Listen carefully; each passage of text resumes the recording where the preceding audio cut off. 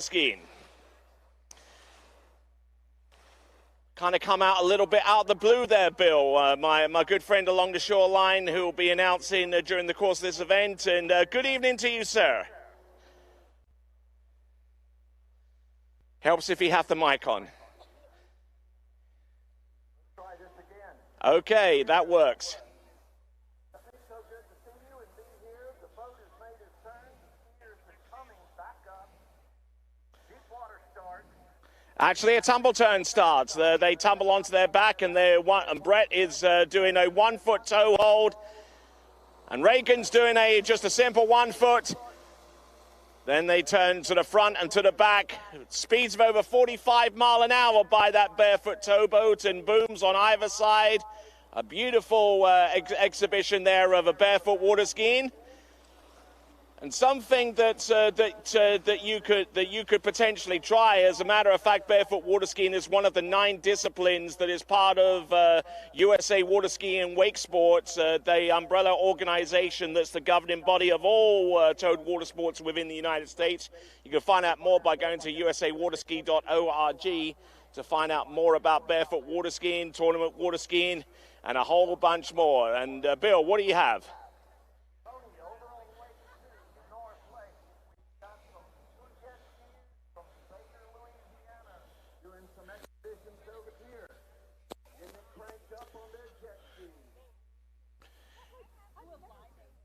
Yes, indeed. They're providing us with an exhibition of their competence out there on the trick skis, but we still got our barefoot demonstration taking place right now. Our barefoot boat making its way back towards the dock. I'm sure they'll be back over there here very shortly, but with the time that you have before we go into the major events starting in the next few minutes, take your time, grab yourself your favorite seat, and then find your favorite beverage or food or delight, and then get settled in for what promises to me a jam-packed night full of action here on the water here at Tri-Lakes. 2023 Louisiana Night Jam, presented to you by Tides Medical.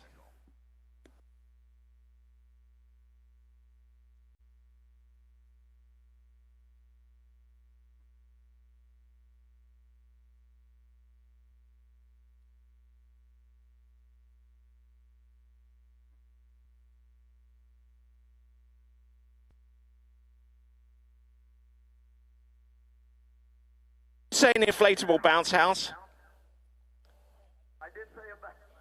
Yeah, they not only do they have the bounce house, but they also have an obstacle course as well. They've got two inflatable structures down there. So if you do have little ones that are eager to burn off a little bit of energy, send them to the area just beyond the house that's situated on this berm, and you'll find the inflatable structures there. A little bit more barefoot water skiing. Oh, look at that, front toe, and a hand plant as well by Brett Swanbaum, who is the current World Junior Barefoot Water Ski Champion of the World. Actually won that title a few months ago in Australia, and is certainly one of the up-and-coming talents in United States barefoot water skiing. And Reagan, who comes to us from Conroe in Texas, showing us some of his skills as well. One of the top barefooters in the nation. And there we go, a little bit of tumble turn in action there from Brett. And Reagan doing likewise on the other side of that towboat. Dual booms on the side of that barefoot towboat. Beautiful action there. All at about 45 miles an hour and skimming on nothing more than their bare feet.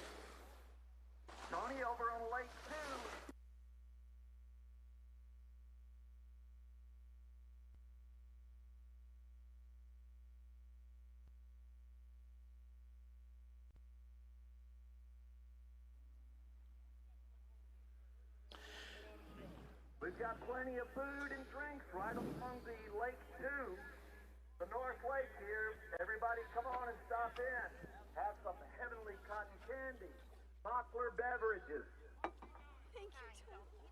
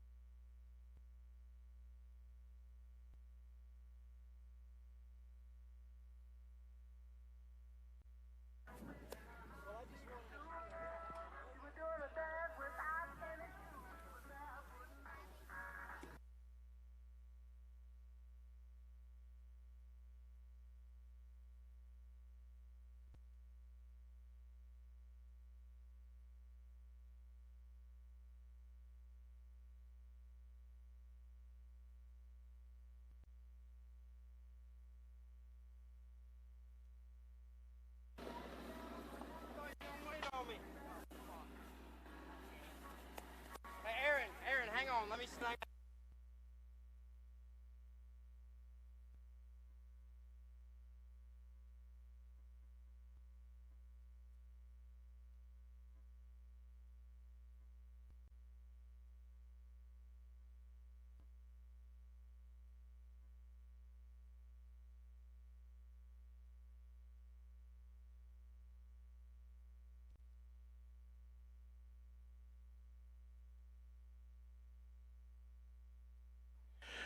All right, whilst Bill is having a little bit of trouble with his microphone, let me try and support him a little bit here by telling you that on the other side of that building on the west end, you'll find the majority of our concessions, soul food, snow cones, seafood. I mean, the whole gamut is right on there on the other side. We've also got quite a bit here on this side of the building as well. We've got Mockler beverages being distributed right here. We've got cotton candy, we've got lemonade, and we've got a whole lot more besides. So make sure you indulge in some of that right here at Tri Lakes, the home of Bennett's Water Ski and Wakeboard School, and the home of the 2023 LA Night Jam event presented by Tides Medical.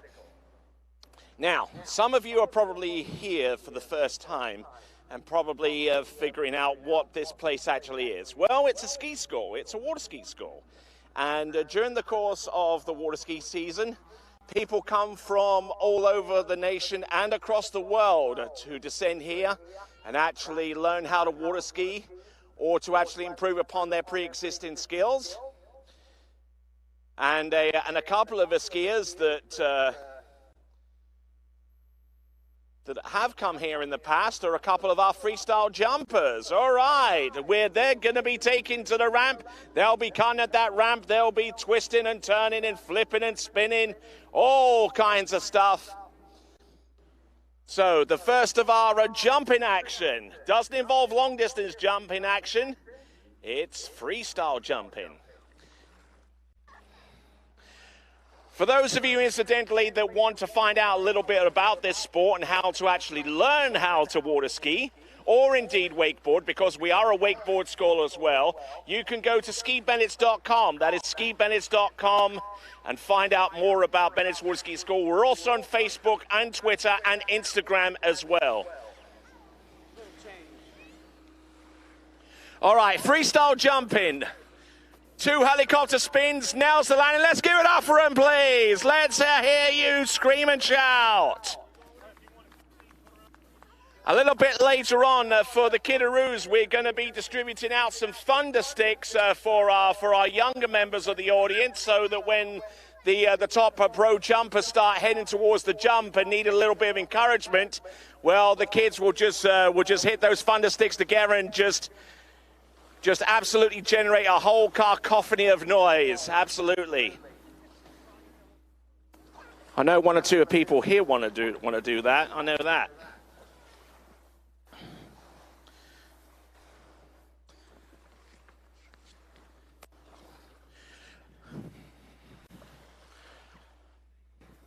All right, our freestyle jumpers are making the turn around the bottom corner of the lake.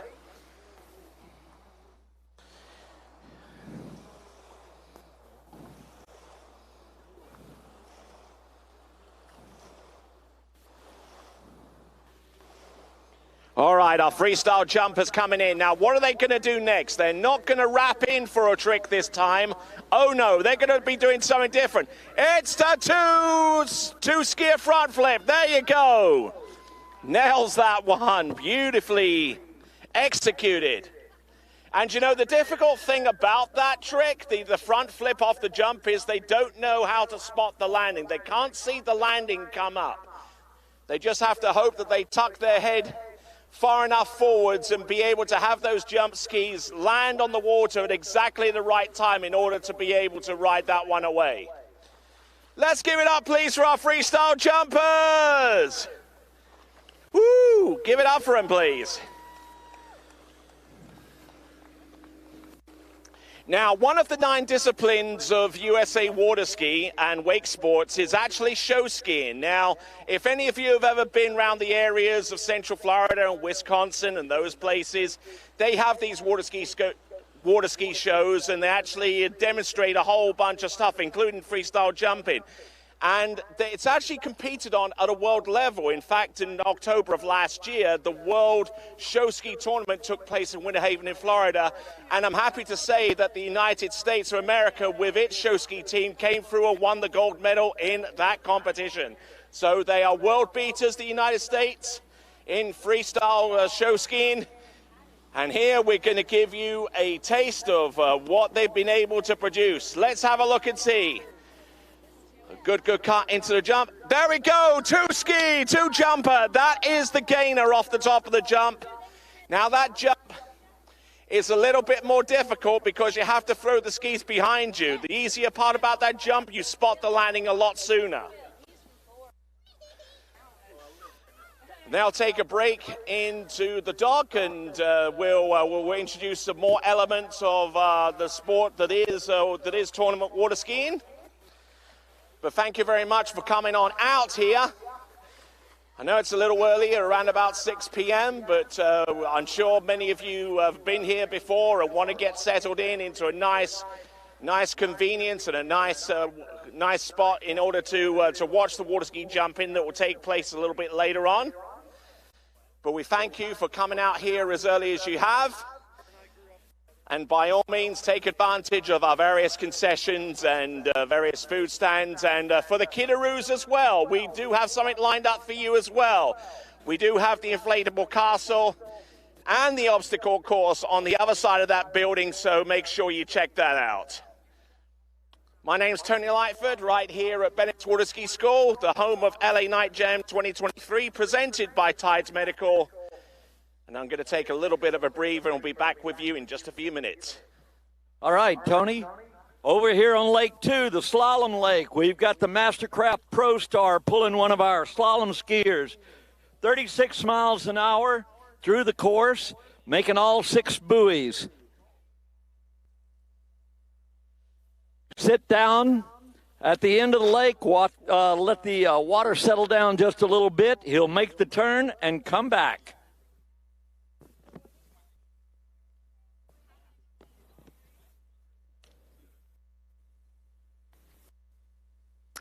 All right then, ladies and gentlemen, there's a little bit of a preview to what you'll be seeing first out here on the water on the opposite lake, the Slalom Lake. This is the slalom event.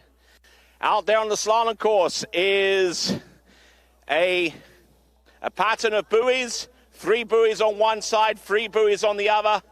The boat speed increases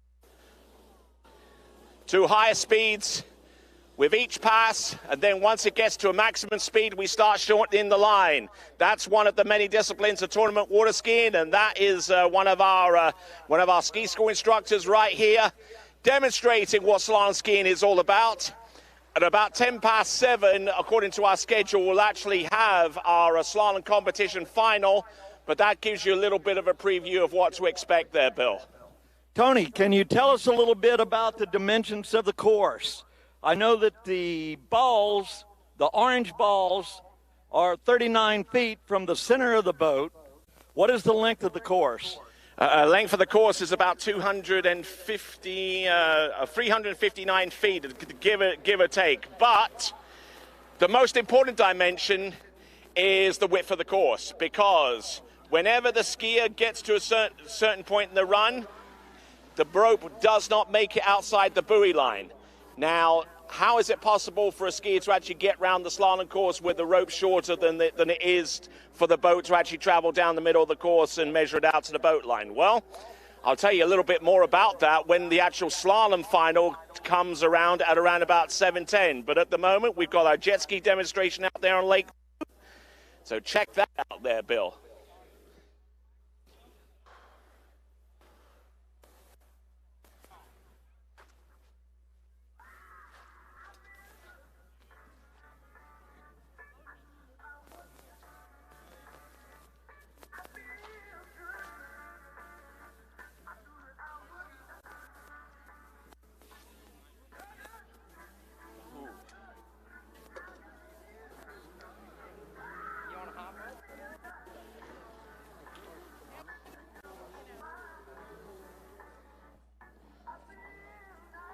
How you doing?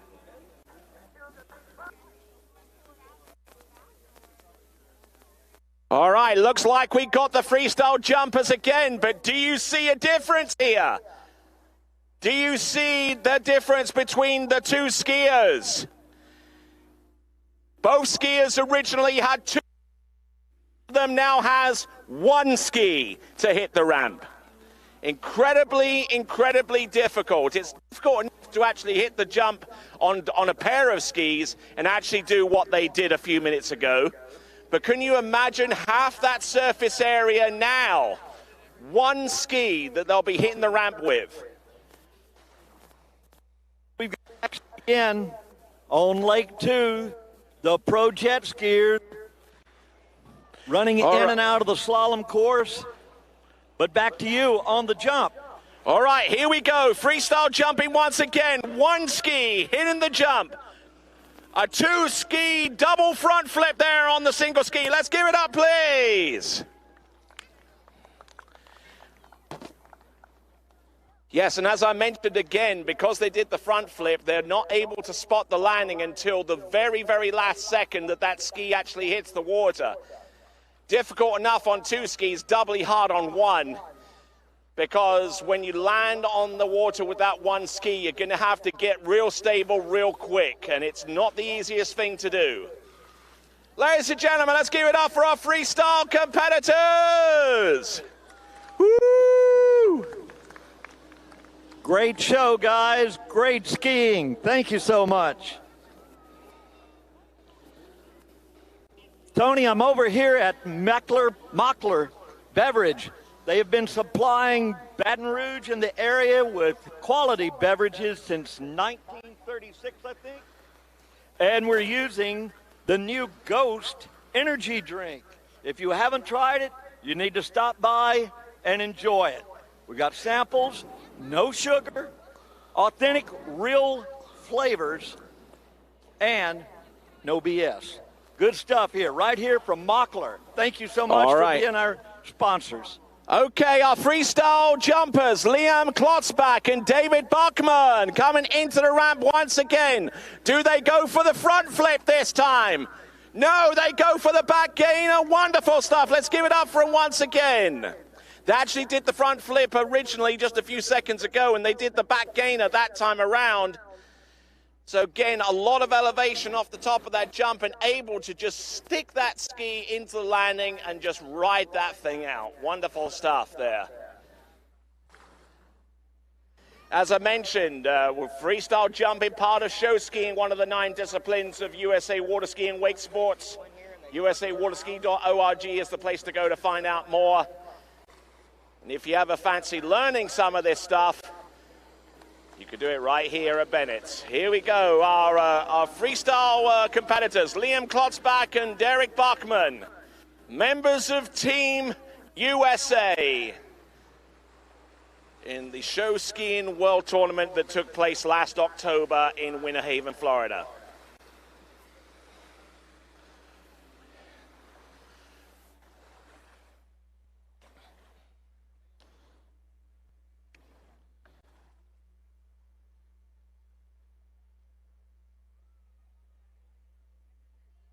All right, what do they do now? What are they going to do now? They've done the front flip, they've done the back flip. What can they do this time around? Swinging out wide on the boat, looking for a little bit of applause here. Let's see what he's got. Oh, and he goes down there. He tries to put one out there at over 120 feet. Not quite able to stick the landing, but you gotta applaud his tenacity out there. And now that boat is going to slow down a little bit. It's not going to come to a complete stop, though. Let's give him a big hand. Let him know you appreciate it. Absolutely, absolutely. Give him a big cheer, folks. He's going to try it again. Come on, let's give it up for him, please. Liam Klotzbach and Derek Bachman are our 2 freestyle jumpers. We will be seeing them throughout the evening during the intermission between our main jump events. But they're just merely getting warmed up at this point. And Tony, our people, our skiers, they can hear the people on the bank here when they're applauding, they're yelling. Let the skiers know how much we appreciate what they're doing. Yes, you're absolutely right. Let's make some noise. Let's make some noise, folks, for our freestyle jumpers. Liam Klotzbach and Derek Bachman. Is he going to try and send this one out as well? He's taking a later approach here. Oh! Okay, I think I counted 1, 2, maybe 3 more front flips, but give it up for them, please. They're certainly giving it their best out there. Woo.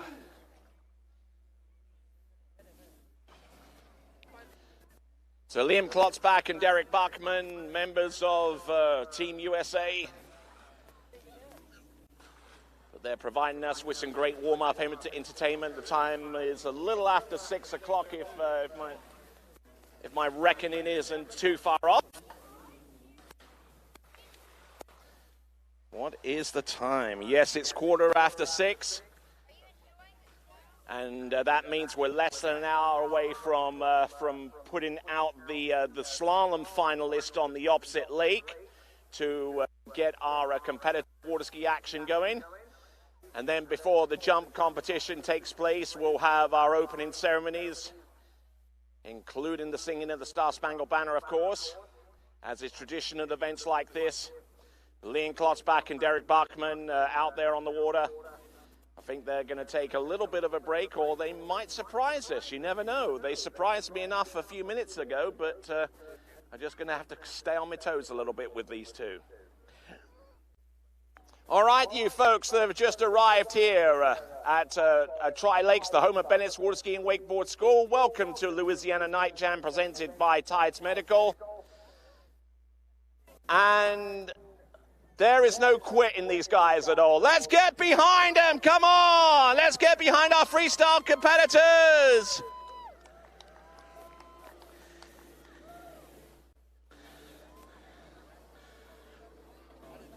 They're not going to hit the jump, but they're going to go round the boat. Oh, one has made it. The other one coming up a little bit short, but giving it up for him, please. Now, that's one of the advantages of having a boat with a tower on it. As you could probably see, there are 2 attachment points to the boat. There's one called the pylon, which is a little bit lower, a little bit higher, just enough to clear the motor box. And then you've got the tower, which assists us a lot when it comes to actually teaching people how to ski and actually how to get up and be stable. It's a slightly more forgiving pull, a little bit higher.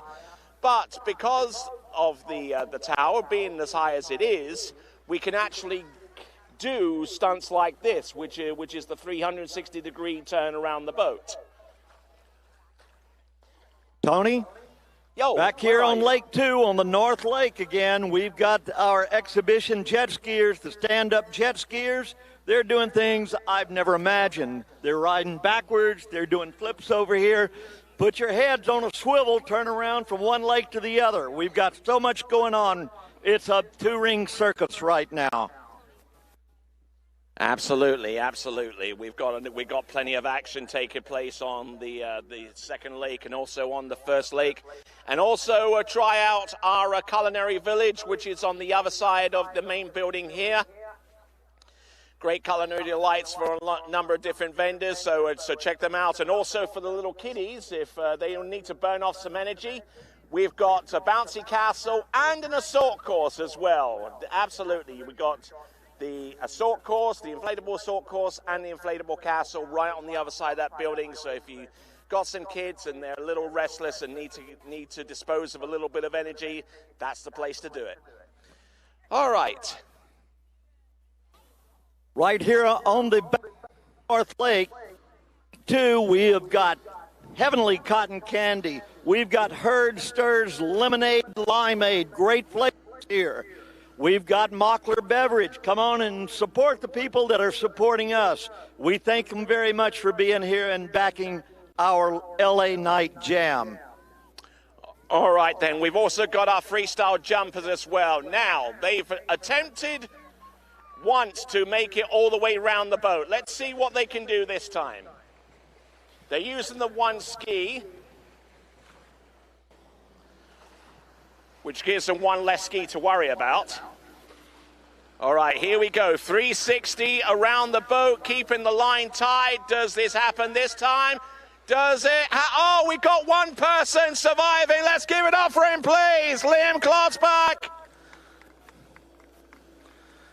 And Derek Bachman, unfortunately unable to ride it out, but we could still pick him up with maybe a show ski pickup. Not too sure if we can do that, but certainly we're going to give it a good old try. But that's a demonstration of how one of our skiers can do the 360-degree around the boat. We just need a little bit more cooperation from the other guy. But I'm not going to bag on him too much. He'll probably come after me later, but there you go. All right then, we got plenty of action. We're 6:15 right now. We are less than an hour away from our slalom final action on the opposite lake. And then after we get done with that, then we've got a surprise coming to you from above. And we've got the jump finals taking place in the women's and men's competition. By the way, before this facility opened to the public this afternoon around about 5:30, we did have an entire day's worth of competition take place to actually qualify our women's and men's jump finalists.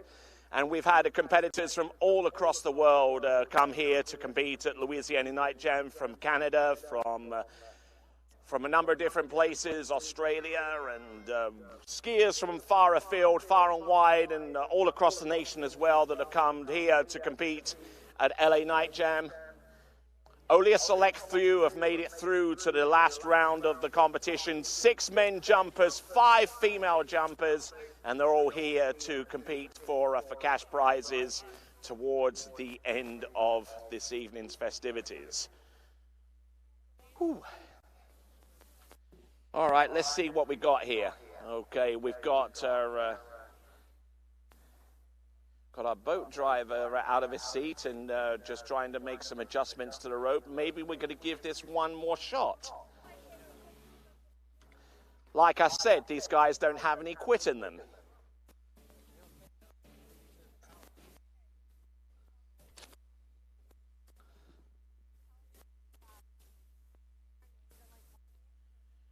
All right, whilst we wait for our freestylers to get into the course, guessing that most of you are from Zachary, right?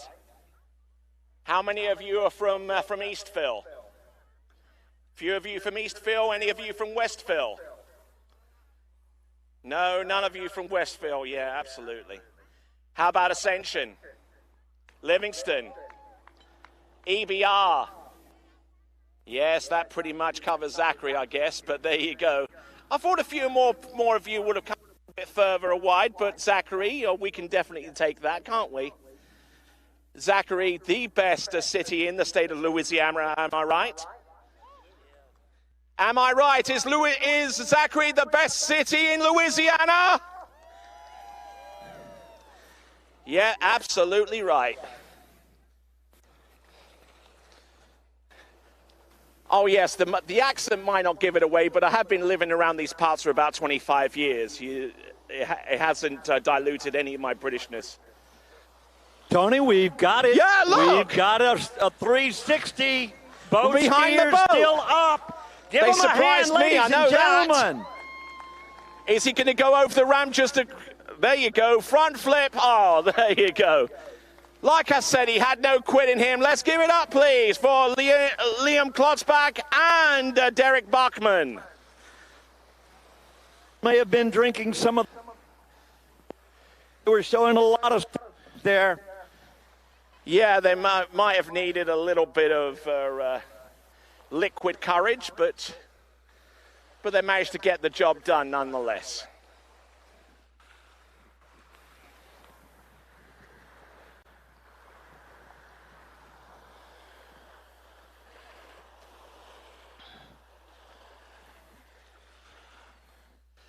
All right, so let's see.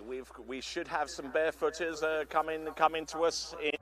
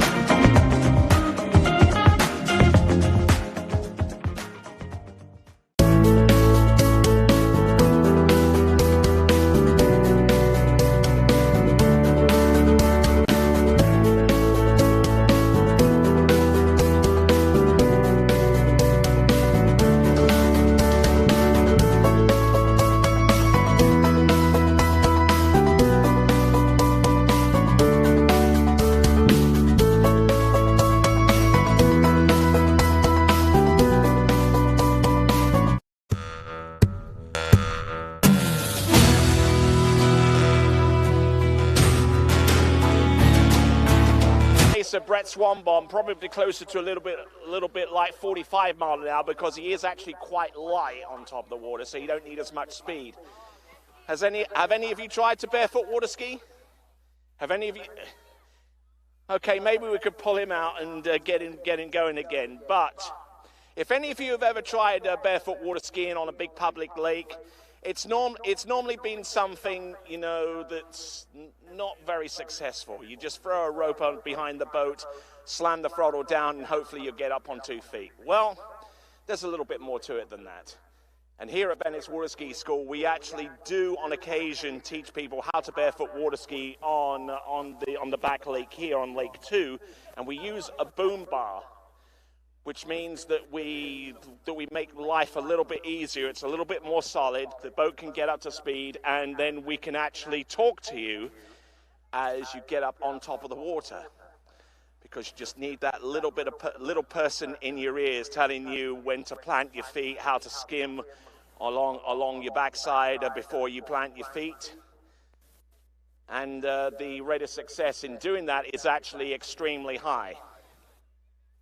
Now, one of the other byproducts of having a boom bar on the side of the boat is we can actually do something more like a trapeze act at the back of the boat, like Brett Swanbaum is doing. He is a world champion. He came back from Australia a few months ago and claiming some gold medals, and there we go, look at that. And there you go. That's Brett Swanbaum, ladies and gentlemen. Give it up for him, please. He comes to us out of Groveland in Central Florida, and we're glad to have him during the course of the demonstrations here for Louisiana Night Jam. Whew. I tell you what, that exhausts me just watching it.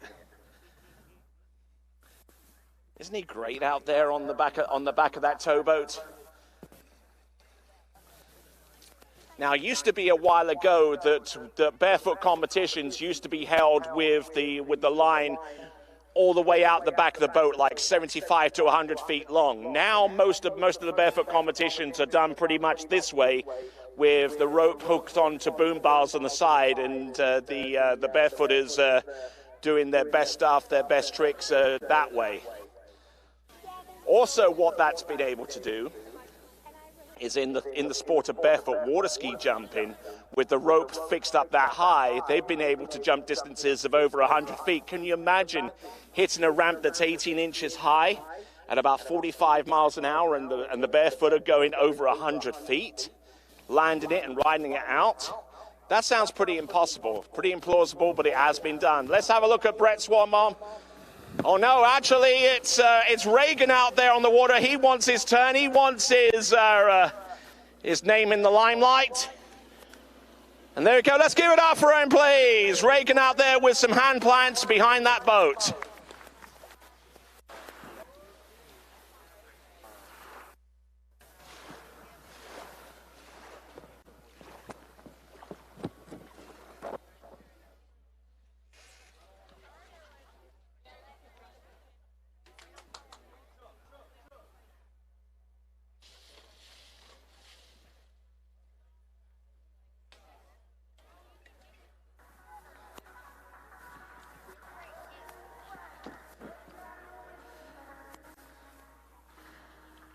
All right, our barefoot towboat, a little bit different to what you would normally see being towing our water skiers, especially during the jump event. We actually use an inboard powered towboat, but barefooters have very specific needs, and they use a towboat that actually has an outboard motor. Let's have a look and see what Reagan has in store for us for this next run. We saw him do some hand plants, where he just put his hand next to the gunwale of the boat and just flipped his feet behind him, and then just brought the feet underneath and then just barefooted away. Pretty high speed stuff. Here he comes. Let's see what he's got. Oh, it's the barefoot side slide. Look at this. He turns both of his feet 90 degrees and skims along. That is one of the most difficult barefoot tricks you will ever see. Let's give it up, please, for Reagan out there with the barefoot side slide.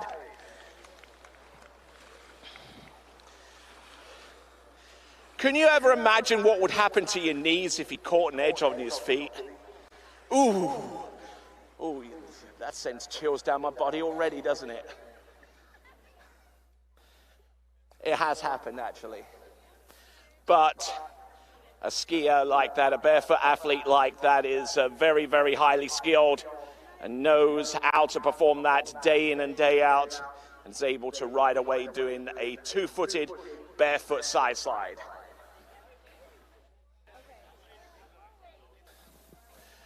All right, as we continue to rock along, we actually have an audience from around the world. We've got people tuning in from as far afield as Australia and New Zealand, across Europe and Asia as well. We have a live webcast for those of you that are joining in right now. Thank you very much indeed. We're going to go into the slalom event in less than half an hour's time, and thank you for tuning in to the live webcast that's taking place right now. We've got a massive crowd of people here from around the surrounds of Zachary and East Baton Rouge Parish, and we certainly appreciate them coming in, and especially you folks that are just arriving here at a little after 6 o'clock. Let me check the time. What is the time? It's actually 6:30, so we're about a little over half an hour remaining before we go into the slalom finals.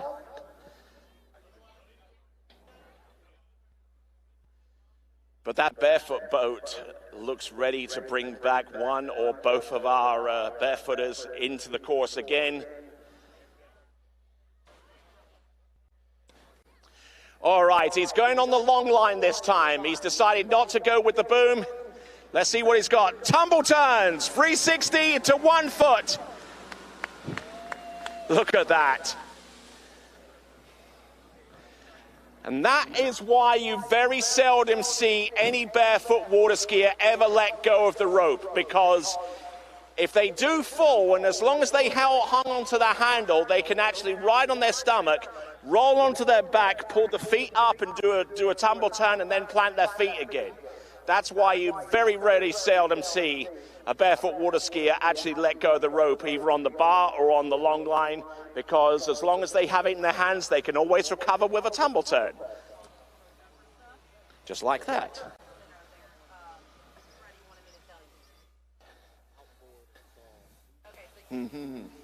Tony, our concession stands down here just beyond the judges' tower. The lines are very short right now. If you're hungry, come on down. Check them out. There's a lot of kids on the jump house, the inflatable jump house. Look like they're having a lot of fun. Indeed they are, and we've got a whole concession village on the other side of that tower. I'm actually getting rather hungry myself, Bill. I don't know about you, but what can you stir up for me back there? Well, Tony, there's funnel cakes.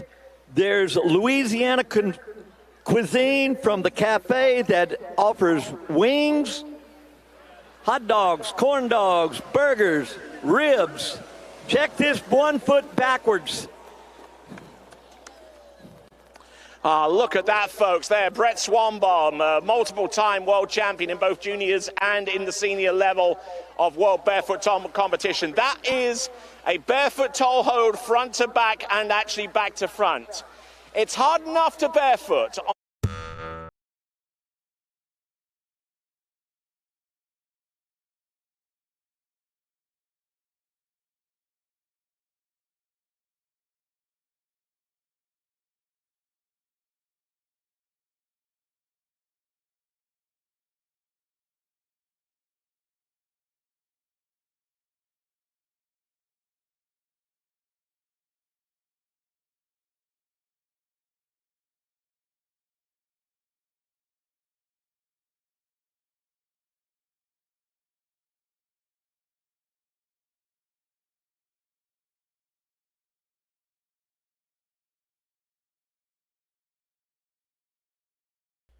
And also in that same area, we've got the bouncy castle, assault course, and all of that to keep the kiddaroos occupied as well.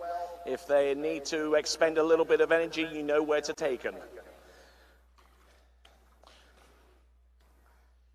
Right, where's our barefoot towboat? Ah, here we go. Oh, just jumping clean out of the boat and grabbing onto that handle. Here comes Reagan. Another hand plant, sending his feet backwards and then planted once again. Wonderful stuff out there. High speed. He's in the boat. And then he jumps straight onto the stern of the boat and then just steps in like it's a day at the office. Remarkable, remarkable barefoot action there from our two barefooters, both members of the United States barefoot water ski team. One of the 9 disciplines that is under the umbrella of USA Water Ski and Wakeboard. You can find out more about all of the sports. Barefoot water skiing, tournament water skiing, collegiate water skiing. Did you know that in Louisiana is actually a powerhouse in collegiate water skiing? The most winningest team in collegiate water skiing, do you know anything about that team? Tony, I know a lot about that team. 29 national championships from the University of Louisiana Monroe. But yes, and the second hot on their heels, just right down the road here, University of Louisiana Lafayette have won 8 in a row. Indeed, indeed. And yes, Louisiana is a powerhouse in collegiate water skiing. They've also produced a fair share of barefooters. Oh, look at that. There's the backflip there from Brett. And Reagan doing likewise on the other side as well to just to spice it up a little bit. That's our barefoot demonstration. Whew. I'm going to need to take a little bit of a sip of something here just to cool my throat there. But Bill, tell us a little bit more about some of the concessions and also actually tell us a little bit about our presenting sponsor if you got a little time. You know, I will do that, Tony. We've got Tides Medical as our title sponsor. But right now, I want you to look back to the east, our show skiers on trick skis. All right, here we go. We've got Garrett and we have got Luke Outram out there as well. These are two of our instructors here at Bennett's Water Ski School. And one of them is from Louisiana Monroe. ULL.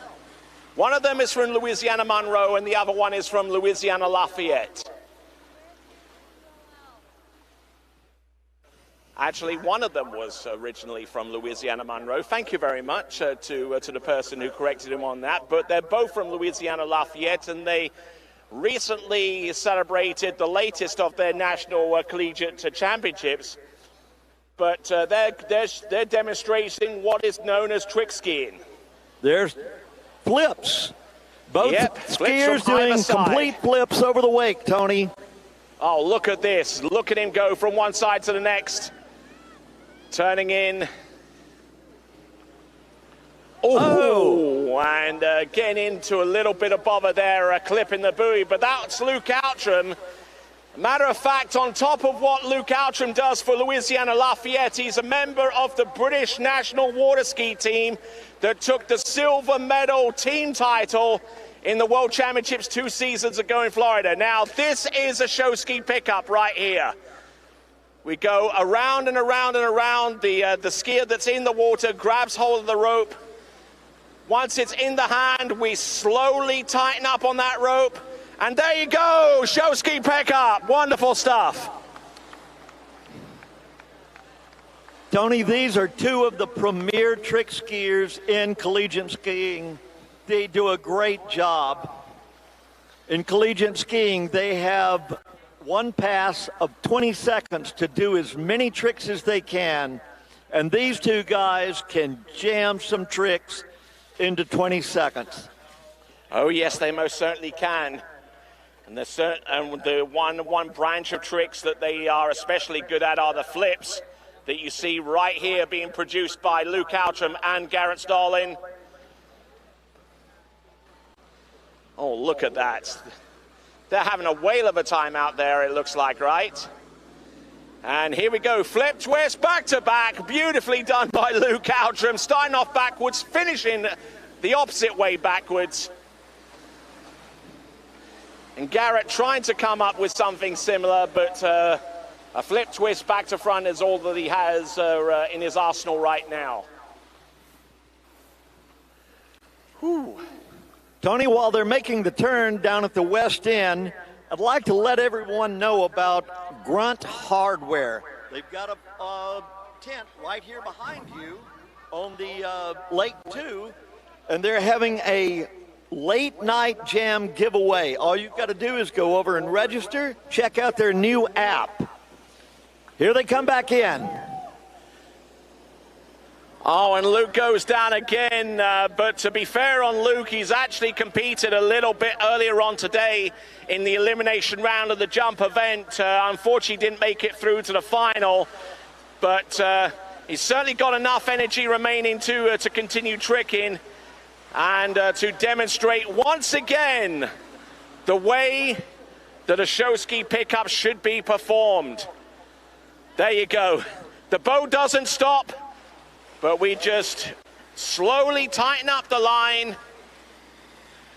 and then just gently pick him up out the water. That is a demonstration of trick skiing once again. These guys are having a lot of fun. They're doing what they love. They work here all week long, passing on their knowledge and their love of this sport to young people coming in and older people that love the sport and want to improve and learn right here at Tri-Lakes and Bennett's Water Ski and Wakeboard School. All right, here they come again, two Raging Cajun teammates. Are they not going to hit the jump, are they? On the jump? All right. Are they just about give them a big hand, ladies and gentlemen, please. There. Bear in mind, folks, that the skis that they're riding have absolutely no fins on the bottom whatsoever. There's nothing to keep them tracking forwards except for their skill in balancing on that ski. And that ski itself is about 42 inches long, not about waist high for your average male.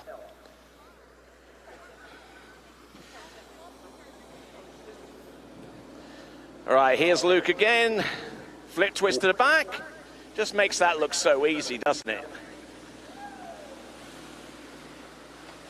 These guys are having some fun. They do what they love to do. All right, excellent skiing, excellent riding off the trick ski out there. And let's not forget the skill that it takes to actually drive the boat. It's a Mastercraft, a ProStar towboat, one of the finest towboats you'll ever see anywhere across the world. This site is actually a dealership for Mastercraft towboats. You can find out more by going to mastercraft.com, mastercraft.com. Okay, here they come again, Tony. Let's give them a big hand, ladies and gentlemen. Come on.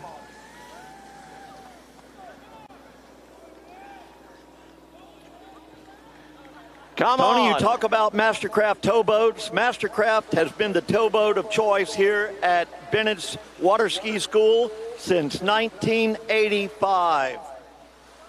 Yep, they've been around a good fair while, the Mastercraft towboats. Actually, I'm going to get up on the dock. You may get wet. I'm counting on it.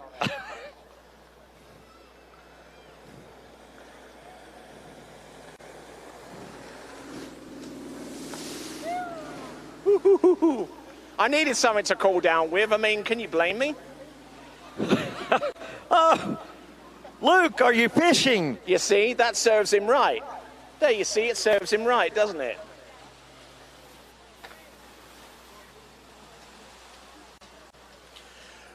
All right, just give a big ups to our boat driver as well. It's Aaron Davies. He's one of the top water skiers in the United Kingdom. And we certainly appreciate his skill. He's actually one of our top drivers here at Bennett's as well. But let's see what Luke and Garrett can do with their final 1 or 2 passes before they head back to the dock, because actually one of our participants there, Aaron, will actually be in the slalom final to the best of my recollection.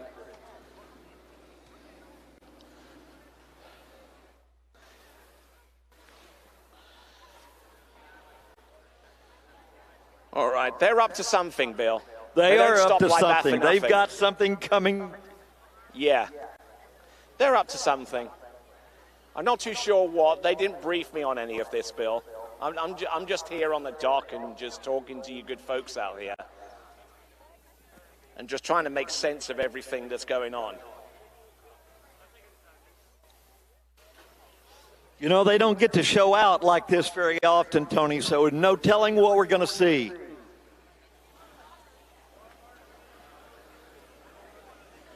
Ladies and gentlemen, let's give our trick skiers one. Oh, we're going to go with the 360 round the boat. Yeah. All right. That's the way you do it. Yes. There's a little bit of showboat still in these guys. And we're going in again. There you go. I think they All right. go up the freestyle jumpers. That's what it is. Luke They're and going Garrett. in. Thanks so Here much, comes Garrett guys. Stalling. Great job. And thanks for cooling Tony down a bit. Yeah, exactly. The microphone's dry, though, but not much else of me is.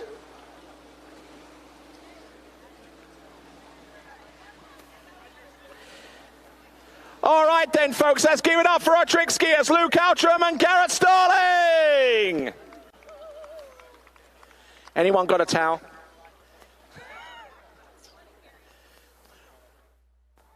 All right, we're going to take a little bit of a breather right now before we go into the next part of our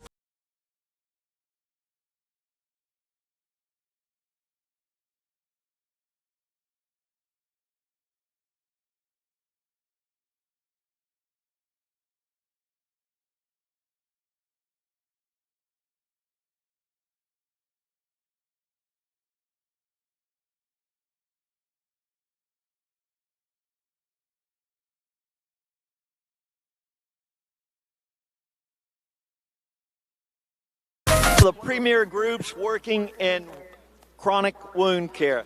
We've got more barefoot coming your way, Tony. Oh, I got to say, oh, look at that. Jumping from one side of the boat to the next. That's Brett Swanbaum once again. High-speed stuff. And he gives a wave that he's all right. The boat will turn around and pick him up.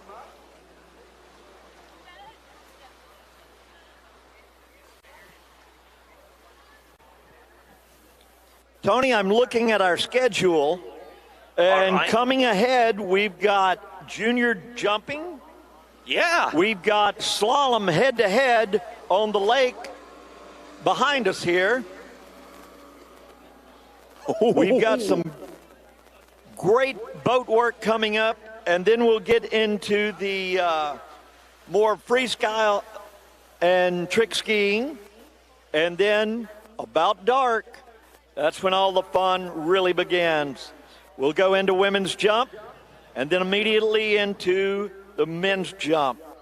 All right, I see actually a couple of our lighting arrays are starting to be lit up in the VIP area, and very shortly afterwards we're going to start on one by one to illuminate the area right here where the jumping is going to take place. The next portion, as you said, of our show ski action is actually going to involve one of our junior jumpers. His name is going to be Dash Kruger. Tony, in today's preliminaries, we had some long jumps from all age groups, including our women and men. Wait, it's actually on right now. What do you expect we may see tonight? Oh, we're going to expect some huge jumps. And ladies and gentlemen, we have an upcoming legend on the dock right now, and we have a jumper here who is an absolute legend par excellence. On the dock getting ready to jump is Dash Kruger, and ladies and gentlemen, multiple-time world champion, multiple-time world record holder, and an LSU graduate, Freddie Kruger. Let's give it up for him, please. As we see Brett Swanbaum come in, and actually it's Reagan. Oh, very, very nice. Step in, step off. And it's you can't help but be impressed by some of what you see out there. No, these guys have definitely taken it to another level with all the attachments on the boat, and it's really cool to see how they've implemented, obviously, the old barefoot moves, mix that in with some of the wakeboarding that we've seen over the years, so very cool to see them progress. All right, then. So, Freddie, you'll actually be jumping a little bit later on tonight. You are part of the six-skier final, and jumping in excess of 220 feet. But as we see, Brett Swanbaum, oh, look at that. That's just remarkable stuff there from our barefoot athletes as we get them going past. And Freddie, I mean, you've been doing this for a while now. I mean, how many years have you been part of competitive water skiing? I mean, I started competitive skiing when I was a kid, 6 years old, but, professionally been doing this since '95, and it's been a very cool career. All right, then, and no doubt you are here on the dock to provide assistance and instruction and all that kind of stuff for Dash Kruger. And I'll let you do that. Dash Kruger right here getting ready to jump now.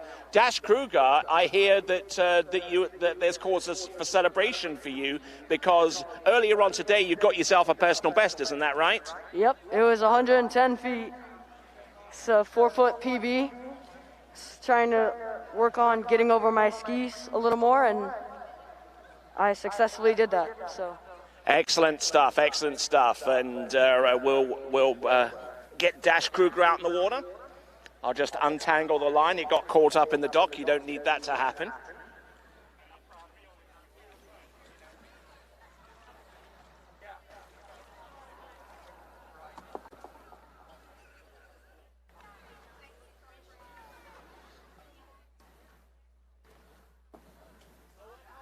Now, at this point in the proceedings, it's very, very critical that as the rope comes out that there are no knots in it, because the rope is 75 feet long and they need every inch of that rope in order to make the cut from the opposite side of the wake all the way through to the jump. Another thing to notice here is the dish soap. These bindings, being as tight as they are, will actually start to constrict your feet in about less than 6 minutes, and it's extremely hard to get your feet on for starters. He almost took me out with one of his jump skis, but I'll forgive him for that. Ladies and gentlemen, let's give it up, please, for Dash Kruger out of Winter Garden in Florida.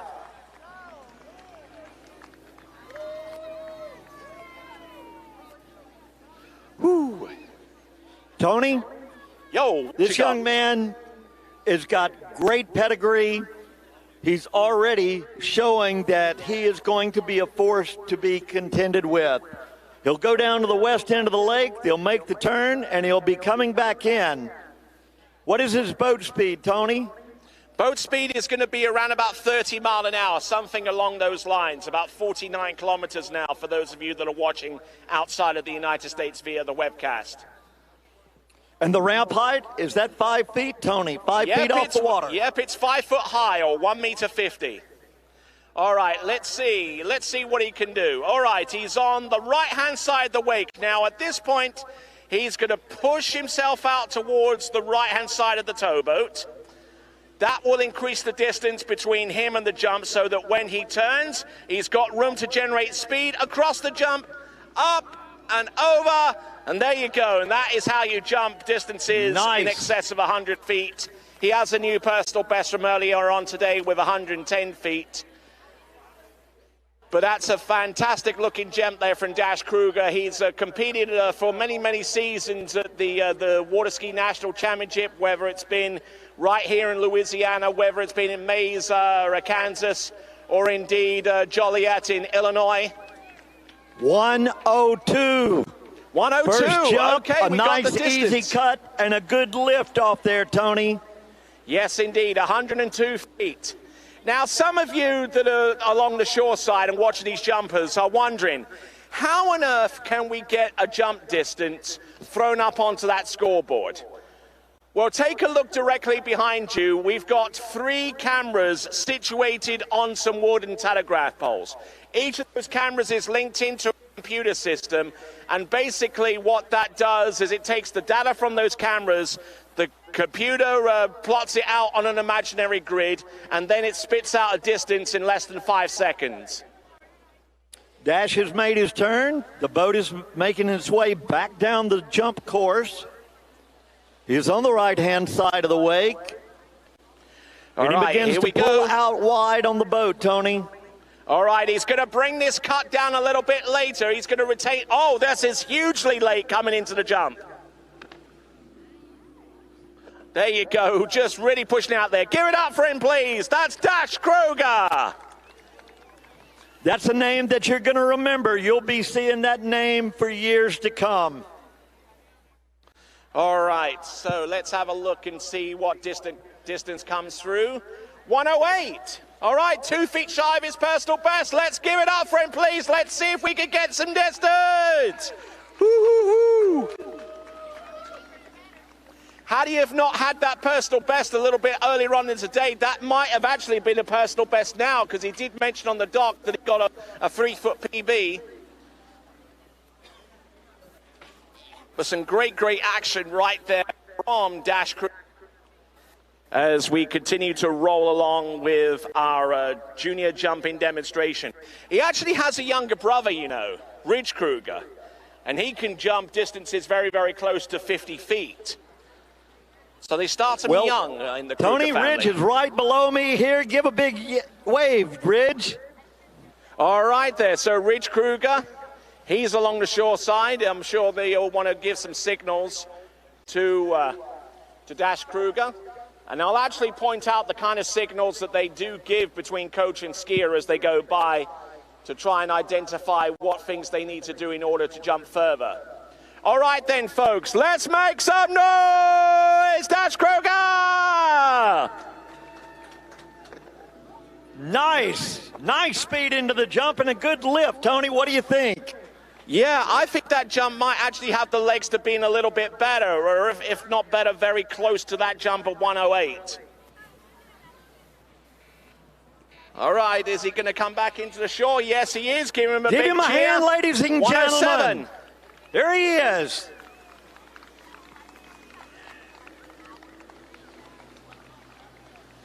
Doesn't quite make it back to the dock, but he does jump 108 feet to go along with it. But there you go. Dash Kruger, ladies and gentlemen. I'm going to have a quick word with him.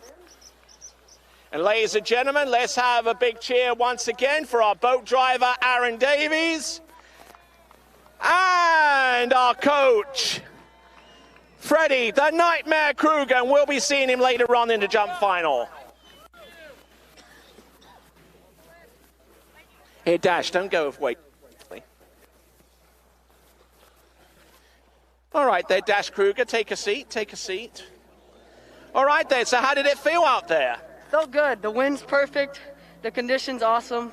It's a great side to jump at. Okay, so what was the difference between that 108 and the 110 that you did a little bit earlier on today? What was needing to come into play? I felt like I needed to get a little more direction and really carry that direction through the ramp, get over my skis a little more, and that would have gotten there. Excellent stuff. I'm looking at you and I'm hearing Freddie. As a matter of fact, there you have a really, really intelligent head on your shoulders, and we wish you the very best of luck going forwards. Ladies and gentlemen, let's give it up, please, for Dash Kruger.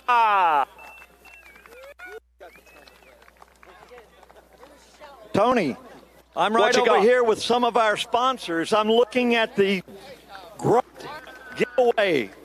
How are you? Hey, how you doing tonight? What's your name? I'm Kyle Petit. Kyle? Tell us about the giveaway. What do we need to do? All you need to do is stop on Grunt tent over here. You can scan our QR code and follow the instructions from there. It gives you options to enter to win some prizes today. Now, the great thing about Grunt, it saves you time and money for the building guy, right? You can order stuff online, have it delivered right to your website. Yeah, absolutely. You can to your work site. You can have it to multiple sites at a time. And you choose the time, and we'll go get it for you. Boy, that is time saving and money saving. Check it out over here, Grunt Hardware. Register for the LA Night Jam giveaway right here behind us. Yep, you've got a QR code that you can scan, and that will enter you in for the prize drawing. Check out trygrunt.com for more information. It's like Uber, but for contractors. All right, so we got some more barefooting coming up. Here's Reagan. Nice little hand plant there. Again, a little bit aerial with his feet. He's going to step on board the back of that barefoot towboat. Fantastic effort there. Boat speed going very, very close to 50 miles an hour. And no, the boat speed actually has to be that fast because you actually have less surface area if you decide to skim and ride on top of the water on just bare feet as opposed to skiing on planks of fiberglass called skis. Right then, folks, ladies and gentlemen, for those of you who just arrived or if you've been here for a while, welcome. Tri-Lakes here, the home of Bennett's Water Ski and Wakeboard School and the home of the 2023 Louisiana Night Jam. He's not gonna, hey, Tony. He's not going to try and spray me, is he?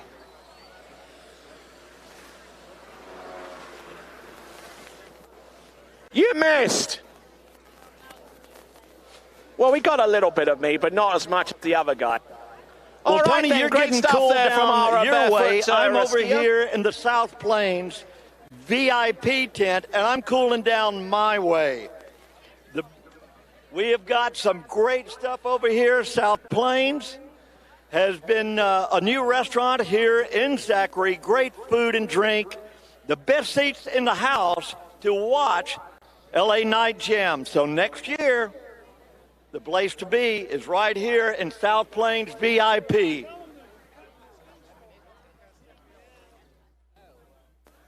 All right, then, some more barefoot action coming your way as we get closer and closer to the competitive action on the slalom lake and also on the jump lake, folks, so don't miss out on any of that as we continue to ride along. And whether you are running with an outboard or whether you're running with an inboard, you need something that's common to both, and that's a propeller.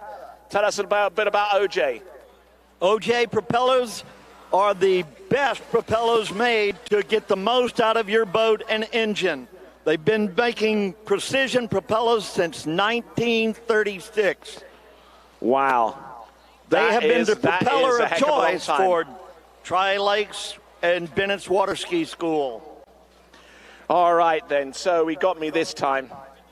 I'm going to stand here for the remainder of his set. He's going to see if he can try and spray me from there. Anyways, this is the home of Bennett's Water Ski School, a little gem right in the heart of EBR Parish. We certainly thank you. And, you know, we have great support from the city of Zachary. We have great support from Visit Baton Rouge, which is the tourist bureau for this area. And we also have great support from the Louisiana Department of Tourism as well. We thank those three entities very, very much indeed for their continued support of this event. Here we go. Here's me. Oh, he goes for the front toe. But instead of letting go of the handle, he decides to go with a couple of tumble turns to stay on top of the water. Let's give it up for Reagan, please. Yeah, you see what he did there? He actually tried to put his foot in the front toe hold and tried to skim along the water that way. But unfortunately, getting a little bit off balance, but he didn't let go of the handle. No. He hung on to it and did a couple of tumble turns and just skimmed his way along the length of the lake. And that is how you barefoot. Just convince yourself that you can still recover, never let go.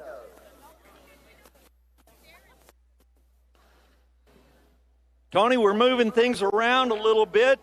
In just a few minutes, we will be doing our slalom competition. the head-to-head Okay. over here on Lake 2, right behind what we've been watching. All right, so for the slalom final competition, let's turn around and face Lake 2 because our slalom course is over there.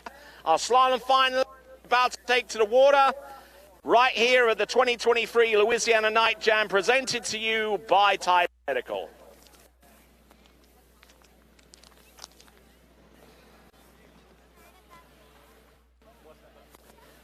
I thought it was deeper than that.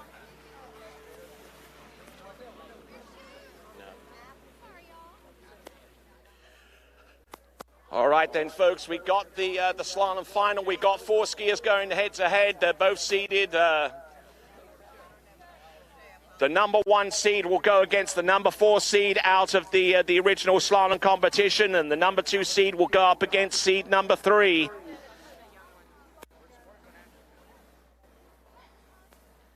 I'm standing right next to the grunt stand. A quick reminder once again, come on by, scan your code, and get entered for the prize drawing. Prizes consist of t-shirts, coolers, and even the VIP pass that lets you get into the VIP area here, which is presented to us by South Plains Food Company.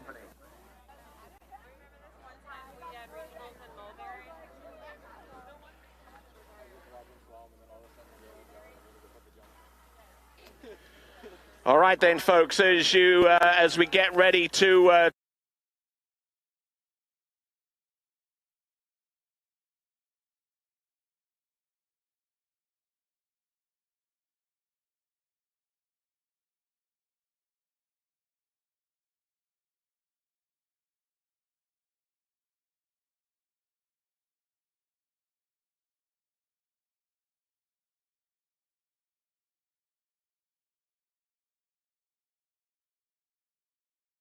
'23 presented by Tides Medical. Avail yourself of all that is here at LA Night Jam.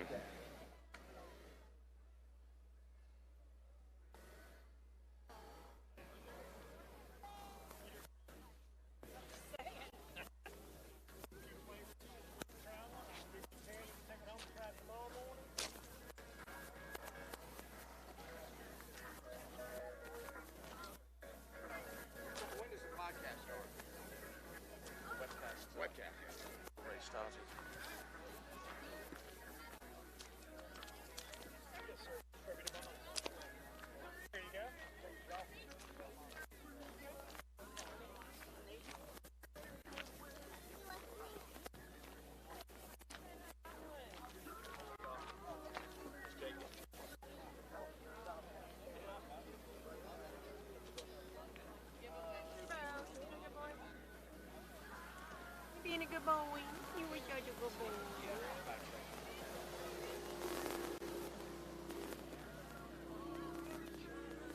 All right, ladies and gentlemen, on the second lake of 2, we've just seen one of our Mastercraft towboats make its pass up and down in preparation for the slalom event.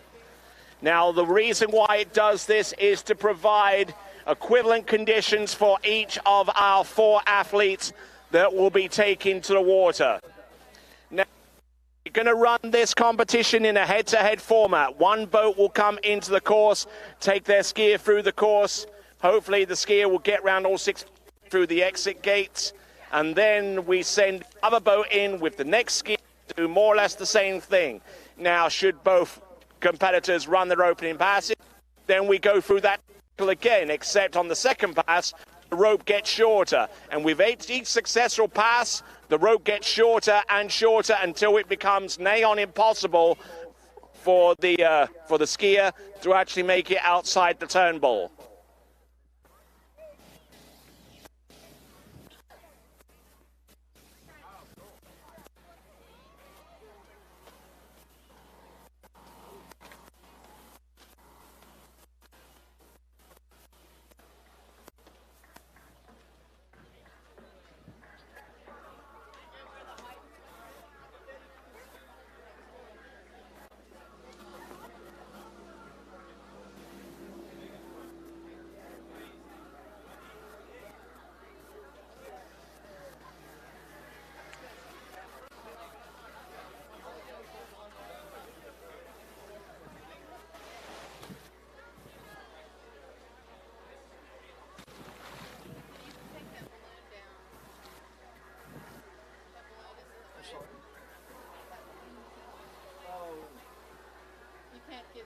All right then, folks.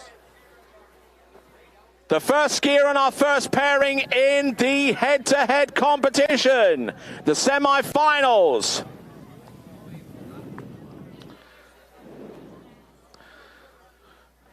Just waiting for the green light from our officials to bring boat number 1 into the course.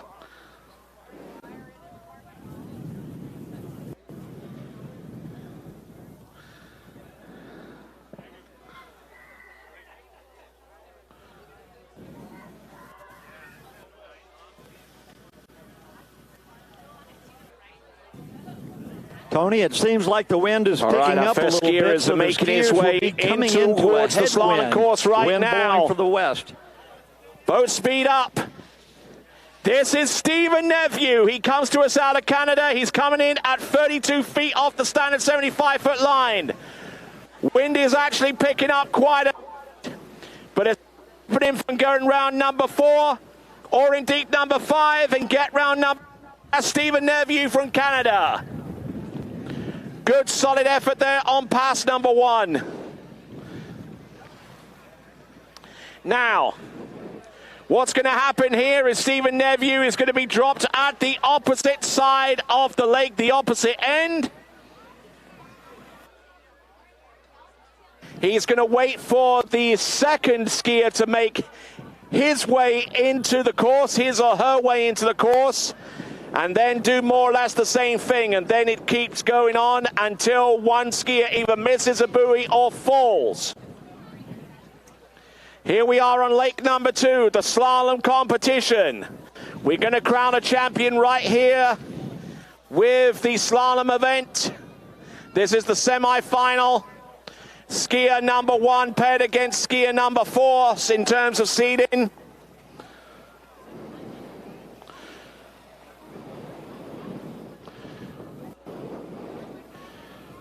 Looks like there is a little bit of the clearing in the clouds and over towards the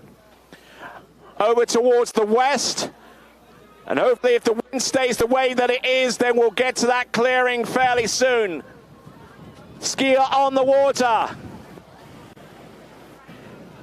Is Tucker Johnson off, and actually that's Martin Coleman going down on his opening pass, which means that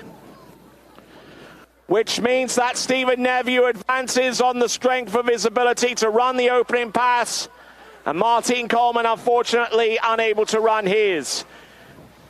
So Stephen Nephew making short work of Martin Coleman, who's swimming into the shore.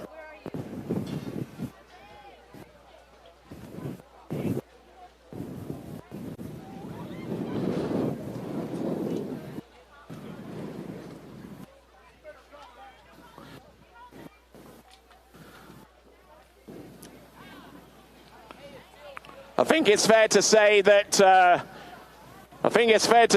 Martin Coleman didn't exactly have the best of luck going into that attempt at 32 off or 43 feet of line. Bear in mind that the course width is 37.5 feet wide.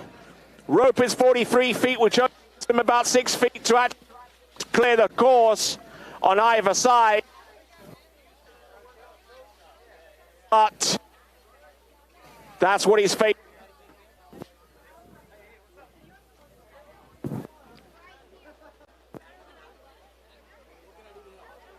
All right then, folks. Okay, coming in for a pass. His second pass, this should be 35 off. That gives him 40 feet of line. Look at this, folks. In some terrible conditions out there at the moment. Stephen Nephew, he goes on to the final by the fact that he was able to get halfway down the course in his second pass and at least run first.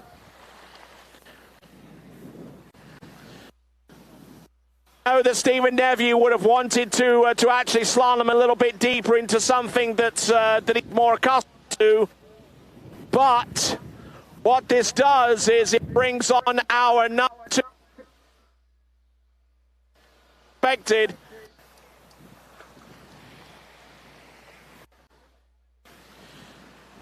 But there you go, folks. Ladies and gentlemen, going through to the slalom final is Stephen Neveu, who defeats Martin Coleman.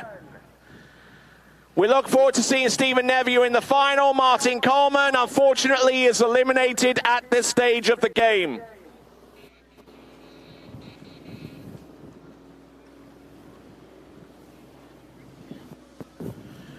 Well, ladies and gentlemen, for those of you who are still here on site, we certainly appreciate your persistence. We appreciate your determination, because the weather here in the South Louisiana can turn on time, and we know that can get rather treacherous in a short amount of time. But you also know that with everyone out there,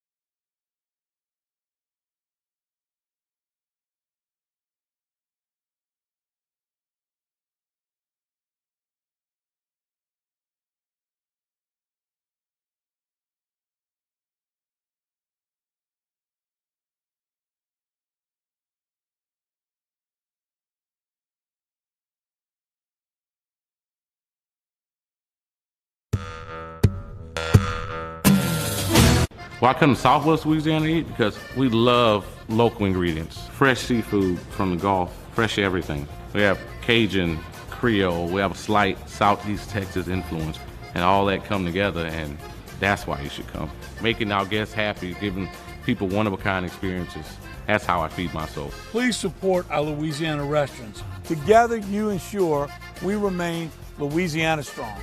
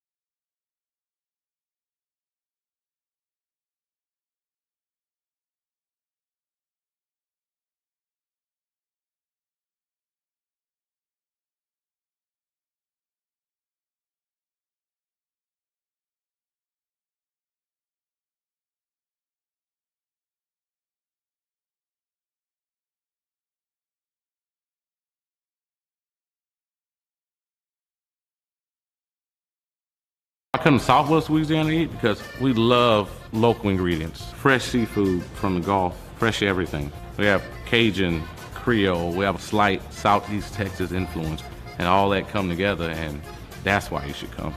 Making our guests happy, giving people one-of-a-kind experiences.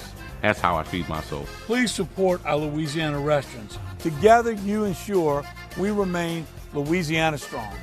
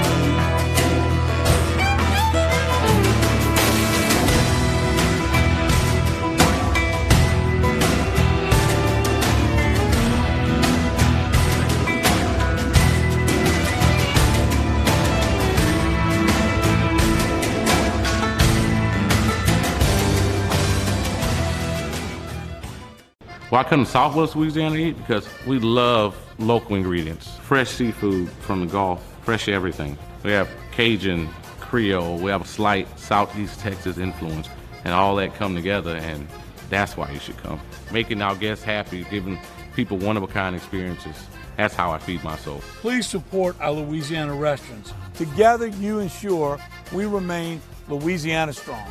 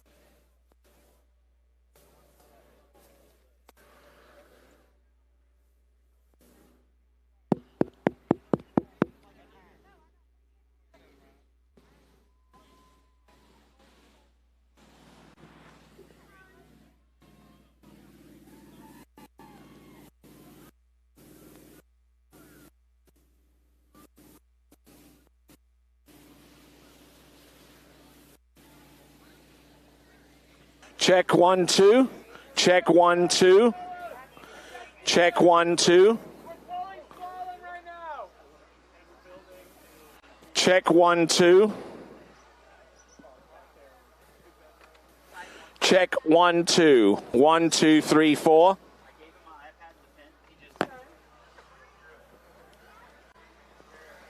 Hey Kelvin, do you have comms with the folks across the way? Which one? It's gonna be a while before Steve gets heavy. The other boat can go get in. Okay. Check. Check, check.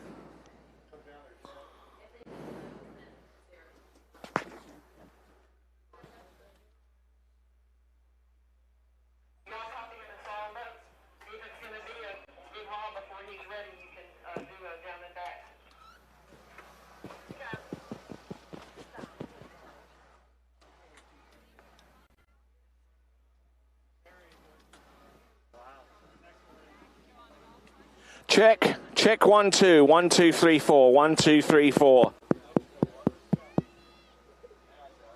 Check 1, 2. 1, 2, 3, and 4. 1, 2, 3. Okay, we got our clearing. Let's go. Check 1, 2. Check 1, 2. 1, 2, 3, and 4. Come on. 1, 2, 3.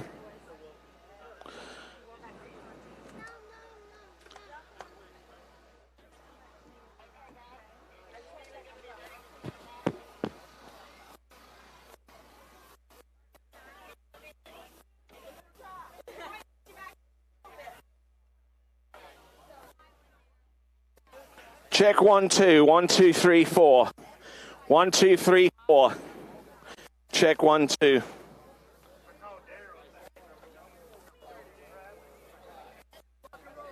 Let's do it.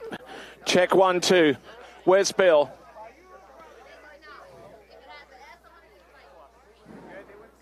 Check 1, 2. 1, 2. Okay. All right. Check 1, 2. 1, 2, 3, 4. Check 1, 2. 1, 2, 3, 4.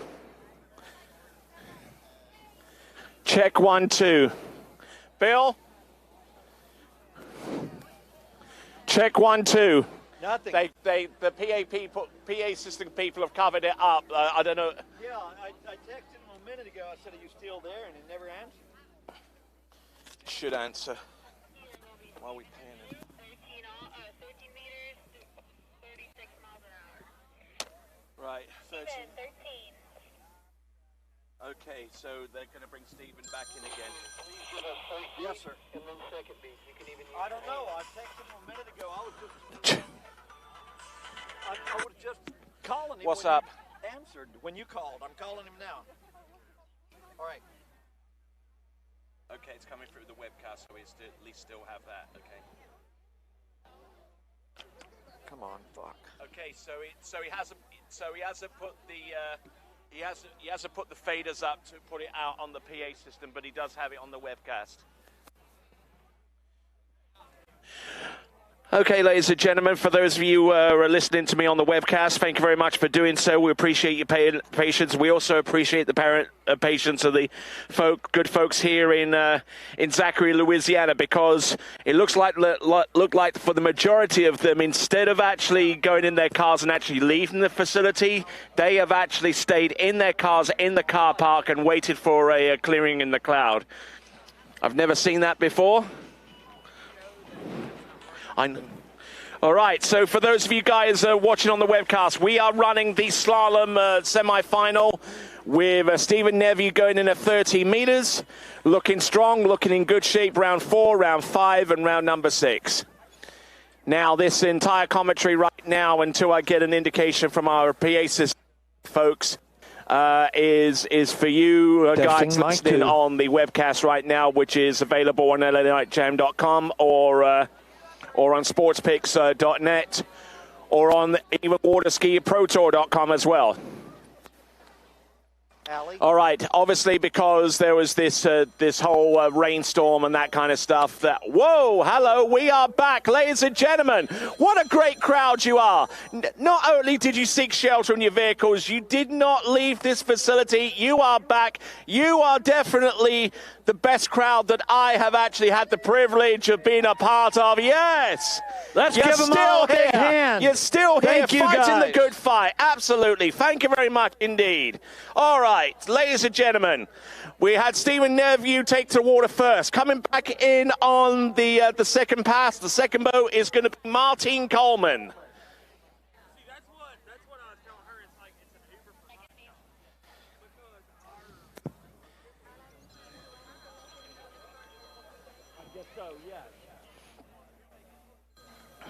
All right, then, coming in, he is a skier who comes to us from the nation of Czechia. This is Martine Coleman.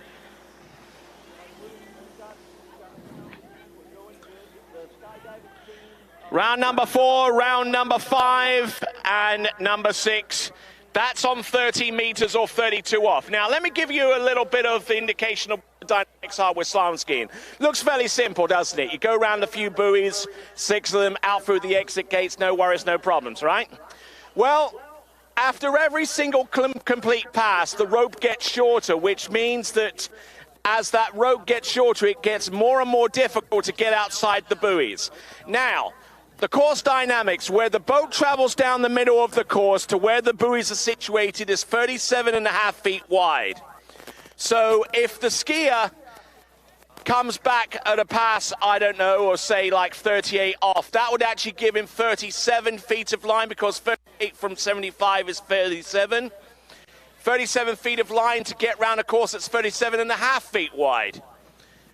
Half a foot to make up with each turn. Yes, exactly. Yeah. Right, ma'am, certainly. Now, before we actually get to that point, the skiers will actually, you know, well, strictly warm-up passes. 32 off, a 75-foot line gives the skier 43 feet to get round the course with the same dimensions. They will be coming back now at 35 off. Now, that rope is 40 feet long. He only has about 2.5 feet of to that ski round that turn and then go cross course and do the same thing again. This is Stephen Nephew, who comes to us originally out of Canada but resides in Houston, Texas these days. He's one of Canada's top slalomers, and he proves it to us once again with a 6 buoy count. Let's give it up for him, please. Stephen Nephew.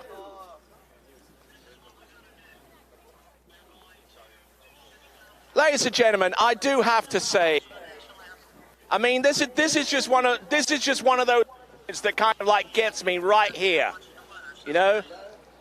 No, I would have half expected many of you to have gone to your cars and driven off back into Zachary and seek the shelter of your homes, but you've decided to stay.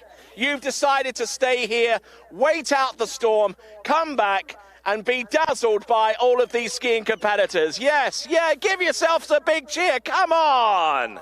Come on. All right, now we've seen Stephen Nephew go through that pass of 35 off. Now we're going to see Coleman come into the course of 35 off. Martine Coleman. Martine Coleman actually has a connection to this state. He actually has a connection to this state, even though he comes from the nation of the Czech Republic. He actually attended the University of Louisiana at Monroe and graduated there with an engineering degree. Kinesiology as well. He double majored. But he's certainly one of the great assets to the sport of tournament water skiing. Not only is he an skiing athlete, a former world overall champion, but he also does a lot for the officiating side of the sport, especially when it comes to surveying courses like you see out here.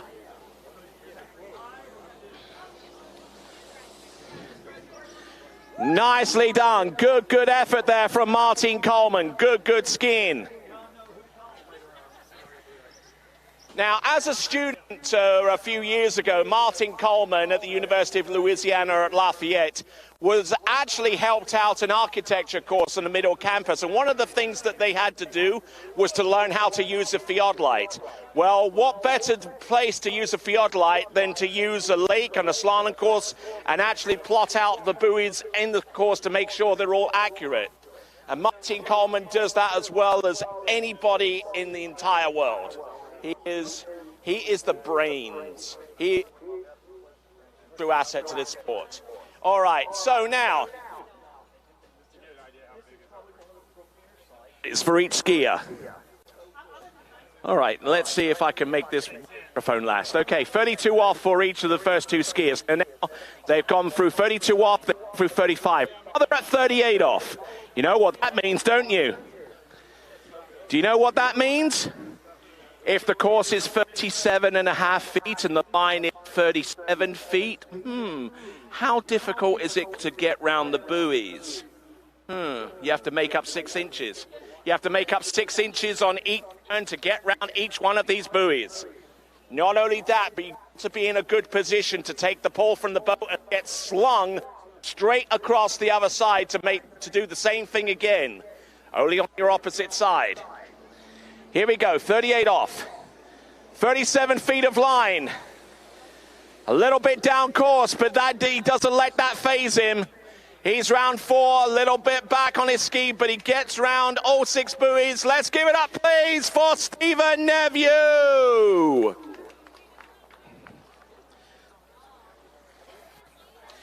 And Stephen Neveu, as a matter of fact, in order to actually make it to the section of the competition, skied a score of 2 at 41 off. Now, take 75, have 75, take away 41. 75 from 41, 41 from 75. Okay, 34 feet, that's right, that's right. Can you imagine skiing on a 34-foot line, going around a course that's 37.5 feet in width? Ooh. Absolutely, that is a dreadful, a daunting thought to put in someone's mind, being able to go through that course with 34 feet of line. And that's what Stephen Neveu did in the opening round to get here.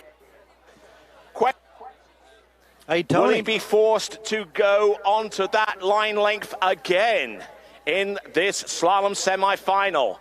A skier who's capable of pushing him there is Martin Coleman.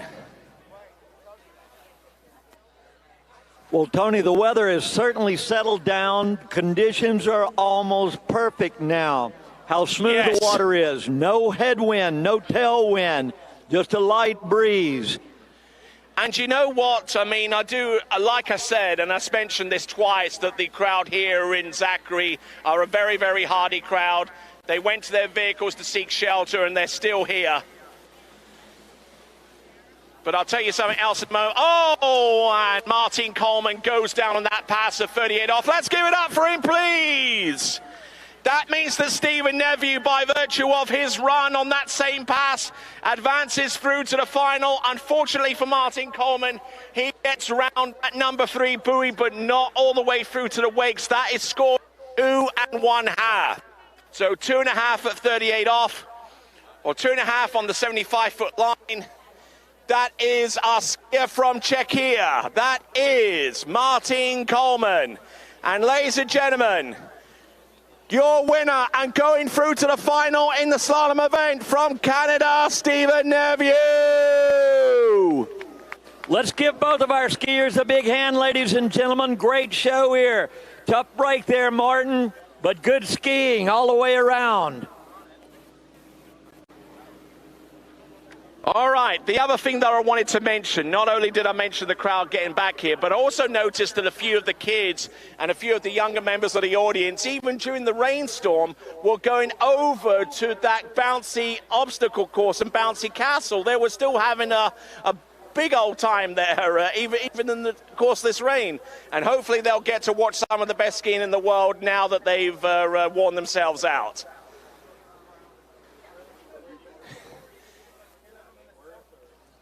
You know, we take the bad and make it good, aren't we? We're going to take a situation like this, you know, just turn it round and just make it the best do it. Tony, our food concessions are still open and kicking down here and serving up some good groceries. If anybody's hungry from dodging the rain here, come on down to the west end of the Judges Tower and sample some really good Louisiana cooking, some sweets, some just various items that you can enjoy right now. No lines. All right then, folks, we're now into the second phase of this slalom event. We've just gone through the first semi-final. Number 1 seed, Steven Neveu, advancing ahead of Martin Coleman, who is the number 4 seed. Now we've got the second seed versus the number 3 seed. Going to take a look here. Now the line length is going to be 32 off, which gives the skier 43 feet to get round all 6 buoys out there on the slalom course. And ladies and gentlemen, one of the greatest female slalom skiers out there on the water is Regina Jaquez. Look at this.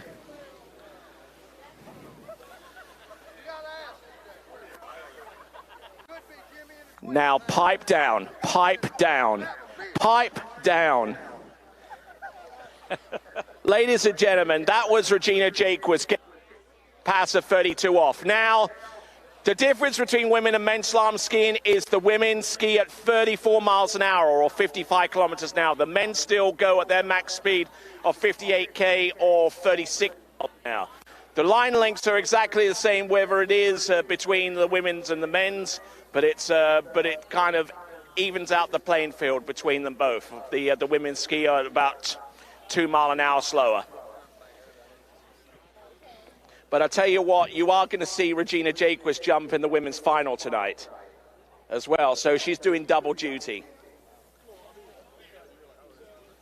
Yes, that is a she, by the way. She looks muscular. She looks well built. Absolutely. And that is because she works out continuously in the gym. As a matter of fact, Regina Jaquez was out the sport for the best part of a year because she actually sustained an ACL injury. But she's back in. Ladies and gentlemen, our next skier out in the water comes to us from Great Britain, and this is Cole at 36 miles an hour with the line length at 2 off, 43 feet of line to get round.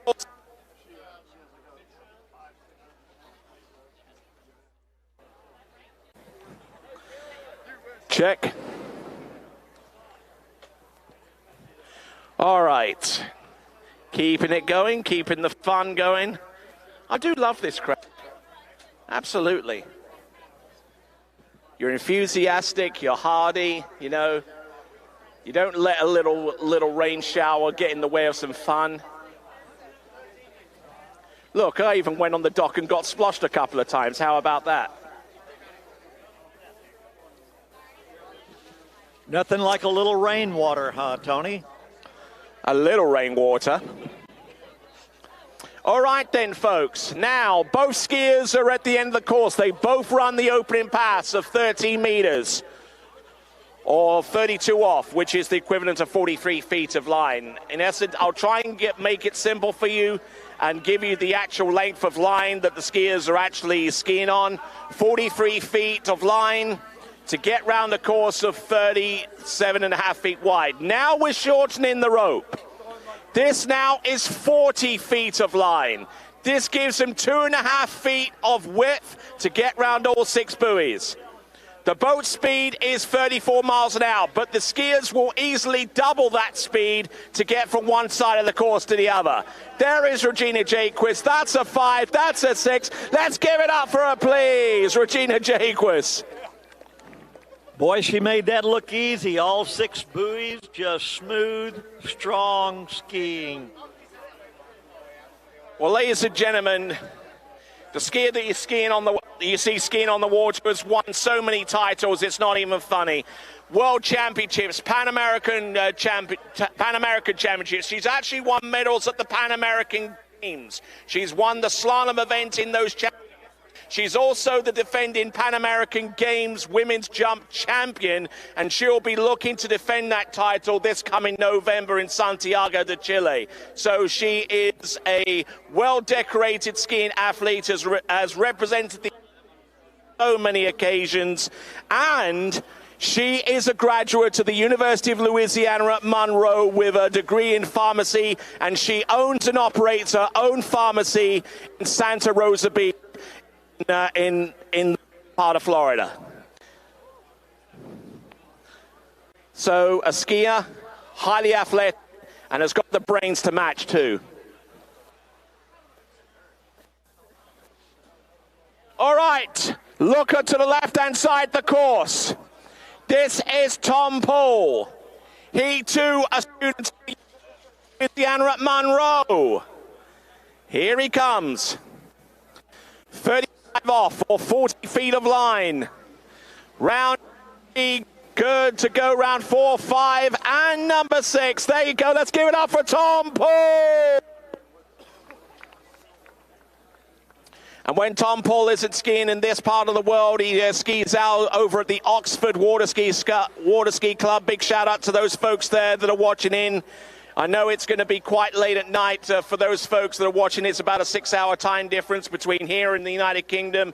But if you are watching on the webcast at waterskiprotour.com, we thank you very much for doing so, as well as our other members of the audience that are listening and watching from far afield as Australia, New Zealand, the United Kingdom, France, Italy, wherever else water skiing is celebrated and followed.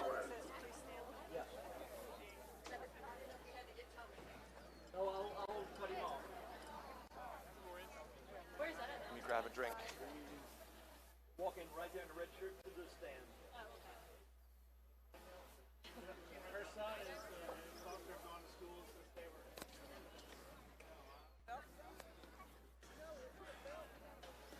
All right then, folks.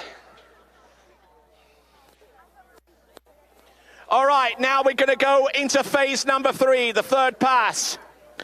This is 38 off. 37 feet of line to get round the course. That's 37.5 feet in width. Gets round number 1, gets a good snap of the handle. Look at her go, whips that ski round. Taking a good drive off the second wake. A little loose off number 4, but she's dealt with that kind of situation on many occasions. And the pass again. There you go, that's Regina Jaquist. And obviously, you see a difference between each pass. I mean, not immediately so far as the length is concerned, but you know that with the boat speed still staying the same and the line going shorter, the reaction time has to be that much quicker because the boat doesn't wait for you. The boat does not wait for you at all. It's at 34 miles an hour for the women, 36 miles an hour for the men. Incidentally, the boat speed is kept in as accurately as possible using the zero-off system. It's a computerized calculation system that's married to the 6.2-liter Ilmor engine. And what it does, it regulates the boat speed and takes the amount of pressure that's exerted on the line, computes all of that, and keeps the boat speed exactly at 34 miles an hour. And it does that making sure that the boat speed does not vary any more than 1/100th of a second. Yes.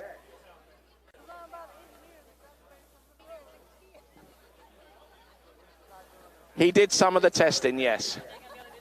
All right then, here we go. All right then, folks, this is Tom Paul, 38 off, 36 miles an hour. Needs a good sharp turn.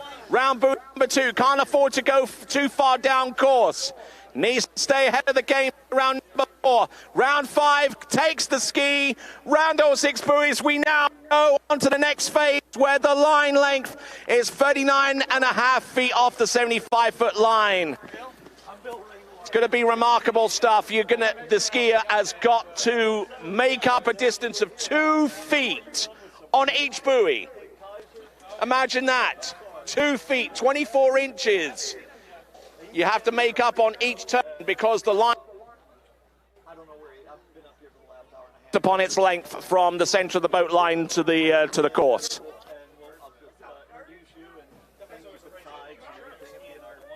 How are you enjoying slalom so far?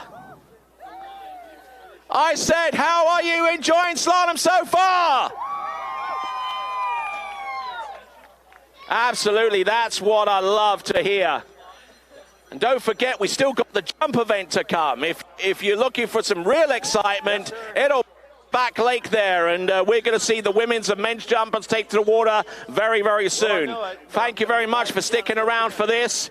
39.5 off, the equivalent of 10.75 meters, but more aptly,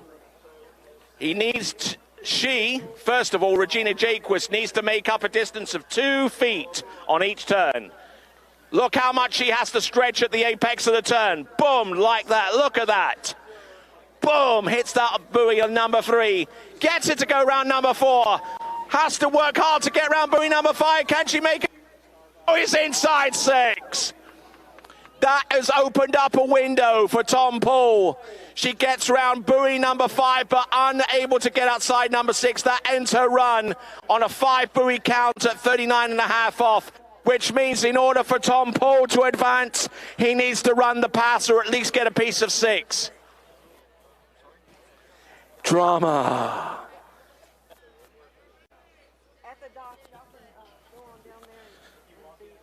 All right. So Regina Jaquist ends up with 5 at 39.5 off.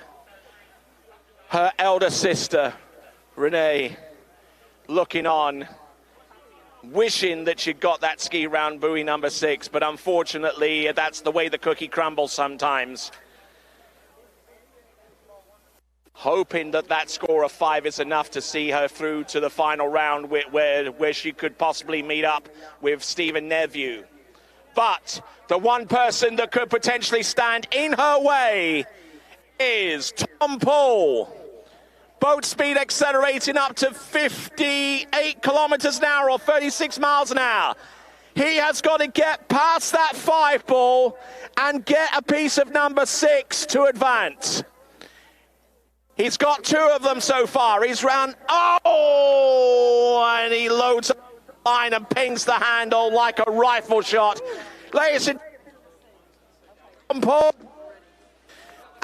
gentlemen, let's give a big cheer to Regina Jaquist. She has made it through the final against Stephen Nephew. Great skiing there.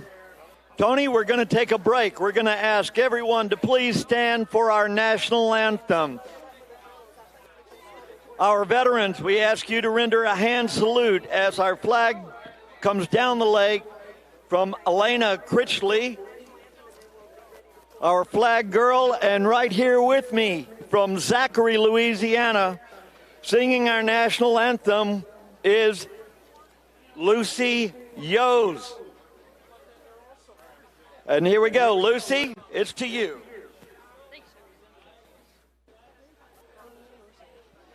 Oh, say, can you see by the dawn's early light what so proudly we hailed by the twilight's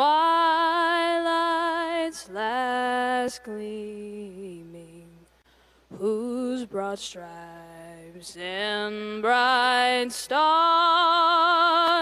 through the perilous fight o'er the ramparts we watched were so gallantly streaming, and the rocket's red glare, the bombs bursting in air, gave proof through the night that our flag was still there.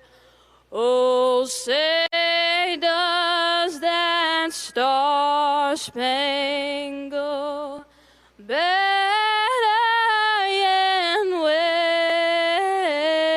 wave o'er the land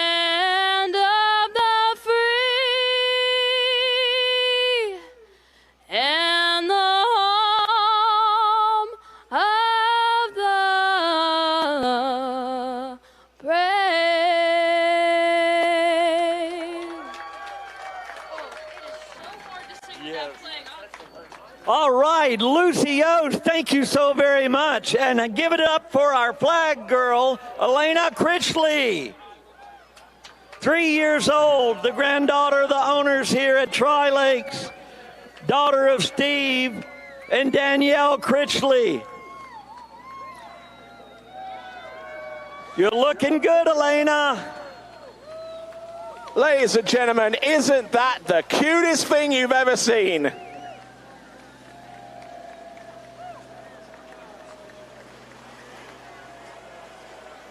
Thank you so much. All right then, let's turn our attention back to the slalom lake. Here's our final. Our first skier out is Stephen Nephew. It's going to be 35 off right out of the gate.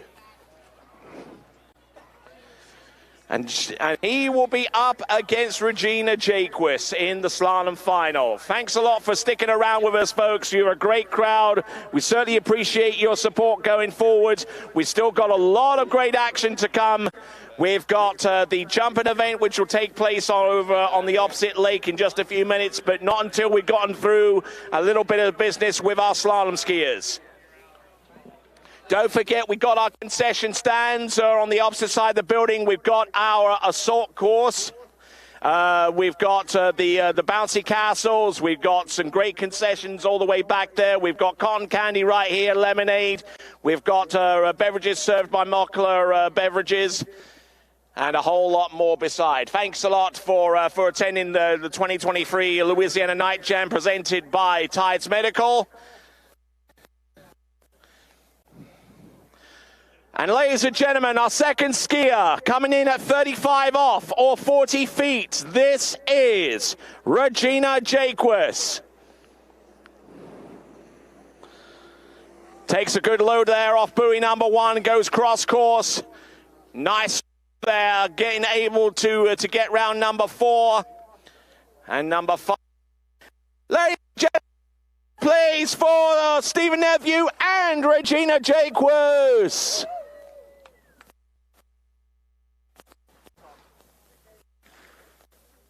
All right then, ladies and gentlemen, we're seeing Regina Jaquist out there, and the person whom she defeated in Paul, who comes to us from England. So what was your experience like out there? Yeah, well, with the rain, it got a little bit darker than we thought we'd be skiing in, but it was always good fun. Regina's pretty good as well, so it was gonna take a good set to beat her.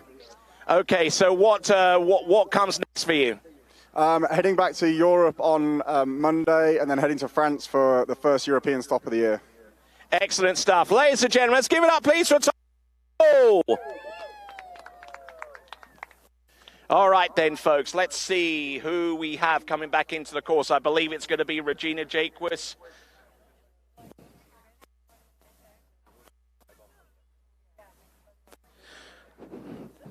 All right, they're just confirming the initial line lengths, 35 off in the opening. Now this is 38 off.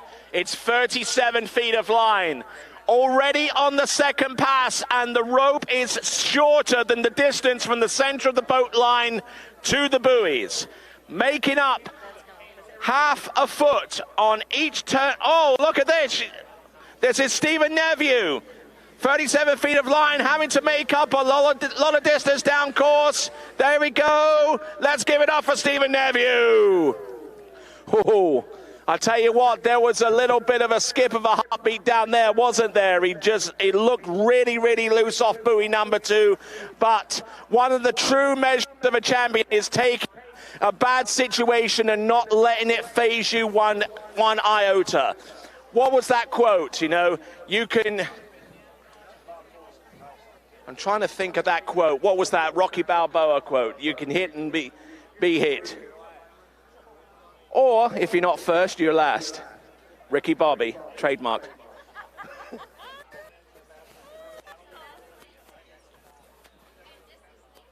Well, Tony, the skiers are really getting down to short lines here, and to make things even more difficult, we're losing the light. So they're really having to work to know where the buoys are and to make their turns.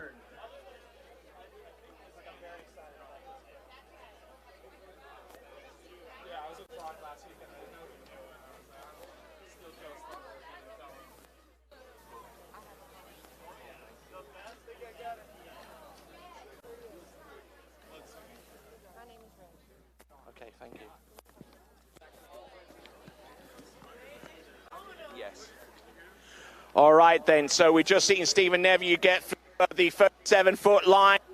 Now is Regina Jaquith, same line length. Boat speed for her is 34 miles an hour, 2 mile an hour. Oh, look how early she was into number 4. That's absolutely incredible. And ladies and gentlemen, she knocks it down. Regina Jaquith.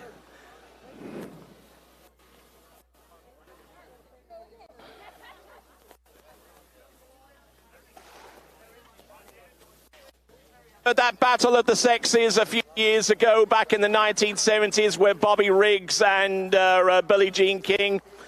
This is something like that. There was actually a movie about that, wasn't there? All right, let's see what Stephen Neville can do. It's going to be 39 and a half off, 34 feet of line. Something there and thereabouts, and we're going to see what both of our skiers can do. Boat speed, 34 miles an hour for women, 36 miles an hour for men.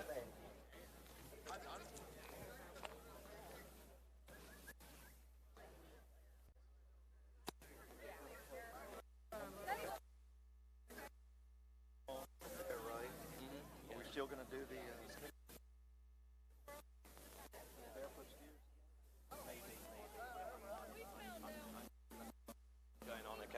All right then, ladies and gentlemen, coming in for the slalom final, this is Stephen Neville, 39 and a half off. He's really going to have to work hard here, trying to make up 2 feet of distance on each turn. He gets round buoy number 4. Look at him go round buoy number 5. Can he make it round buoy number 6? Yes, he does! Now, as you could probably tell, it pays to be tall, especially when you're trying to make up 2 feet on each side. But by contrast, by severe contrast, Regina Jaquith isn't exactly who we would call tall. She stands at less than 6 feet tall, but the thing that she has in her weaponry is her ability, her strength, and just a good tactical mind on her as well. Knows how to react, knows how to get back into the game if she gets a little bit behind. I'm looking at number 1 because that's the first buoy going round before you go around the rest of them. It's called a 1,000-yard stare, sir. All right, now, Regina Jaquith behind the other Mastercraft. We have 2 identical Mastercraft towboats, each equipped with the 6.2-liter Ilmor engine, the same kind of engine that is used in the Penske team NASCAR racing cars. Here we go. This now is Regina Jaquith, 39 and a half off. Same situation, needs to make up 2 feet on each turn. The light is oh, and she goes number 3, which has the victory to you. I know you're all excited about having a Canadian win, but ladies and gentlemen, let's give him a big cheer. Stephen Neville, and a big cheer to the United States' finest slalom skier, world record holder, world champion, Regina Jaquith.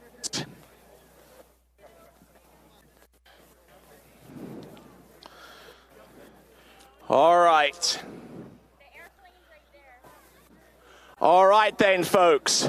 Ladies and gentlemen, as we get ready to fish out Regina Jaquith from the water and also present to you our champion, Stephen Neville, let's give them both a big cheer. Give them a big cheer, folks. I'm going to have a word with Stephen Neville in a moment, but take a look up at the sky over Lake 3. That plane is going to ascend a few more feet higher. We're some folks and throw them out.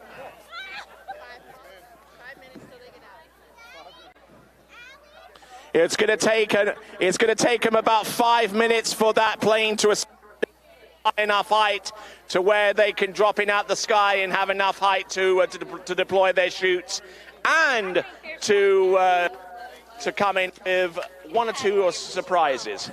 Go on. Absolutely. Go on.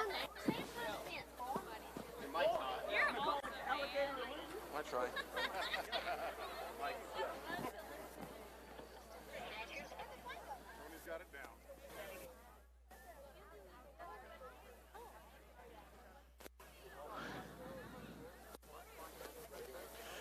All right, then, folks.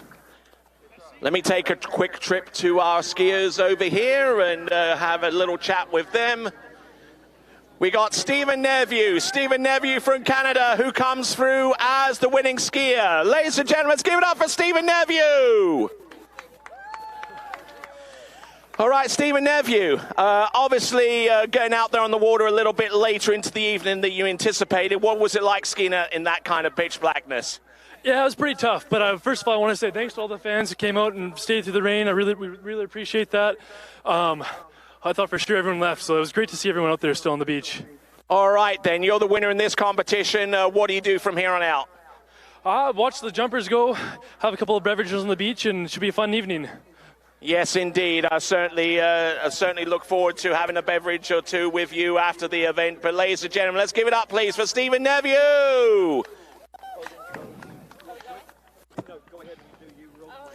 All right, then. Regina Jaquist coming up, running up in this competition. How was the lack of light affecting you towards the end there? It's good. It was a good practice for jumping tonight. So always fun. This is my first time actually competing against the guys, so I'm glad to hold my own and take second home and give them a run for their money. Of course, as an athlete, you want more and give them a little harder time, but, you know, that's what next year is for. All right, then. We thank you very much, Regina Jaquist. We're going to let you go and get changed to get ready for the jump event. Ladies and gentlemen, your slalom finalists, Regina Jaquist, the runner-up, and your champion, Stephen Nephew!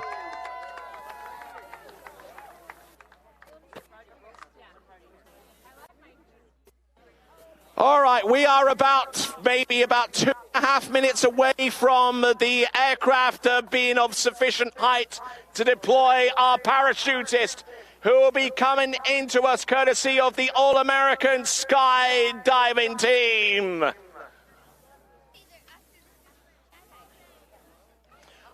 We certainly appreciate them and their patience as well, because obviously skydiving is a very, very precise art.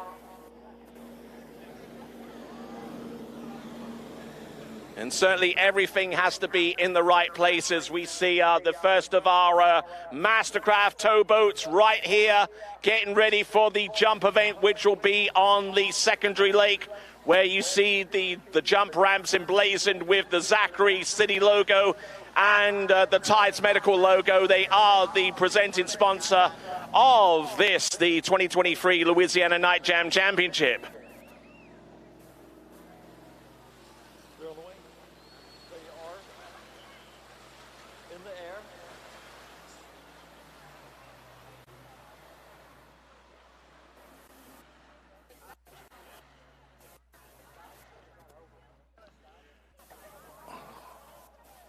All right, we're waiting on the aircraft now. We're waiting on the signal given by our representative of the All-American Skydiving team.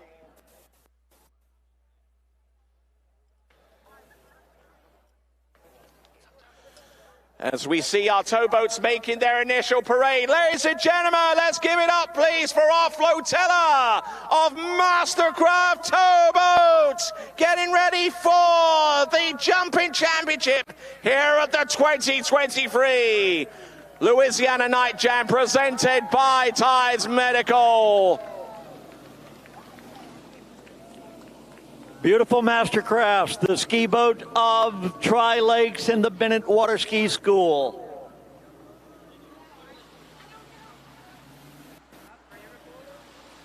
Yes, indeed. These boats are a true workhorses in every sense of the word. They perform flawlessly day in and day out during the course of the season here at Bennett's Water Ski and Wakeboard School.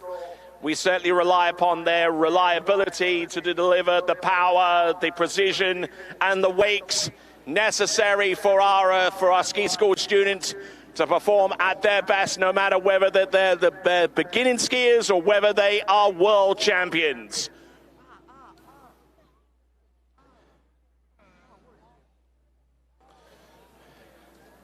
We've got two of the towboats at one end of the lake. We got two on the other. What will they do, I wonder?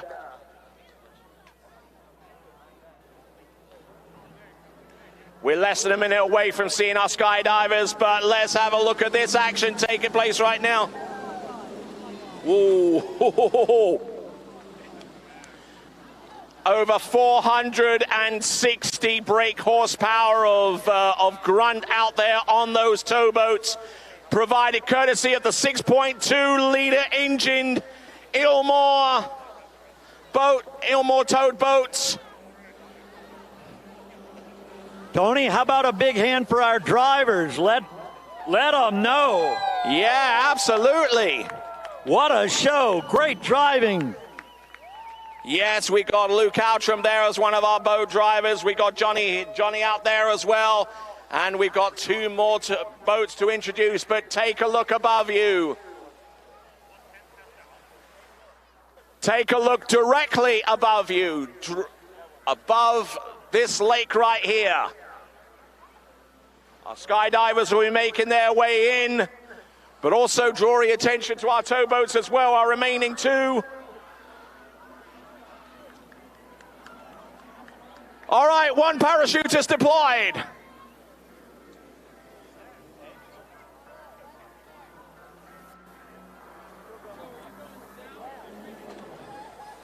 All right, our other two drivers. Aggressive stuff there. Scott Greenwood at the helm of that towboat. Scott Greenwood, who come October of this year will be driving as chief driver of the World Water Ski Championships in Lake County in Central Florida. And he'll be driving right here for our athletes.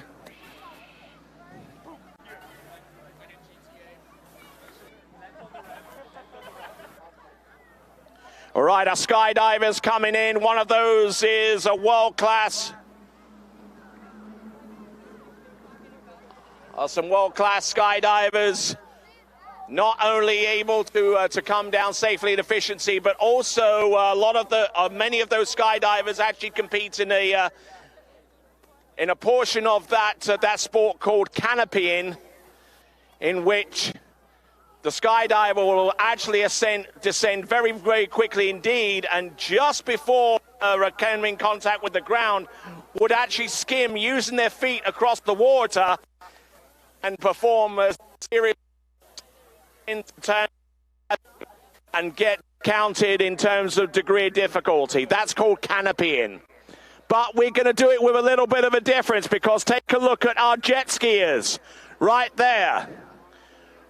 One of them is setting the stage for something that we hope will be absolutely fantastic. We are hoping to put that parachutist on the back of that jet ski.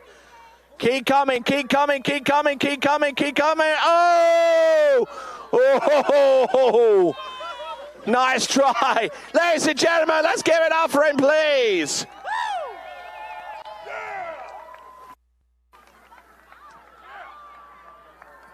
Right, do we have one more to descend? Oh, actually, two more. We're going to get two more cracks at this.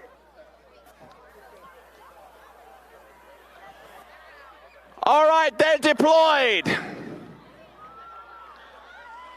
Is one of them going to take a shot at the jet ski?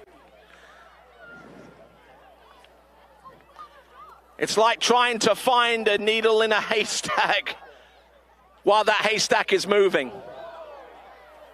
Oh, there you go. Light up the sky, why don't you?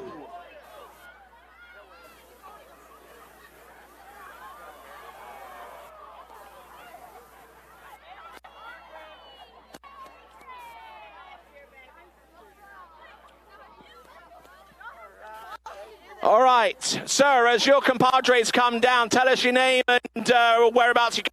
Yeah, Craig Soche, I'm from Baton Rouge. And how close did you make it pulling off that move?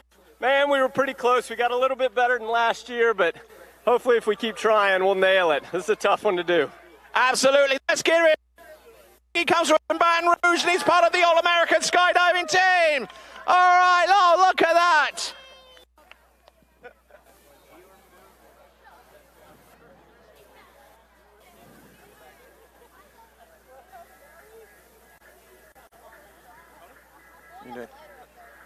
All right, let's see what he does on the way down. He's certainly providing us with a little bit more light on top of our floodlights that we have here on Lake Number 1 for our jumping competition.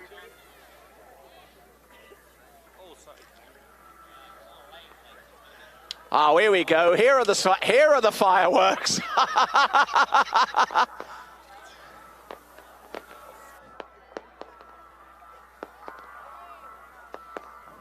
Firing off those fireworks and making sure that none of them lights up his canopy up there. Got to make sure that he gets those clear.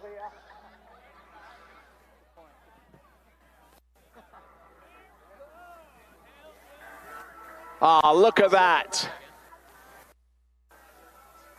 With the representation of the angle banner coming down. Oh, look at that. Some more fireworks being deployed as well. And I wonder if this guy is going to have a go at getting behind the jet ski or do something a little bit more, a little bit simpler. Let's see what he's got. Coming in. Where does he land? Where does he land, we ask ourselves.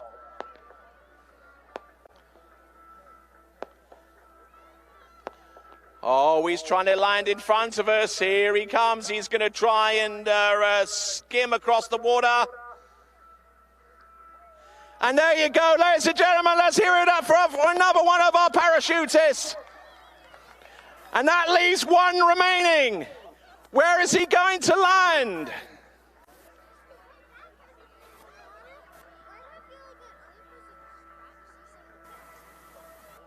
All right, it's anyone's guess where he's going to land, but he's going to try and get as close to us as possible.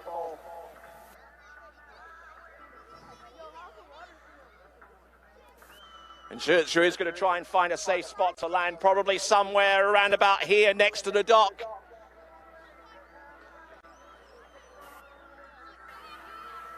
All right, where does he end up? Ladies and gentlemen, as he comes down, let's give a big cheer to the All-American Skydiving team!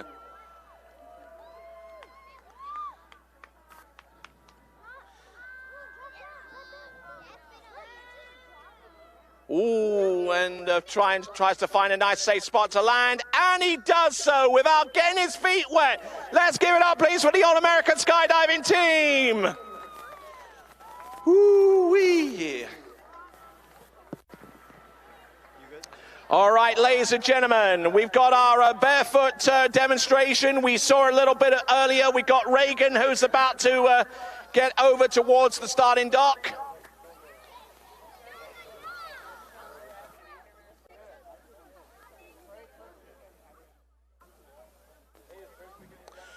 Oh, and what's happening here?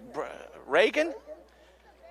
Then they're not picking you up from the dock. What's going to happen here? I don't know. They left me. This was not part of the plan. You sure about that? We'll see what happens. All right, then. Who's your friend out there? That's Brett Swanbaum, a world champion. Yeah, well, world champion, world junior champion, has won gold medals in the tricks and the jump events at World Championship barefoot level. He will take a flyer off the jump, and there you go. Yes, he's very much alive, and not only that, he's on his feet. Let's give it up, please, for Brett Swanbaum.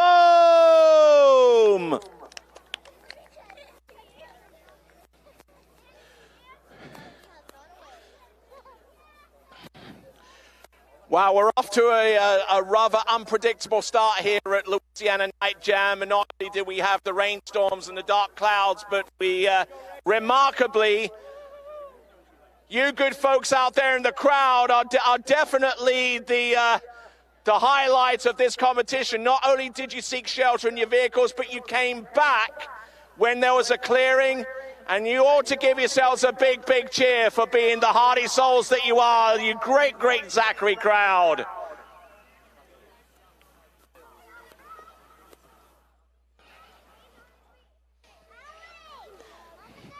Hey, Reagan, you're looking a little bit lonely there. Let me come on out there. All right, then. So, Reagan, you're one of our barefooters. We've seen you a bunch all day. Tell us where you're from, sir. From Conroe, Texas. So about 3-4 hours away.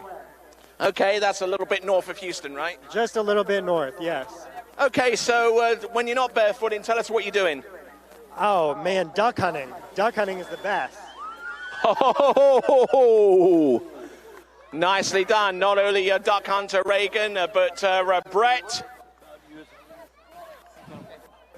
What's happening? What's happening, Brett? Okay, you're going to do something. Can you be a little bit more specific?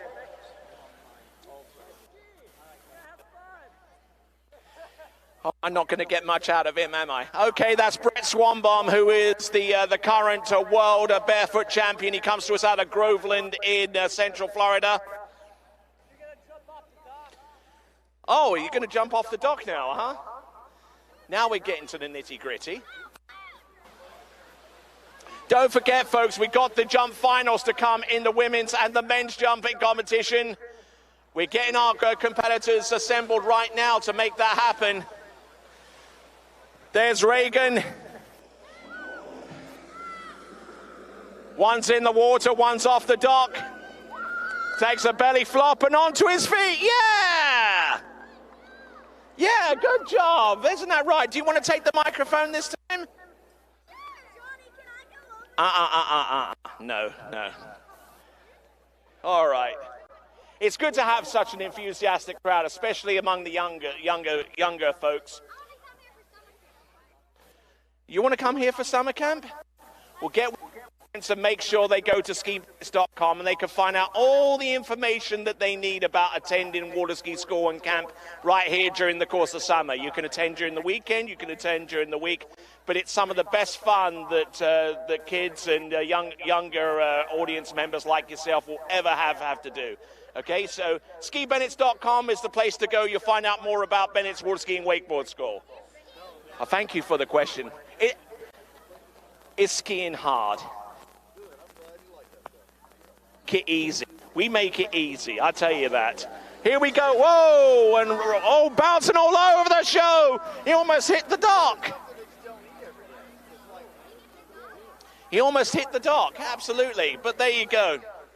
That was a very, very good question that one of our younger audience members asked me. Is water skiing easy? Is it hard?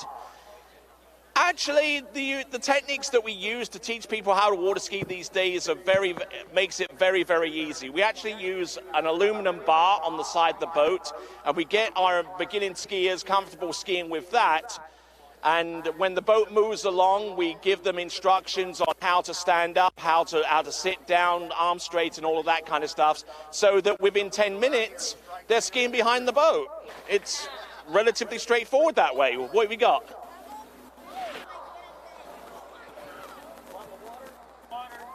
Okay, as Brett leaps around, but what was your question, sweetheart? How long has Bennett's been here? That's a very, very good question. 45 years.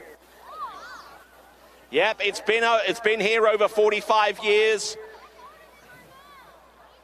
You didn't want to know that response. All right then, folks, we still got some barefooting taking place right now. Ladies and gentlemen, let's give it up for our barefooters. Brett Swanbaum, current IWWF World Barefoot Champion.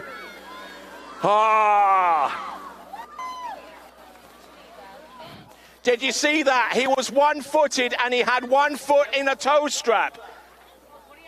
Not only is he balancing with one foot, but the one foot that he has remaining was actually connected to the rope. That is extremely, extremely difficult. And he is one of the best in the world at doing it. And he's still in high school, by the way. All right, looks like it's turned into question.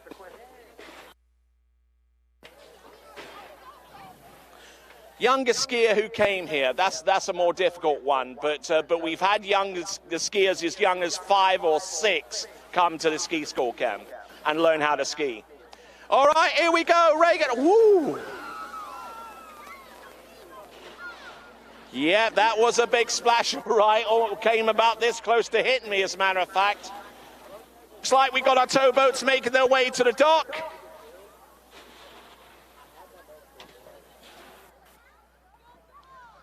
All right, looks like we've seen our barefooters make their way to the boathouse, and we've seen our towboats make their way to the dock. All right then, kiddaroos, if you can move out of the water when the boat gets this near, you need to be out the water. Okay, thank you very much.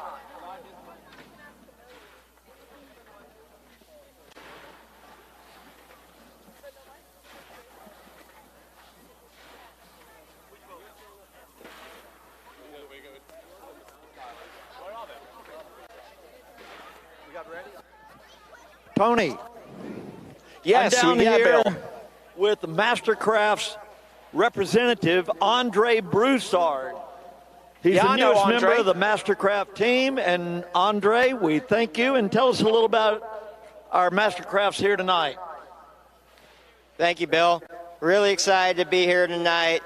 Everyone knows that Cajuns know how to throw a party, and Jay Bennett is no exception. So we're glad you can all come out here tonight. And Mastercraft is really proud to be part of such an amazing event with a great atmosphere that can showcase the power and performance of our Mastercraft towboats.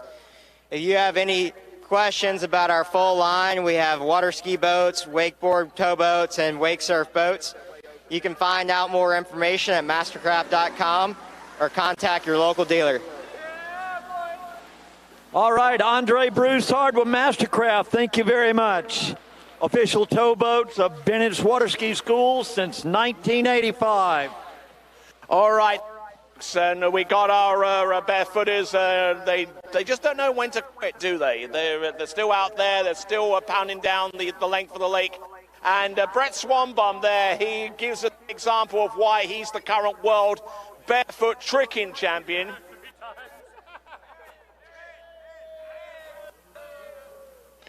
All right. We've got our boat drivers. We got Garrett Stallings. How you doing, sir?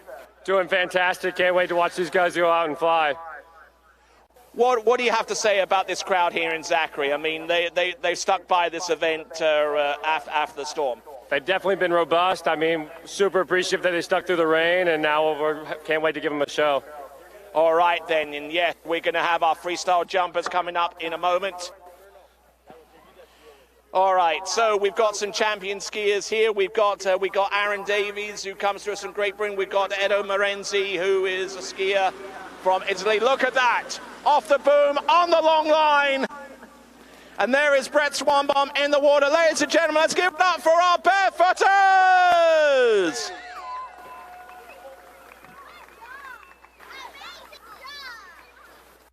All right, Brett, come on over. All right, so, Brett, all right, tell us about yourself. Where are you from? From Groveland, Florida. Live at Jack Travers Ski School, actually. Not much. Two-time junior world champion. I threw even a little bit on the side. Can do a flip on a trick ski, so that's pretty cool. You sound multi-talented. Now, I mean, how long did it take for you to learn something like a back to front or a front to back, and like the 1 foot toe holds? The turns are pretty tricky. It actually took me about a year to get my front to back. Back to front, I actually made it my first time at a nationals one year, but a little winded right now, my bad. All right, then, you're a little winded. But ladies and gentlemen, we really do appreciate this guy. He is a current world barefoot water ski champion. Let's give it up, please, for Brett Swanboom.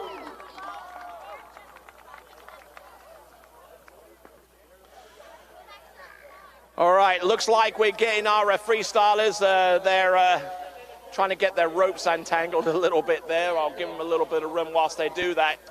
All right there, Bill, where are you, sir? Tony, I'm enjoying myself right here in the VIP area, South Plains, and we've got a great crowd in here. Are you guys in the VIP tent? Are you having a good time? Wait, whoa, whoa, whoa. Somebody's too busy eating and drinking. The VIP tent, are you having a good time? More drinks, more drinks. All right, then, back here on dockside, we got our freestyle jumpers getting ready. This is a little bit of an aperitif before we go into the women's and men's jump final.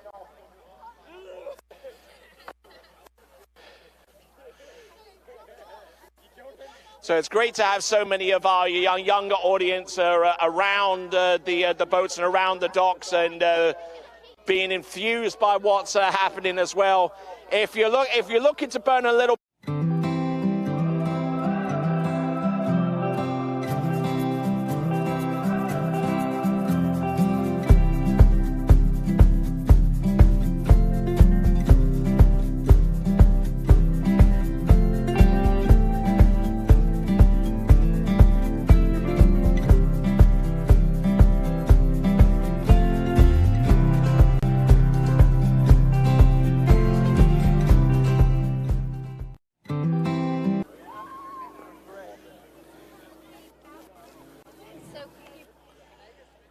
All right, and here is our second skier with a two-ski dock start. There you go, boom.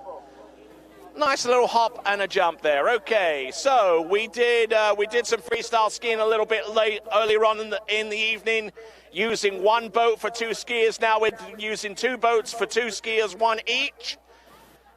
Let's see what they can conjure up within the next few minutes. They've shown us some back flips, some back gainers, some forward flips, some 360s off the jump. All right, let's see what they can do. Right, normally a telltale sign as to what they're going to do comes up whenever they get closest to the jump, because if they wrap the rope behind their bodies, it's going to be something along the lines of a 360. However, this is going to be a front flip. Nicely done. Whoa! Good stuff there. Real difficult part of that move is the spotting of the landing, because you do not have sight of your landing when you come down doing it with the front flip. Back flip, you have a little bit more sight of the landing, but it's a more difficult trick to do right from the get-go. Here we go. Let's have a look and see. Is he going to try the back flip, or is he going to do the front flip? What's your guess? Oh, a little bit aggressive there with that front flip, but there you go. Let's give it up for him, please. Got a little bit sideways, didn't he? Got a little bit sideways. You want to coach him along a little bit? Try and straighten him up a little bit? Yeah, you are good. Okay. All right, so one freestyler in the water, one still on top of the water. Hey, Tony. Yo, what you got, Bill? I am down here by some of our unsung heroes. The Oshner medical crew is at the standby, at ready. They were prepared to go into the water if the skier was injured, but they are our unsung heroes, and they do a great job. I want to thank Oshner Medical. Special thanks to Dr. Albert Hart. Innovative healthcare, that is Oshner Medical. All right, then. Thanks a lot, Bill. Always comforted to know that the Oshner Medical crew are along the short side, getting ready to go. at a moment's notice should any of our athletes sustain an injury. We know that they will be available at a moment's notice. We thank Oshner Health Services. Thank you very much. All right, then. So, 2 boats. One of them with the high tower, the other one with just the regular pylon. Let's see what happens here. Here comes Liam, the first of our freestylists. Here he comes. He's going to take a 3/4 cut into the jump. It looks like he's going to do the back gainer. Oh, he just stomps the landing. Pulls his knees up, just looks at where he's going to put his jump skis down and just like, bam, straight down. Wonderful stuff there, folks. Just a reminder once more that after this demonstration, we'll have the women's jump final, followed by the men's jump final, prefaced by some jumping from a couple of our younger competitors. Here we go. Jumping. Oh, there you go. Not a bad effort there. And you see that as he took off, he didn't use the entirety of the ramp. He started flipping and doing the back gainer before he got halfway up the jump. That's a way to spot your landing. That's a way to have confidence. But some good athleticism there from our freestyle jumper as we work our way towards the competitive jumping event. We sure thank you for sticking around with us, folks. Hasn't been the easiest of tournaments here at LA Night Jam 2023, but you certainly make it more exciting. And certainly, we certainly appreciate you crowd for being out here. We'd like to give a shout out to Dolphin wetsuits and protective gear for all of our extreme skiers. The wetsuit and jumpsuits and life vests for any extreme. Check them out. All right, then. Thanks a lot for that, Bill. Right, I wonder what these jumpers are going to do next. They're taking a little bit of a while there, so they're just trying to conjure up maybe something in their heads as to what to do next. We've soon seen them do 360s, we've seen them do flips, but can they do something a little bit out of the ordinary? We'll soon see.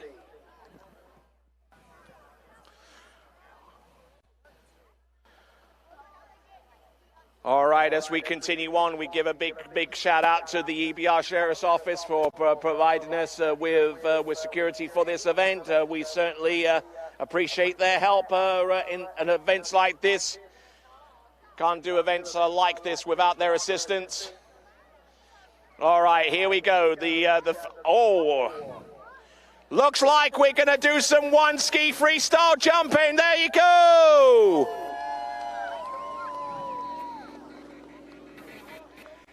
All right, 2 boats, 2 freestylists, each with just 1 jump ski.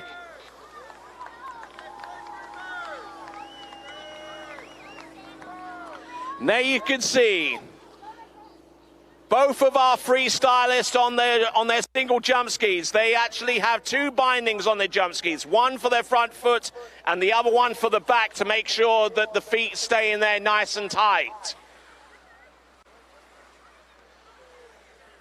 Obviously, this ratchets up the difficulty a little bit in terms of freestyle jumping because, hey, you've only got half the width of landing space in order to ride out these jumps. All right, here we go, folks. Here we go. The first of our freestylists on one ski is going to take a 3/4 cut here. I think he's going to go with the front flip. A little bit sideways, but he manages to make it work.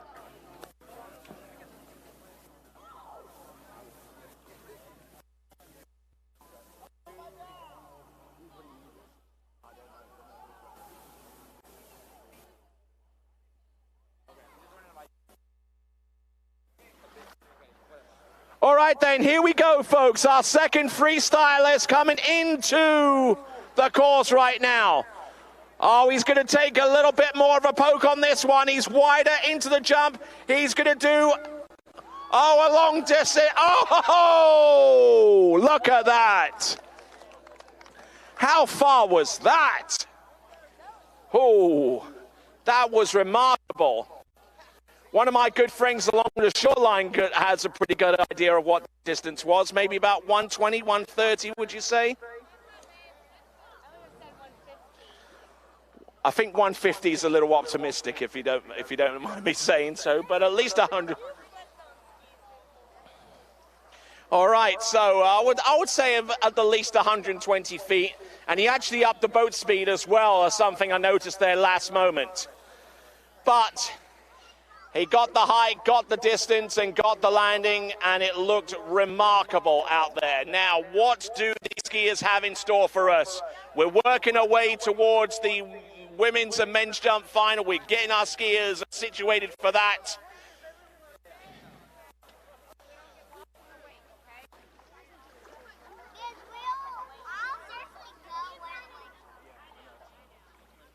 All right then, so Bill, where are you, sir?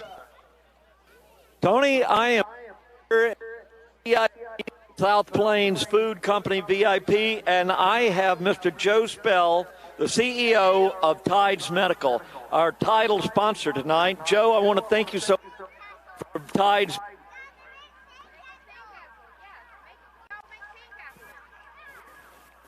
Are we still live? Yeah. Okay, Joe? Yeah, we're very happy to support the work has gone into making this a great event, and I'm hoping that we'll see Freddy Krueger put a big one out there tonight. Here at Bennett's, I spent a lot of time in all these lakes, and very nice to be back for this great event. And very much for Tides being here and being our title sponsor. Thank you so much. Big hand for Joe Spell and Tides Medical people. Thank you. All right, then, our freestylists are back out there on the water. They put their each of them put their jump skis back on again. I wonder what they've got in store for us. Why would they put that secondary ski back on again if it wasn't to produce something completely out the ordinary? All right then, folks. More freestyle jumping to keep you entertained, to give you an aperitif as to what's going to happen out there on the water for the women's and the men's jump final. A big shout out to Joe Spell there at Tides Medical for his support over the years in being the presentation sponsor of the 2023 Louisiana Night Jam. All right then, they've wrapped the handle around their bodies, which means it's going to be a helicopter spin. Boom.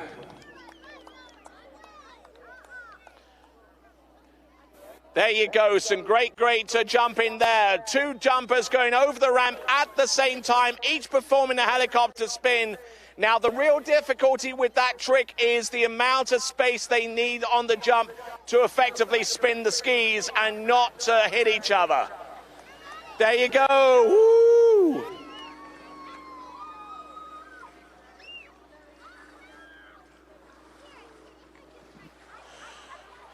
All right then, folks, working away. We got our freestylist. I see our other towboats towards the boathouse there, getting ready to come into the course as well. We are really going to be in for a great jump final in both the women's and men's competition. We have 5 women jumping. We'll have 6 men jumping in their respective finals.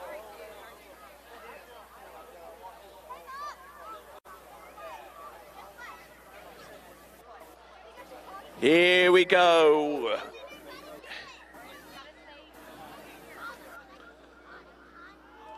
Oh, nice front flip there. Good solid effort there. Obviously the difficulty once again is spotting the landing, but they do it so well. They're highly experienced athletes. Something you should not try at home, but they certainly are Been doing this for quite a while, and they are extremely experienced at what they do. Ladies and gentlemen, our freestylers once again. All right there, Bill, what do you have? Tony, I'm making my way through the crowd here, and I am right here with water ski royalty. I have before me a former world champion from right here in Baton Rouge, Miss Sherry Sloan. Sherry, it's great to have you back. Thank you so much, Billy. It's good to be back. It's a beautiful night, and we're excited to be here and see some of the best athletes in the world compete. And Sherry, you grew up here, basically. You trained here. You jumped, you got world records from here, and I mean, you won what, over 20 tournaments in the 90s, the heyday of water skiing. You pretty much did it all then. Yeah, I tell you what, Jay and Ann were great to me. All the staff here. This is one of the nicest training facilities in the world, and I moved down here from NLU or ULM in Monroe, and just have had a great life and just very grateful for everything. Well, Sherry, we thank you so much, and you know, it was so great following you, and what a great skier, and just a great person, your beautiful family. We love having you back. Thank you. Sherry Sloan, former world champion, and Bennett's alumni right here, Sherry Sloan. All right then, excellent stuff there. Thank you very much, Bill. And it looks like the freestylers have absolutely no quit in them so far, but like I say, we're getting very, very close to our grand finales of the evening, the women's and men's jump competition. We thank you for your patience once again. I know it's been a long afternoon since we flew the gates open at 5:30, but trust me, ladies and gentlemen, we are going to make it worth the wait, especially taking into account the little storm that we had just an hour or so ago. Here we go. Our freestylers just milking it. Let's give it up for her, please. Up and over. Oh, a combination. Front flip and back gainer.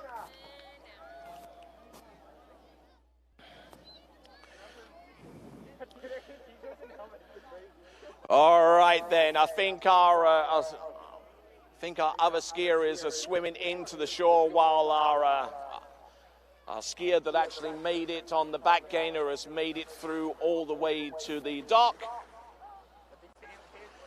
But there you go, that concludes our freestyle action, at least for the moment, and now looks like we're going to bring in our boats.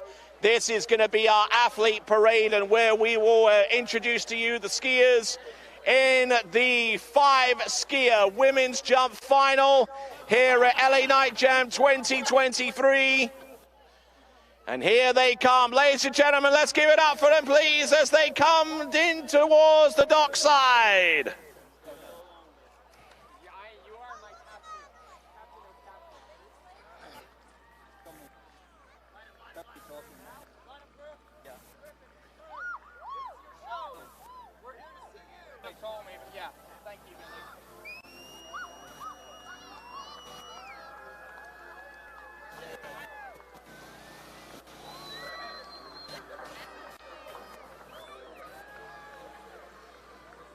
The food trucks are still serving. We've got great food over here just west of the Judges Tower. If you're hungry, if you're thirsty, come on over. Get something good to eat. Ladies and gentlemen, presented to you your women's jump finalists, coming to you out of Chile, Vale Gonzalez. Ladies and gentlemen, out of Santa Rosa Beach in Florida, Regina Jaquez. Ladies and gentlemen, coming to you from Horizon West in Florida, this is Sasha Danielskaya. Coming to us out of Germany, little Germany herself, Janina Meckler. And ladies and gentlemen, coming to you right here in Zachary, Louisiana, with the best jump of 188 feet to lead the finalists, it is Hannah Stroltsova. Okay, it's about to get real. These ladies are gonna fly. They're gonna put on a show like you have never seen before. The jump is set at 5.5 feet. That Mastercraft powered by the OJ props. 34 miles an hour, Tony. I forgot what it is. Yeah, it's about 33.5, nearly 54 kilometers an hour. But we've got some great athletes coming in. We've just introduced the women. And the men are on their way here as well.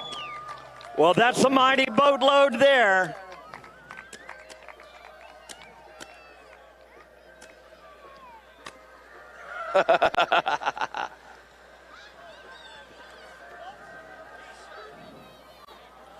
All right then, ladies and gentlemen, introducing to you your 6 finalists. Coming to you out of Santiago de Chile, it is Emil Ritter.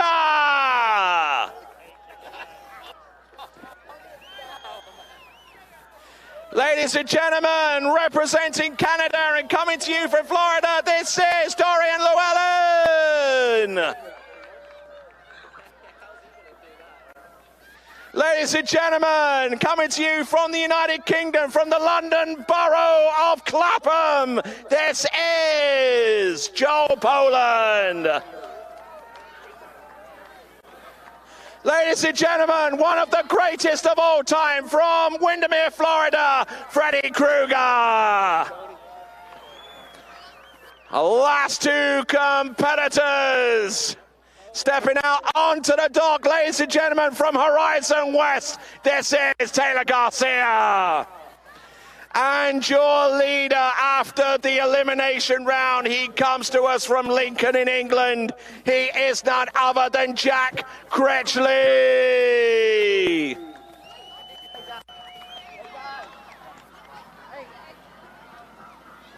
All right. We've got our skiers, we've got our crowd, we've got our competition. Let's get it on!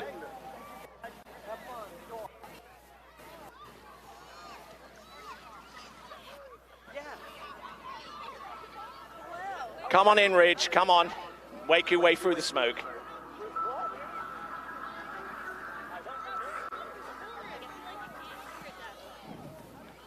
All right then, ladies and gentlemen.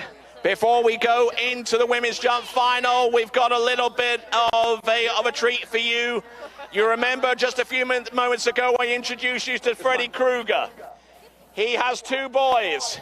We saw Dash a little bit earlier on in the competition. Now we see Dash's younger brother. This is Ridge Krueger. And Ridge, tell us how old you are, sir. I'm 9. He's 9.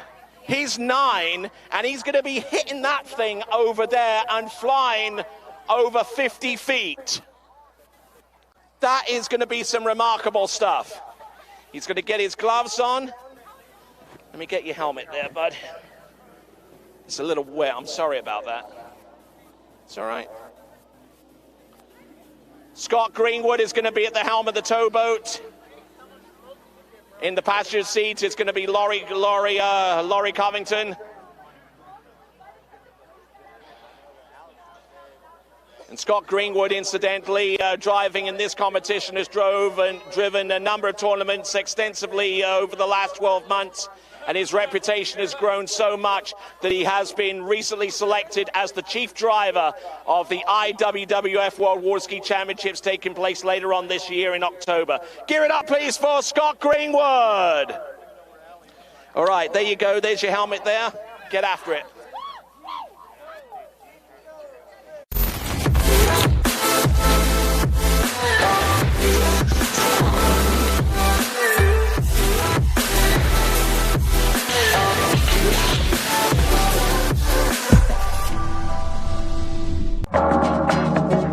He's going to have some support along the shoreline.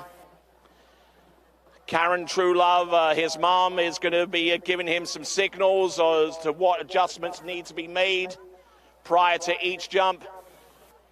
And let me tell you that even though 9 years of age sounds rather young for someone to actually hit the ramp, it's only done having employed the maximum safety protocols and making sure that from start to finish that water ski jumping as dangerous as it is made all the more safer.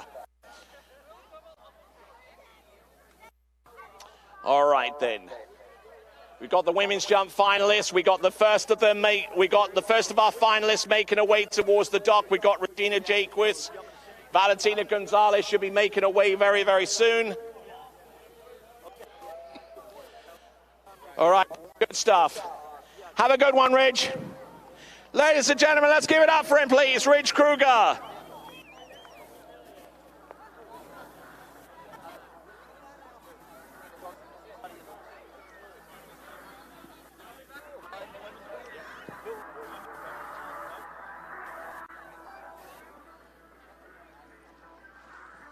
All right then, folks. We got one of our first female jumpers about to take to the water in a few minutes. Valentina Gonzalez will be our first competitor out in the women's jump final. But in the meantime, let's show you a little bit of how we teach skiers of Ridge's age how to jump. Done using a step-by-step process. It means that Ridge has to get full control over his jump skis. He rides around constantly on his jump skis without hitting the jump to make sure he has that technique very well embedded. Let's give it up for Ridge Kruger coming into the ramp on jump. That's actually not bad. That's actually not a bad sign, because that demonstrates to you that Ridge Kruger has safety in mind when it comes to water ski jumping. He could have quite easily have taken that jump and been completely out of shape, but he decides to drop the handle, ski around the left-hand side of the jump and sink into water, and making sure that he didn't put himself in a potential where he could have injured himself. Good call there, Ridge.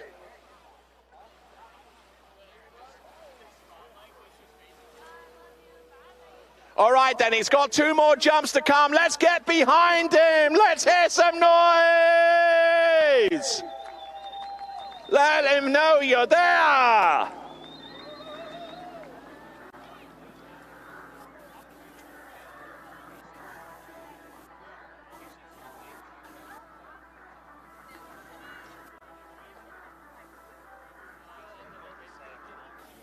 All right, so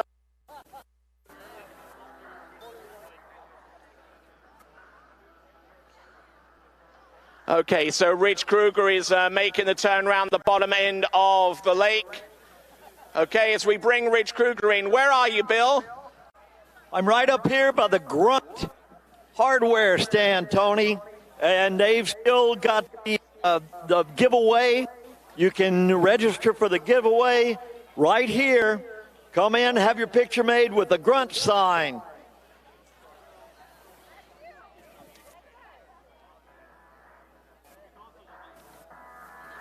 All right, they still got that draw going on. Make sure you hit that QR code to be in with a chance of winning some great prizes, courtesy of Grunt, for the greater good. Here we go. This is Ridge Kruger up and over.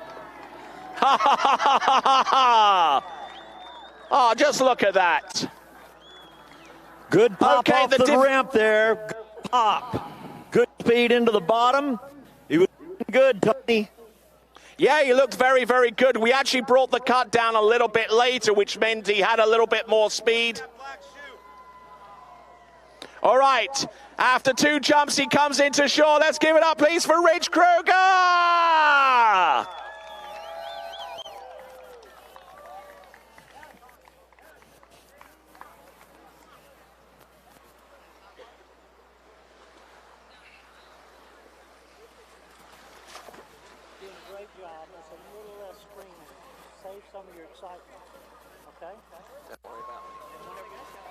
Don't worry about me, I've got a drink. Okay, coming in for his 3rd pass, his 3rd attempt, Tony.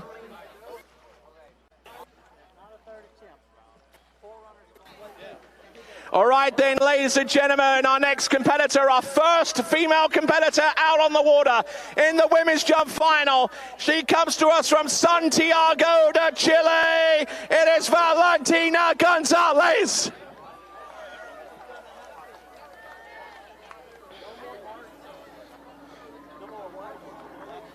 Okay, as we wait.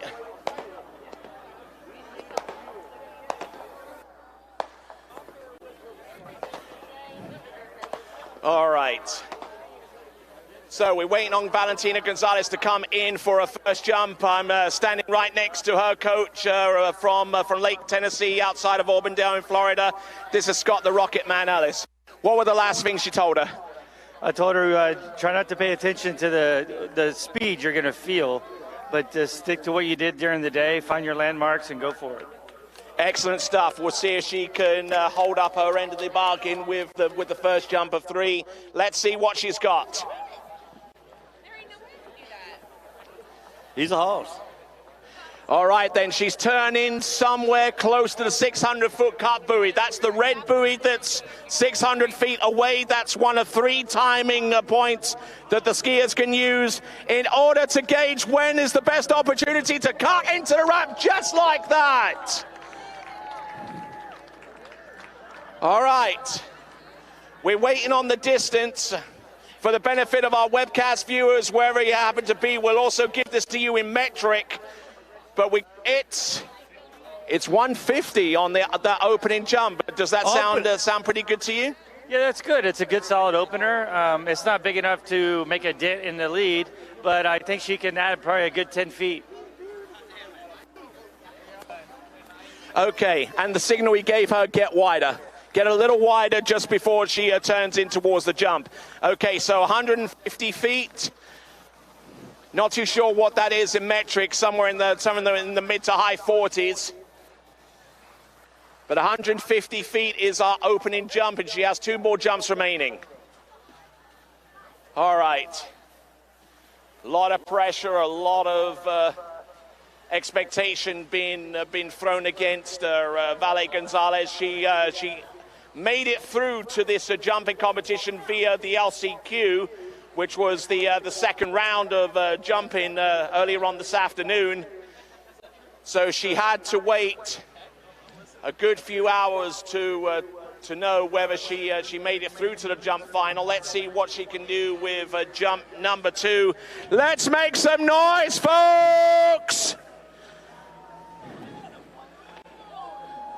Oh, that is further. Yeah, that's a little bit further past the red buoy, certainly. And Scott, I mean, you must be delighted with that one. She took whatever cue you made to her, and she definitely came through with that. Yeah, it's great that she could actually have the awareness and do everything out on the water. Yeah, 157 feet, so we're almost adding that 10 feet. It'd be nice if you can add another 5 or 6 feet. All right, then, 157 feet. All right, she is on the upward trajectory here. Valentina Gonzalez. Now, in the daytime, she jumped a little over 160 feet to make it through to this section of the competition, but take away the daylight, and your whole depth perception, your whole feeling of speed, and everything that surrounds that is just absolutely turned on its head. Oh, and by the way, just to let you know, this venue here at Tri-Lakes, whenever we've had night jumps, looks better at carrying speed into the ramp on that one. We'll wait and see where she cuts on her 600-foot buoy this time. Yes, indeed. She's going to go a little bit past the 700-foot cut buoy, a little bit closer. Yes, she turns behind the 6. Let's see what she's got. Let's make some noise. Nice and wide. Yes! Oh, no, she lost it on that one. So a 157 is probably going to end up being her best jump. Now, what came unstuck there for her on that final jump? She just drifted back a little bit and had a little bit of slack in her turn, so it changed the angle to the ramp, and that's why she kind of slipped out. All right, then. Thanks a lot, Scott Ellis. I appreciate your input. And ladies and gentlemen, let's give it up, please, for Valentina Gonzalez. Opens up with a 157. Incidentally, that last jump was 130, so she dropped back a little bit with that jump. But her best jump is a 157, and she gets to keep that as her best jump at the 3.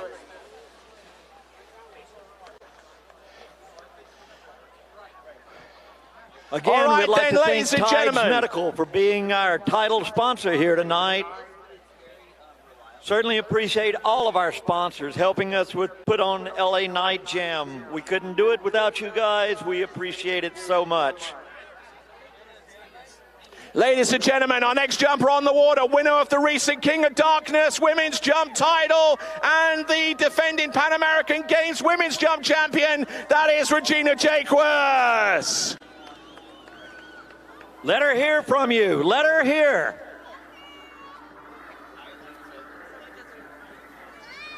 All right then, so standing on the shore, her coach, Jack Critchley. Last words that you gave to her before she hit the water. I just kind of told her to keep a little bit of speed in the turn and have some fun out there. It's her first night jump for a little while, so we'll see what happens. But she is an experienced competitor in night jump. She got the King of Darkness, so she has that going for her. She does, yeah, for sure. She's coming off that win at King of Darkness, so she's got some confidence. We'll see what she can get together. All right then, best of luck to you and to her, and let's see what we've got for Regina Jacques, who owns and runs a pharmacy in Santa Rosa Beach in Florida. She is a graduate of the University of Louisiana at Monroe with her degree in pharmacy. So that's her connection to Louisiana. Oh, this is going to be an early cut into the jump now, and she knows it too. You would agree with that one, Jack, that was a little bit early for that jump, right? Yeah, I think a little bit of a headwind's coming in, so it's good, but you've got to bring it down the course just a little bit. And a headwind is good for these jumpers, right? Yes, we want that headwind. We want the wind underneath the skis, and it gives us a little extra float, so see what she can get together on this one. All right then, so passing up on jump number one, that means she receives a 0 score on jump number one. She has 2 attempts remaining. Bill, where are you, sir?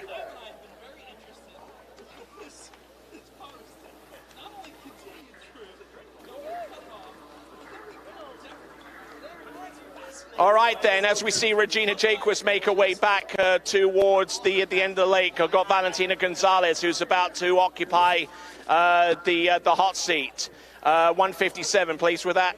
Yeah, I'm really happy. I mean, I love night jump, and I want to say thank you to Jay and everyone here for having us. It's great to have girls night jump, and I'm happy. 157 is a good jump for me. All right. Excellent stuff. You occupy the hot seat over there, and you see the remaining competitors take a pot shot at 157. Let's see how that turns out. All right, then. Here we go.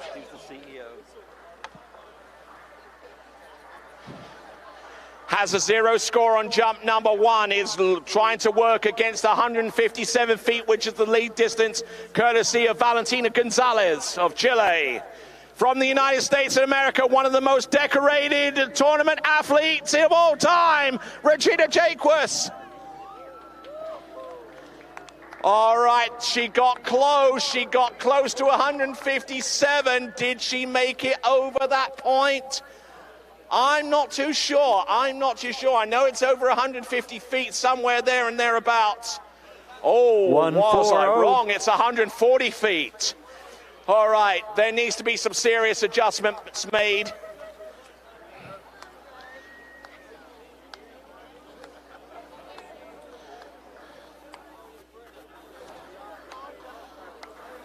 All right then, Jack Critchley, final jump. What are the signals? I just told her to get on her toes just a little bit. She's just a little bit back, a little bit cautious, so try and get her on her toes and try and get a little bit more lift. And not to pull so much on her arms up towards her shoulders. Yeah, for sure. She was just a little bit back there, so she had to pull on the jump just to get over the skis. So hopefully she can get it together on this one. All right, then. Thanks a lot, Jack. And now let's see if she can employ those signals for jump number 3. 0 score on jump number 1. 140 on jump number 2. She's behind the 8 ball here. That 8 ball is that 157-foot jump, courtesy of Valentina Gonzalez. What can this competitor from the USA conjure up with this final attempt? Come on, let's make some noise.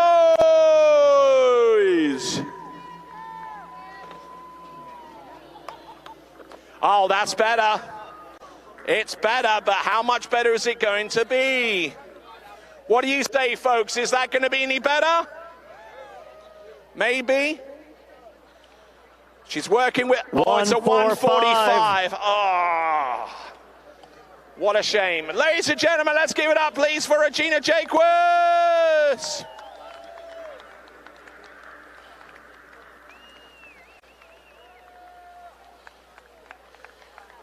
All right, then, that puts her in second place after two skiers, and I'm going to come on over here and talk here with Regina Jaquez, who's had quite a busy day today. 2 rounds of jump earlier, some slaloming going on, but that third round of jumping must have taken it out on you.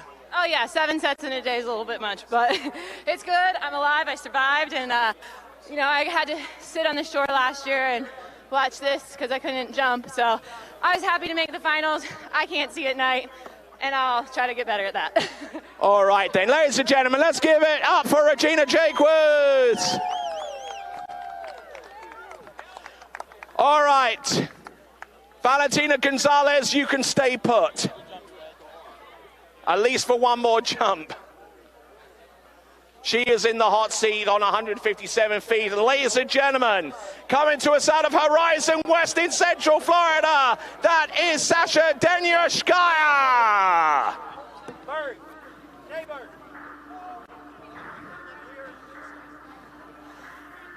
All right, getting ready for 3 jumps, and her coach along the shore side is Taylor Garcia. I know that you're not a man big on words, but what did you say to her before she got out onto the water? Bring the heat. Don't go out there and take it easy. Don't leave anything on the dock. All right, then. Those are inspirational words out there, at least in comparison to Scott and to Jack anyway. But there you go. All right, so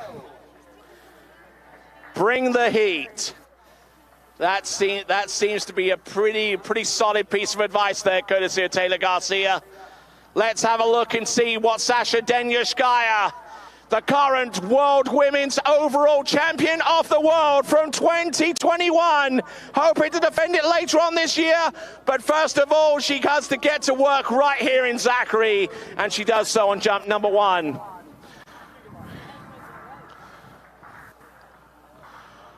All right, so it's a 1:51, 6 feet behind Valentina Gonzalez. All right. In this instance, what advice would you give her, Taylor?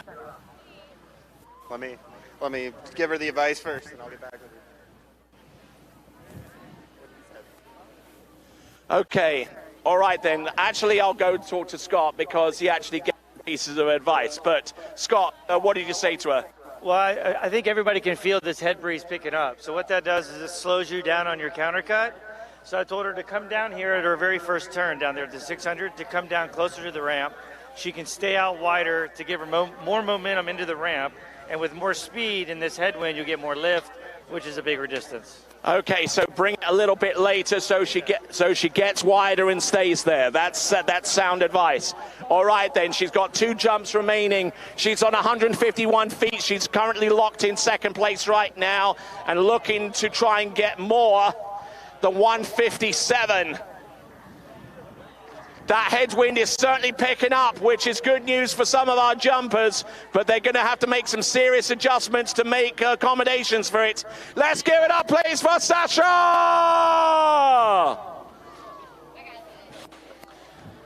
Nice. Nice looking jump there. Even though she was a little bit back on the heels and not able to get much in the way of height, that headwind is certainly helping her out there, Scott. Yeah, it's helping her at the end of the float. She had a lot more speed on that ramp, as you could tell, but now she needs to kind of put all the pieces together. And well, there we go. She got a new leader there, so that's good. Right, new leader. Let's give it up for Sasha Denyushkaya. She has a 2-foot lead now. 159 compared to Valentina Gonzalez's jump. And Valentina Gonzalez, I look around, she's disappeared. She's out of the hot seat. She's left it open for Sasha Denyushkaya. So she's gone. All right then, okay.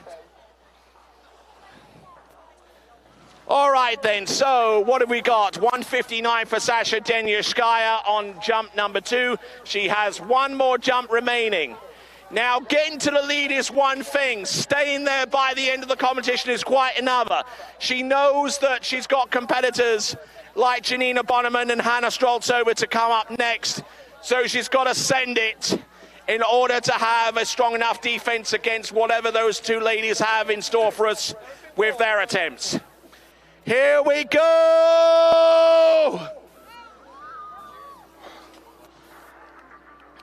All right there, Scott. Got the speed, got a little bit more lift, but the control was lacking there. Yeah, she got pulled out, stretched out a little bit across the waist, which means her handle got too far away from her body. And when that happens, you lose a little bit of your power when you hit the ramp. So she missed her kick, but she had good speed. Excellent stuff. That's a 1:53, which would have put her in second place had she not jumped 1:59. But it is what it is, a 1:59. Ladies and gentlemen, let's hear it for our new leader, Sasha Denyaskaya. You've been announcing you're doing good. Okay, Bill, where are you, sir? Tony, I've got an update from the box. The bottom of the second inning, LSU Tigers 1, University of Kentucky 0. Go Tigers. Go Tigers. There you go. All right there, Sasha Denyaskaya, 1:59, the lead. Pretty pleased with that? I hope you guys enjoyed the show, and I'm sure there will be more cool jumps coming up. Did the rise in the headwind kind of spook you a little bit? I mean, was that a little bit too much for you to handle? No, I don't think so. It's mainly just dealing with dark, and girls don't get that much experience. It's always fun, but yeah. Excellent stuff. Let's give it up for our leader on 159 feet. It is Sasha Denyaskaya. There's a seat waiting for you up there on the stage. Go take a breather. And at the very least, Sasha Denyaskaya, with that jump at 1:59 with two competitors remaining, means that she has got a podium position in the top 3. So she's got that going for her. On the water at the moment, coming to us from Bavaria in Germany, it is Janina Mäkelä.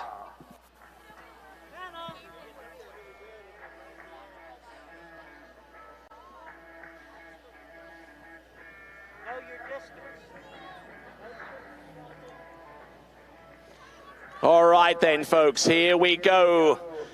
The skier they call Little Germany. This is Janina Bonneman, and taking a pass around the bottom left-hand corner of the jump. That safety measure that the jumpers can employ at any given time if they do not feel 100% certain that the jump that they're about to take isn't going to be 100% safe. Or at least 80%. I mean, you always try and push the envelope a little bit, but some skiers have certain limits, some skiers have other limits, but there you go. All right there, so Janina Bonneman on top of the water, Scott Greenwood at the helm of that towboat.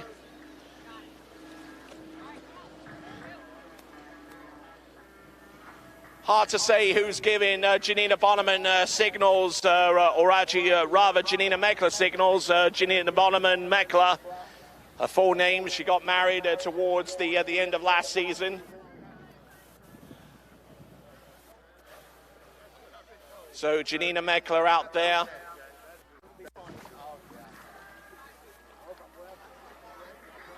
Tony, while she makes the turn down at the end of the lake, we want to give a shout out to Klein Peter Physical Therapy, keeping our athletes on the water. Klein Peter Therapy, we thank you. Baton Rouge Orthopedic Clinic. All right then, folks, we got Janina Mäkelä making the turn round the west side of lake number 1 here at Bennett, the site for so many competitions, national championships, regional championships, collegiate national championships.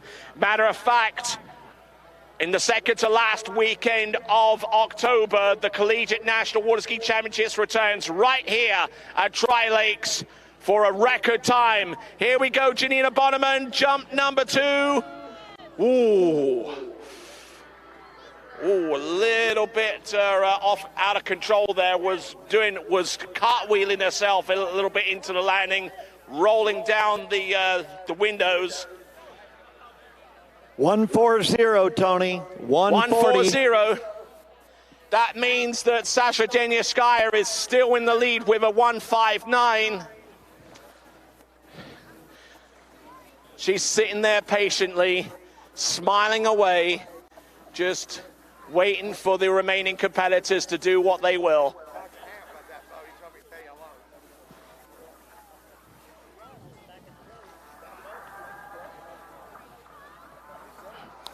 All right, so one last jump, one last roll of the dice.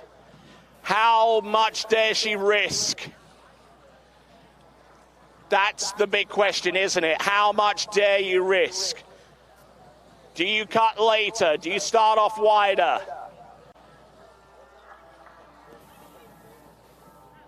Do you lower that threshold for safety? All of those factors that come into play. Here we go, Janina Meckler coming in, one last jump, her best jump. Our only jump is 140 feet. Let's make some noise. Ooh, that's not a bad looking jump. I think that one is going to be close to 140, but certainly nowhere near Sasha Denyaskaya's 159. 147, Tony. All right, that's her best jump, but not the lead, unfortunately. Let's give it up, please, for Janina Meckler.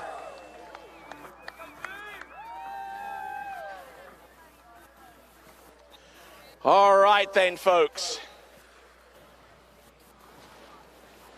Okay, Janina Meckler is going to come in to talk to me a little bit here. So, Janina, 147, didn't quite hit it there with the free jumps that you had at your disposal, but how much were you able to adapt to the wind? The wind wasn't the issue. I guess on the first one I was way too early, so I guess the wind was a factor. But on my second jump, I got dropped down there in the water, and that kind of messed with my head a little bit. But it was, in the end, it would have been really good. But I just pulled out a little bit weird to the sixth and didn't have enough speed. And so then I tried to bring it down a little bit on the last one, but I don't know, just not the right timing. But it's okay. All right, ladies and gentlemen, let's give her a big cheer. 147 feet and a graduate of the University of Louisiana at Lafayette. This is the Raging Cages, Janina Meckler.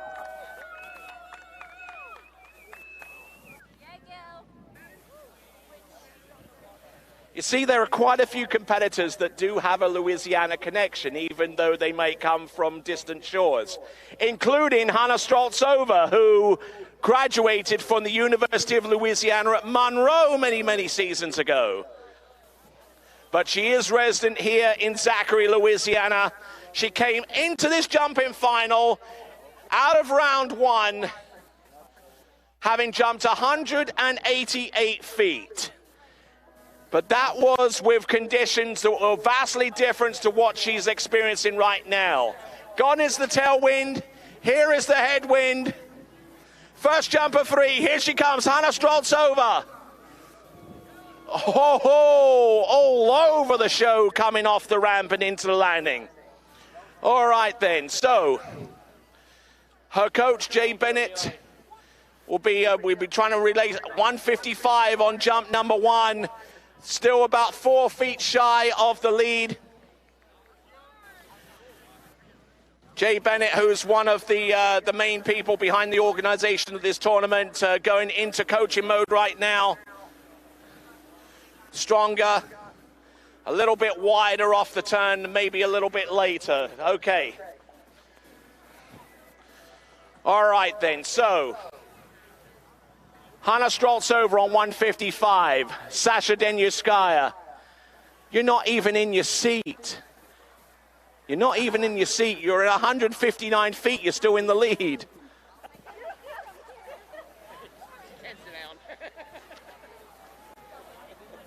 Whether she has that a premonition, I'm not too sure.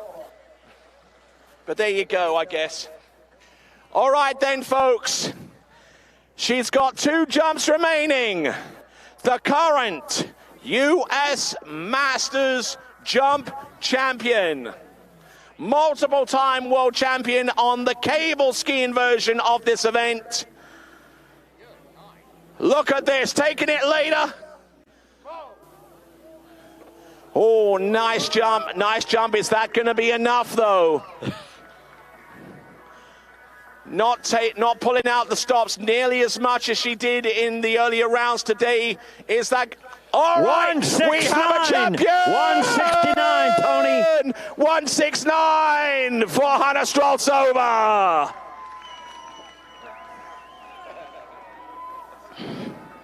Sacha, I'm sorry. Please vacate the chair. All right then, so we've got your winner, but she's not done yet. She's got 1 more jump to come.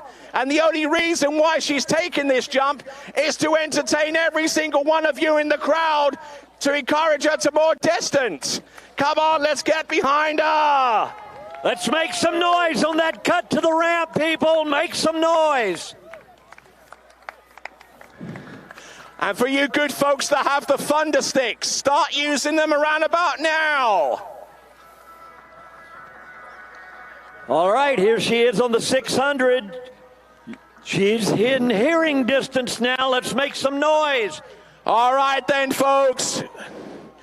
She is your winner, but she wants more.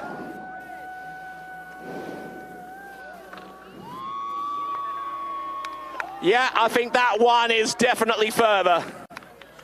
But she is your champion on 169 feet. I think that one is over 170, give or take. 175. Oh, 75. What a jump. All right.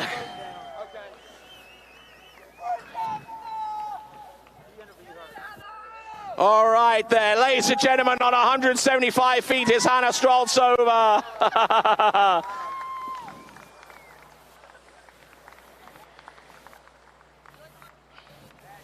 All right there, the champion here at LA Night Jam for 2023. Let's give it up, please, for Hannah Straltsova. Man, you have the broadest smile I have ever seen. What was the conditions like out there? Well, jumping at night is always different. You gotta adapt quickly to conditions and adapt. But it was good. The headwind came up, so it was comfortable. Excellent stuff. So so you've won this competition. What's coming up next for you? Next competitions on my schedule. It's going to be a little bit of a while, I guess, for your next competition. But ladies and gentlemen, so far as this championship is concerned, I'm talking to the winner. Ladies and gentlemen, from Zachary, Louisiana, Hannah Straltsova, your champion with a 175. Tony, all 5 women did an excellent job tonight in these conditions. Come on, people. Let's hear it for all 5 of our women skiers. Great job. All right, then. So some great jumping there for Hannah Straltsova for the benefit of our international audience. Her winning jump, 53.4 meters. And that puts her way out in front of her opposition in the women's jump competition. She is your champion on 175 feet. So good skiing there for Hannah Straltsova. All right then, folks, let's get ready for the men's jump championship. Oh, there is going to be fireworks, Tony, not just the ones here. It's going to be on the Tides medical ramp. There are going to be fireworks. Yep, absolutely. But before we go into the men's jump final, we'll preface that with one of our younger skiers taking to the jump. It is going to be Dash Kruger. Now, Dash Kruger, for those of you who want up to speed with the early results, jumped 110 feet for a personal. All right then, okay, scrub all of that, scrub all of that. He has got Bennett Covington on the water. I do beg your pardon. We saw Dash a little bit earlier on, and we also saw Ridge, but it is Bennett Covington on the water. He comes to us from Texas, specifically from the city of San Marcos. Here he comes. Turns away, drives it in. Oh, and driving in a little bit with his shoulders out there, which isn't always the best practice coming into the jump, but certainly needs to adapt to the wind conditions. So that is Bennett Covington out there doing a grand job. He's got one more jump to come. Similar situation to our other younger jumper that we saw a little bit earlier on, Ridge, who actually refused on his first jump and came through with a pretty decent distance on his second.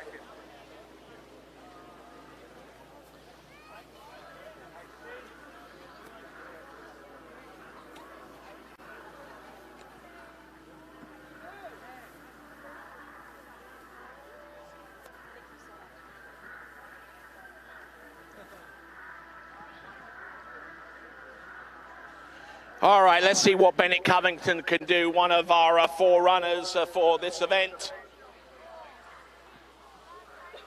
Getting ready on the starting dock. Coming to us out of Chile is Emil Ritter.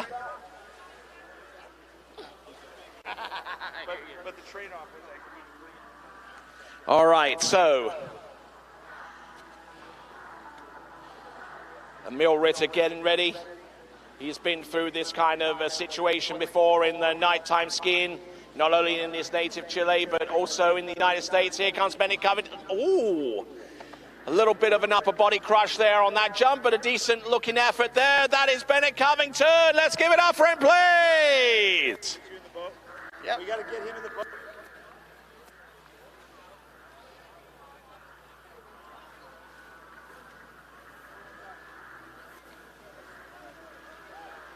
Let's whoop it up, please, for Bennett Covington.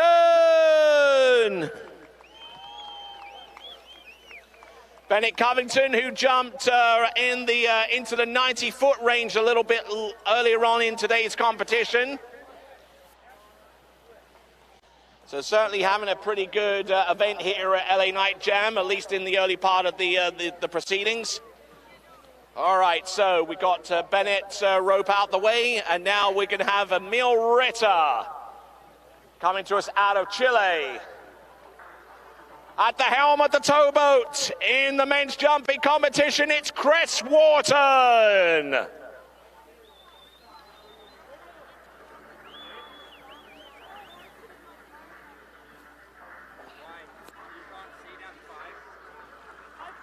We'd like to thank a few more of our sponsors. Bank of Zachary voted Business Reports 2021 best place to work in Baton Rouge. Bank of Zachary is here for all your banking needs. We thank you, Bank of Zachary, for being a sponsor here at LA Night Jams. All right then, Bennett, what were the conditions like out there? A little bit tough to adjust to, yeah? Yeah, the wind was pretty different from this morning, but it was nice to jump, and I love it. Looking forward to doing one of these again? Yeah, of course. All right then, ladies and gentlemen, let's give it up, please, for Bennett Covington.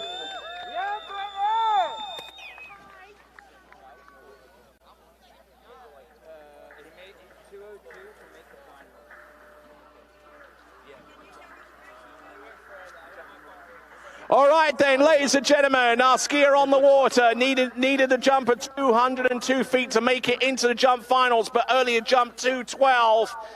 It is going to be Emil Ritter from Santiago de Chile.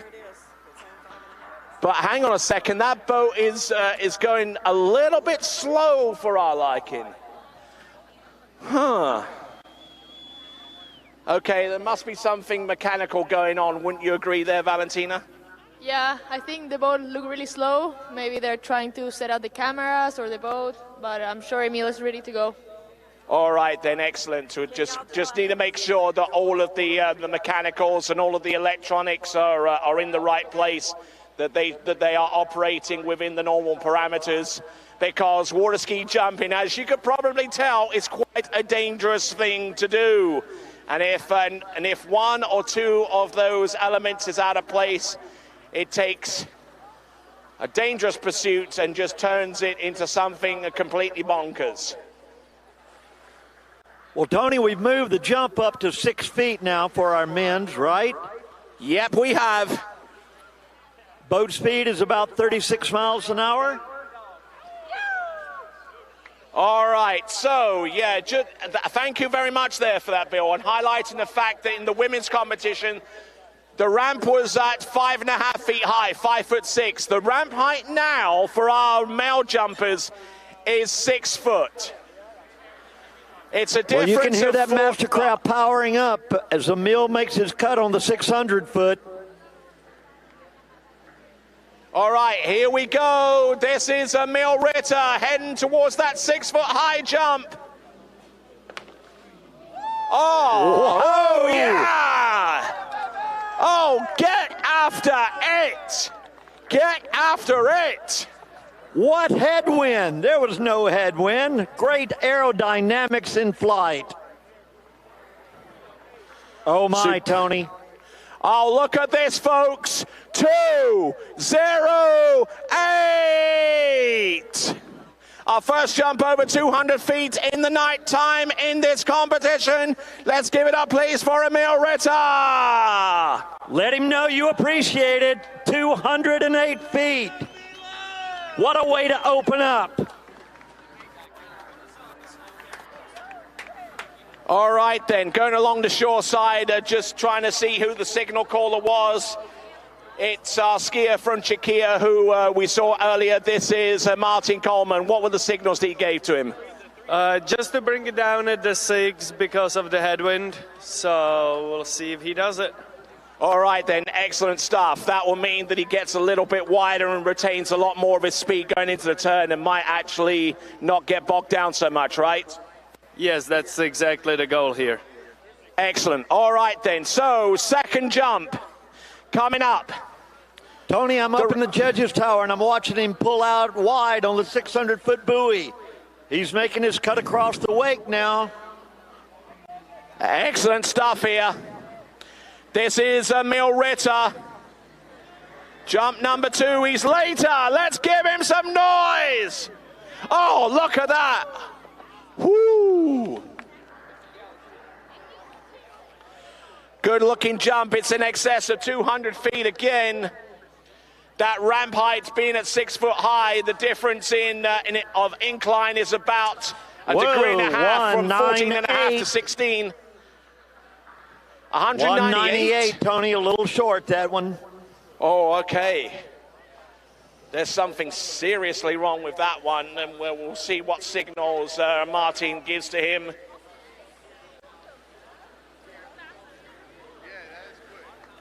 All right.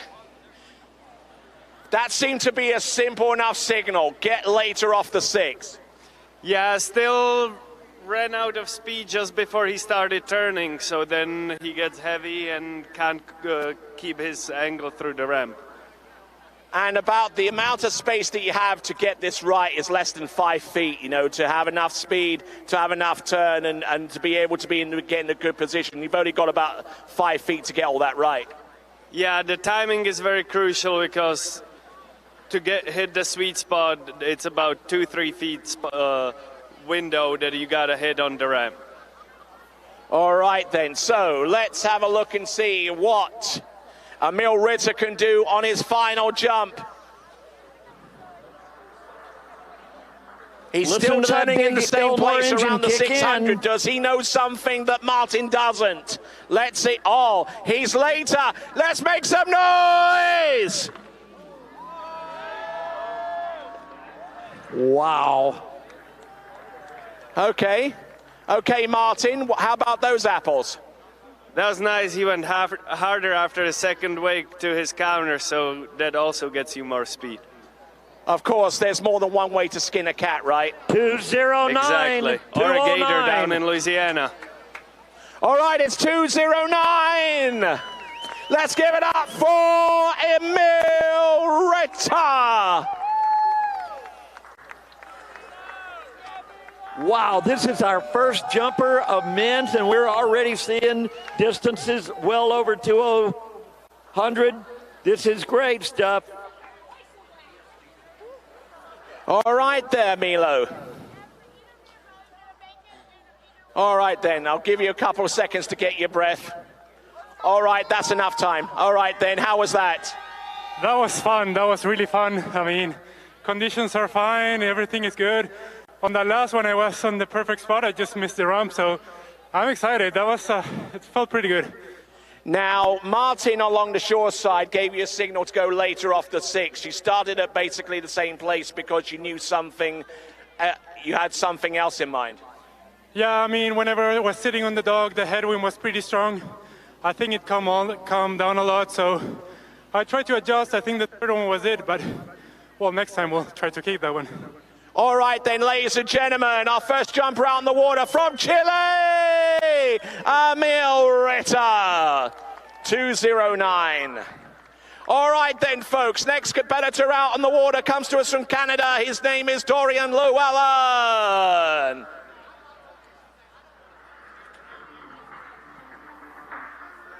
All right, Bill, where are you, sir? I am up here in the judges' tower watching Jared take the turn at the end of the lake. Going to watch him pull out on that 600-foot buoy and see where he lines it up. All right, here we go. This is Dorian Llewellyn turning just before the 600-foot cut buoy. Let's see what he's got on jump number 1. Let him hit. Oh, he was hugging the bottom right-hand corner. Wow. Oh, my word. That is absolutely sensational on jump number 1.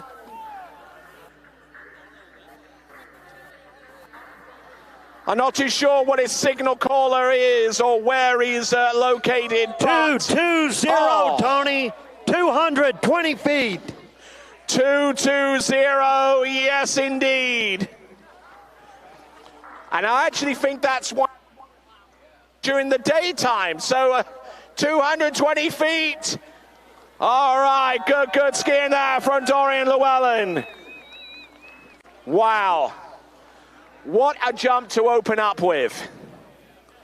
Well, I guess Emil's stay in the chair is a little short-lived, wouldn't you say? One jump and it changes hands, I guess. All right, he's got 2 more jumps. The job isn't done quite yet. He has to come up with something a little bit bigger because he knows the likes of Joel Poland and Freddie Krueger and the like are more than capable of outstripping that distance.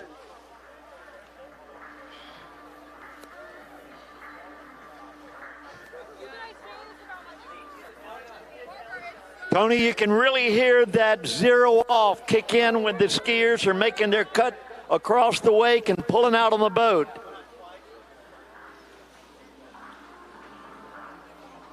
All right then, folks, here he comes, 220 feet on jump number 1. Let him hear you. Oh, he slipped out on jump number 2. It'll be a jump close to or a little over 200 feet, but he didn't get quite the connection necessary to get anywhere close. 179. Oh, yeah, 179 feet. 179 feet, and he's got 1 jump remaining. What will he do with it? He's already in the lead on a 220, which on any given day is a respectable distance. But this is LA Night Jam, and this is where the stars come to shine. Ladies and gentlemen, once again, it bears worth mentioning, you've been an absolutely great crowd this evening. I appreciate your enthusiasm, your persistence, your willingness to stay here and support all of our skiing athletes out there on the water through thick and thin, rain or shine. You are a credit to yourselves here, Zachary, and I certainly appreciate your participation. All right, 2:20 on jump number 1, 1:79 on jump number 2. Jump number 3 is imminent.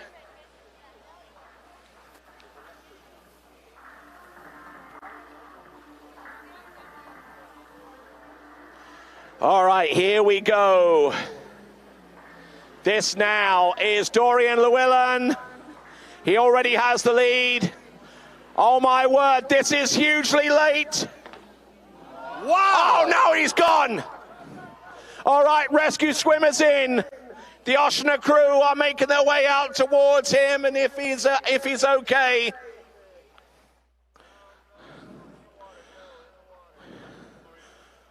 All right, well, his skis are still on his feet, which is sometimes a good sign.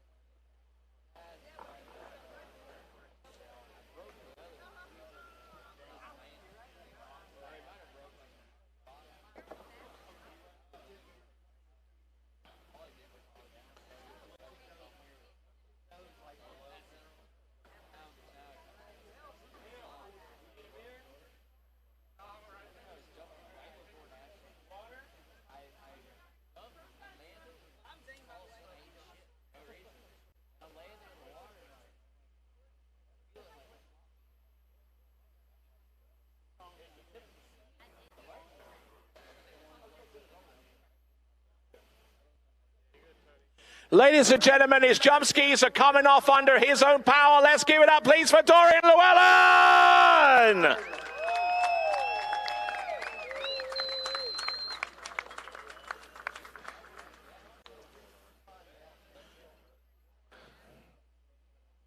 Don't ever say you didn't go for it. All right, a big thank you to our Oshner medical team for being out there quickly.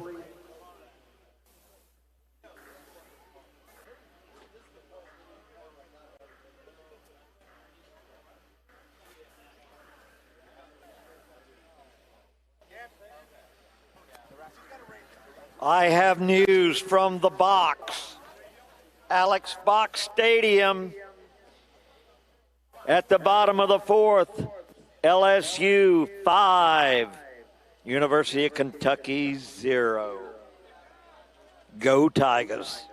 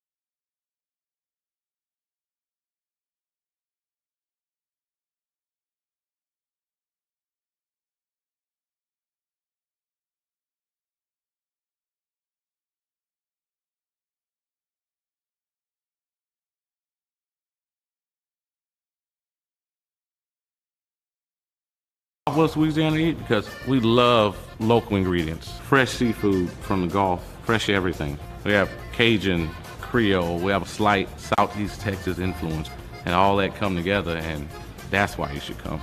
Making our guests happy, giving people one-of-a-kind experiences. That's how I feed my soul. Please support our Louisiana restaurants. Together, you ensure we remain Louisiana strong.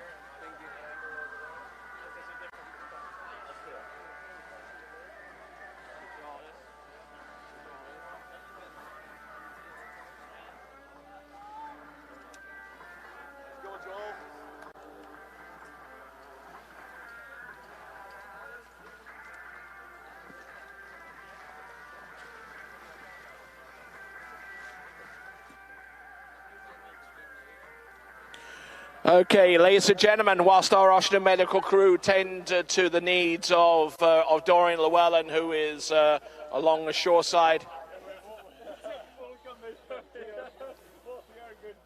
we now go on to our next competitor. Ladies and gentlemen, he comes to us from the London Borough of Clapham. He is Joel Poland.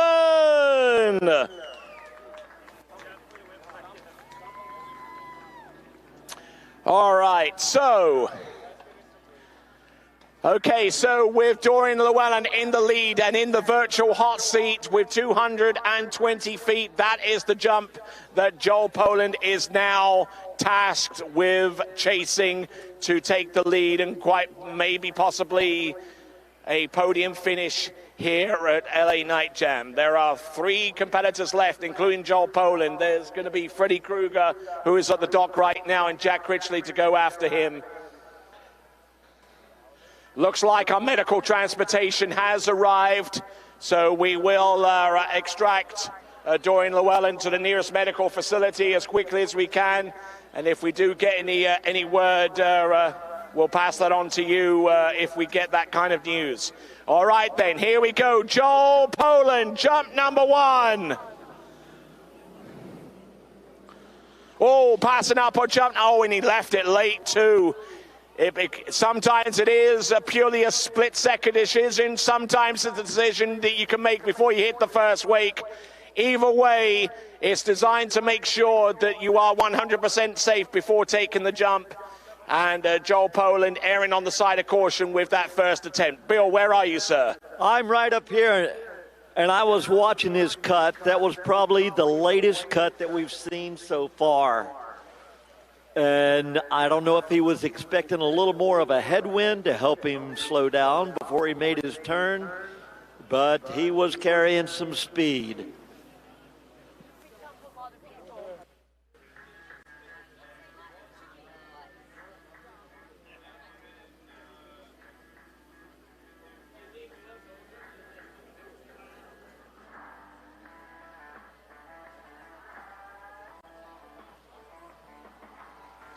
All right then, folks, jump number 2 for Joel Poland, having passed up on jump number 1.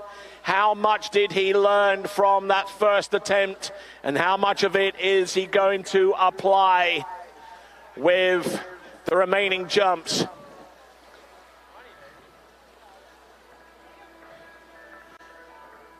Now, between Joel Poland and Dorian Llewellyn, they do on occasion ski and train with each other. and would occasionally give signals to each other in terms of making the adjustments for a particular jump. And here he comes, Joel Poland. Whoa, whoa! Hopefully he's going to be okay. But he is driving, the ski is off.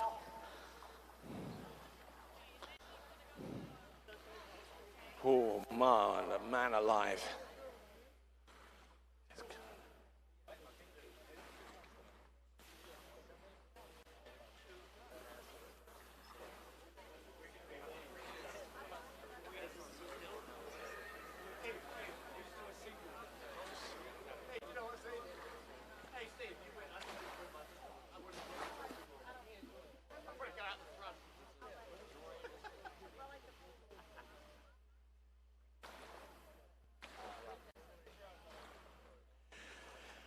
All right, so Joel Poland, I think he's making his way towards the back of the boat. He is swimming under his own power, from at least from this perspective.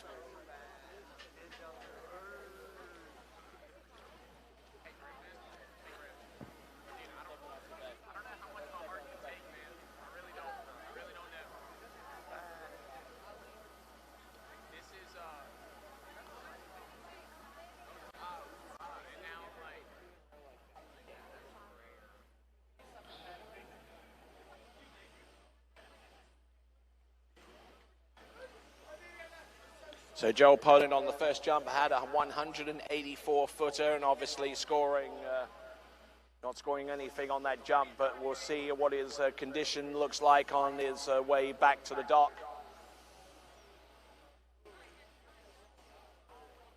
Tony, while we've got this little break here, I'd like to go down and remind everybody of so many of our sponsors that we could not have put this on tonight with.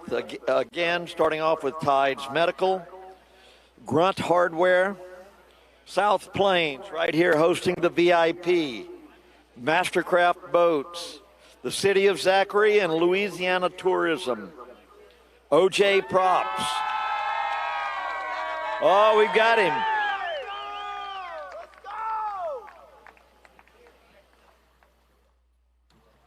While we get ready, let's continue on a little bit and thanks our sponsors, Auctioneers Medical,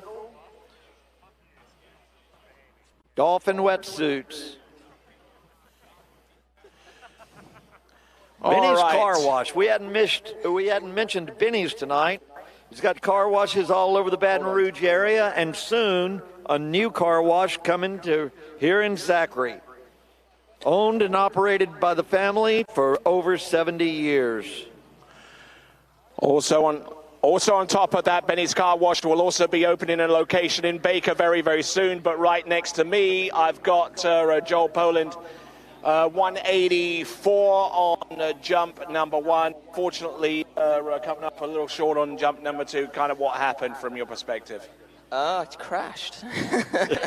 Yeah, I think I crashed, and you know, that's never great. Anytime you crash, it kind of sucks. I've been struggling a little bit this last week. Took a little crash as well, actually, 2 weeks ago. So I'm getting pretty good at crashing. I got to figure out how to land on my feet next time. All right, then. Just before you went out onto the water, for a great show. Big hand, everybody, for Joel Poland, please. All right, then. Best of luck to you going forward, Joel, as we now look out and see the towboat once again, because there's a significant amount of time expended between that jump and the first of Freddy Krueger's. That boat's going to make a path up and down.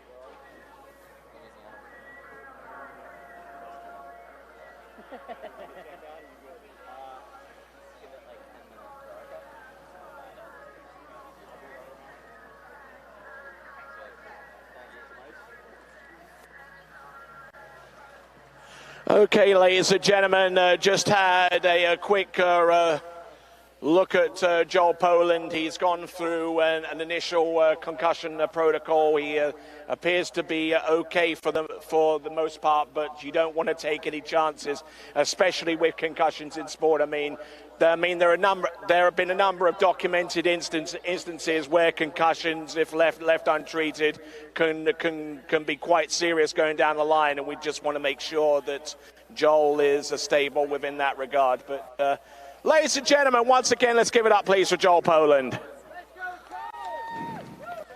All right, we're down to our penultimate two jumpers. We have got the 220-foot jump as the target for the lead and quite possibly the win. That is courtesy of Dorian Llewellyn.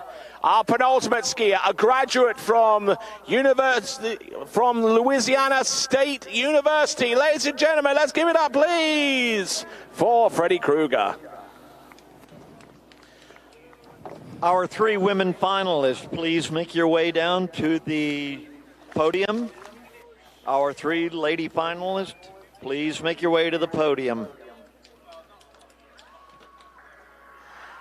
All right, so Freddie Kruger, as I briefly mentioned, a graduate from LSU with a related degree, got that many years ago, skied collegiately for the NLU Indians. They're now called the ULM Warhawks these days.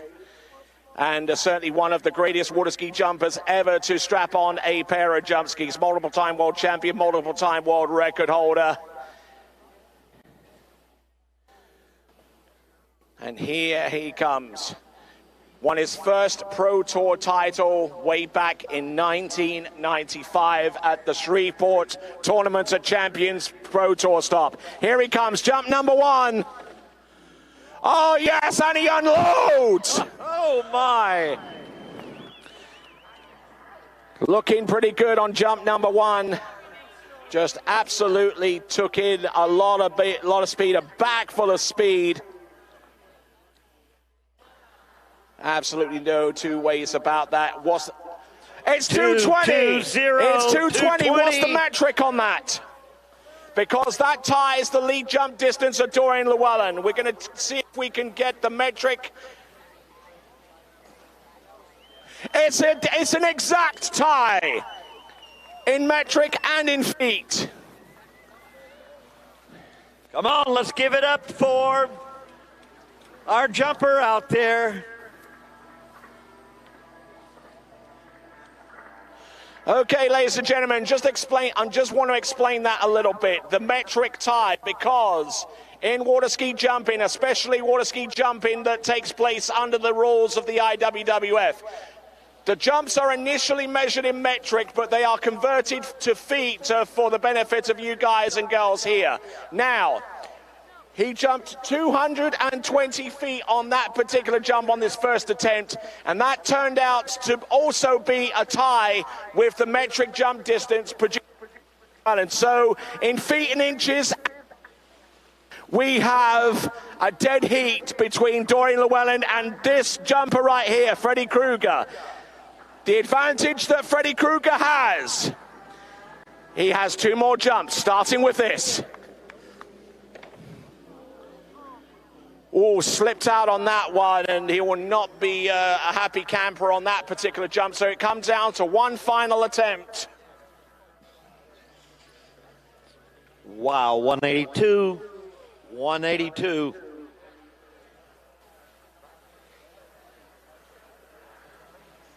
So 182 on jump number two. It's going to come down to his final jump to see if he will take the lead ahead of Dorian Llewellyn.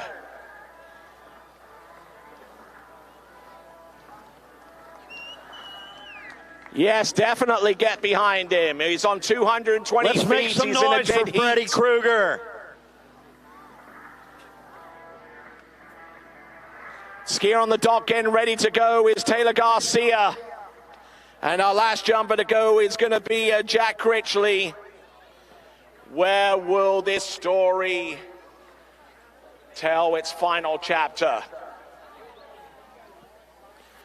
All right, let's have a look and see. Freddy Krueger, one of the best, quite possibly the best that has ever done it for several seasons. Like I said, multiple-time world champion, multiple-time Pan American Games champion, multiple-time world jump record holder. His personal best is 250 feet. His personal best at night, and that was set here several years ago, is 240 feet. So he's capable of putting some distance between 220, but unfortunately slipping back on that jump and unable to get much of that attempt. So he'll make his way back to the dock. 184 feet for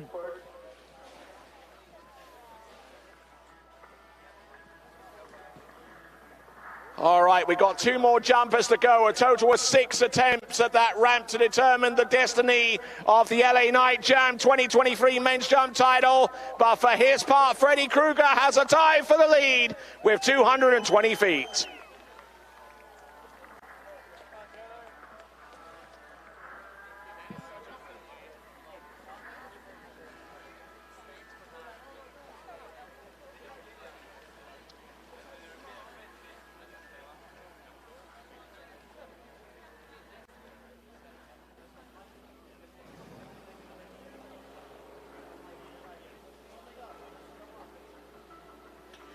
All right, ladies and gentlemen, Taylor Garcia's about to go. Whereabouts are you, Bill?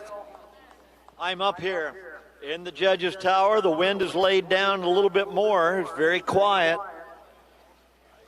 It could be very interesting, and we know that Taylor Garcia can fly.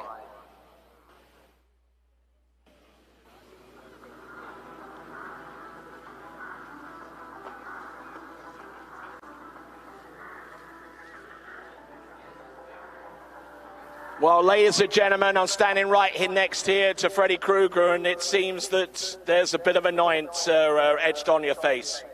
Yeah, that's leaving the door pretty damn open. The first one, you know, being 220, felt like a nice warm-up, but I am a human, and having those 2 young men come out, you know, getting carried out in front of me, I guess not Joel, although he looked like he was whistling a little Dixie. But, you know, it's in my head a little bit. I wasn't trusting off the second wake, and that was actually some of the best setups I probably had all weekend, so I'm a little frustrated with that, but we'll see what these boys have. Did the wind shift enough for you? Man, it was everywhere. It was, you know, it was up in the tail, then a little cross, and then kind of flat, so, but I was, you know, that's no excuse. All right, then we'll be back with you in a second. Here we go, Taylor Garcia, and slipping out towards the back. So Freddie, I know you got 220 feet, you're tied with Dorian Llewellyn, you actually tied in the metric as well, so if it comes down to a potential jump off, I mean, you would win by default, but we got 5 more jumps to come. Yeah, we got a lot of cards on the table still, so, you know, I've sat on this shoreline in this position with a lot more confidence than I'm going to tonight. These 2 young men are hungry and handy. But, you know, they see an opportunity here. Like you said, the wind is calmed right down. They've been jumping great, so we got to see what happens. All right, then, ladies and gentlemen, let's give it up, please, for Freddy Krueger. Well, thank you, Freddie. 188. 188 there for Taylor Garcia on his first jump. Definitely not what he was looking for. Most certainly we'll see not. how he He's makes got his 2 more jumps adjustments to come.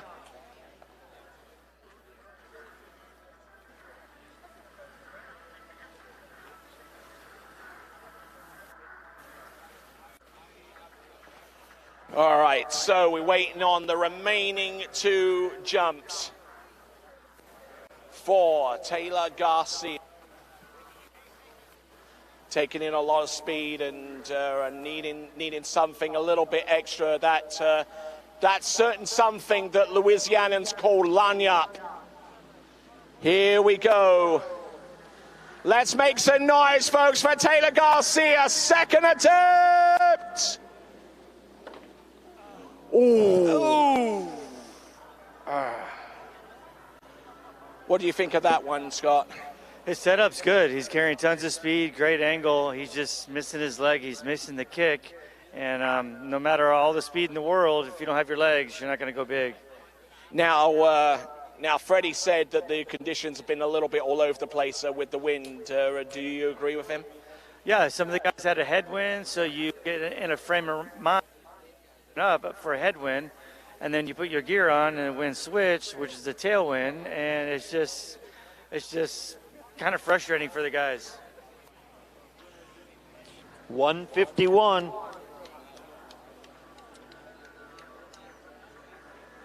All right, then, so 151 on jump number 2, 151 on jump number 2. So he opened up with 188, backed it up with 151, and now has just got one final roll of the dice to get himself as close to 220 feet as possible, if not exceed it.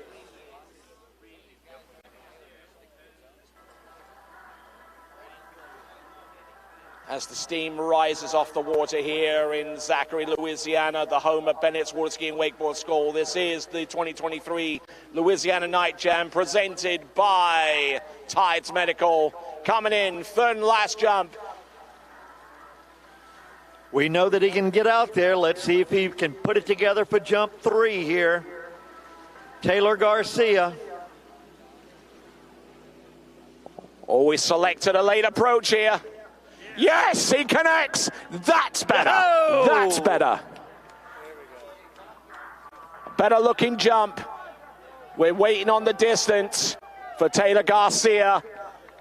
One more jumper to come. 3 jumps for Jack Critchley are going to be imminent.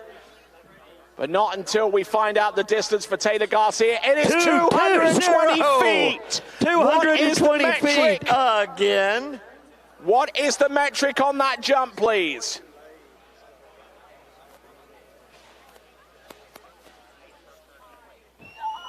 It's pretty funny. The judges are looking at each other going, what? Is it a metric tie all the way through?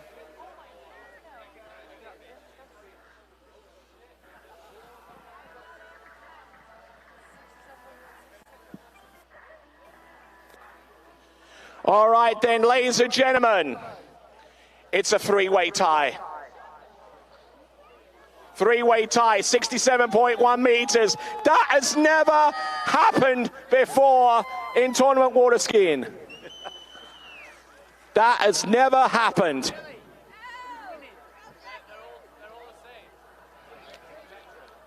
So far? This is remarkable stuff, folks. You are witness to history. You are witness to history. Well, it's about to get interesting now. Our last skier on the water, the Red Peril, Barbarossa, Jack Critchley. All right, Jack Critchley is on the water. Let's put this into some kind of perspective, okay? It's hard enough to tie a jump distance using feet and inches because that's based upon 12 inches, the length of a ruler. How about tying for a third of that distance, 10 centimeters, which is a third of the length of a 12-inch ruler? That is hard. That is nigh on impossible. If any one of you is ever considering buying a lottery ticket right about now would be a good time to do it. Well, it's about to get interesting. And we know Jack can fly. Here we go. Jack Critchley, always late on jump number 1. He wants this in the worst way possible. Whoa. And he might just have got it.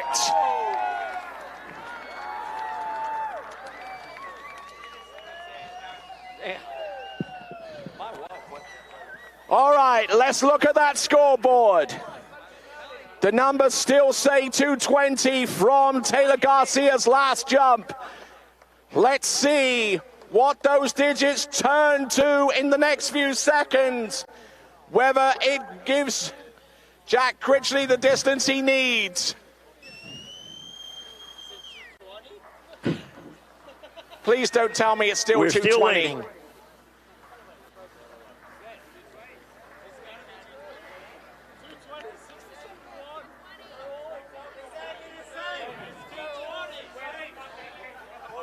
Same? The judges are saying the same. 220. Holy baloney. Oh, my word. You're not going to believe this. You're not going to believe this. 67.1 meters, another metric tie.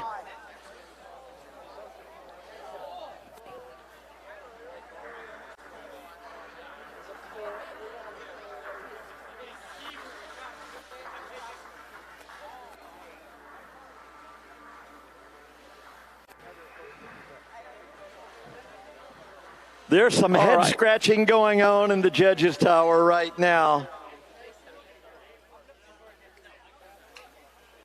All right, so we've stopped the boat at the moment for Jack Critchley. If nothing changes, his first jump is 223 feet or 67.1 meters, and that ties him with two other skiers. But here he comes on jump number 2.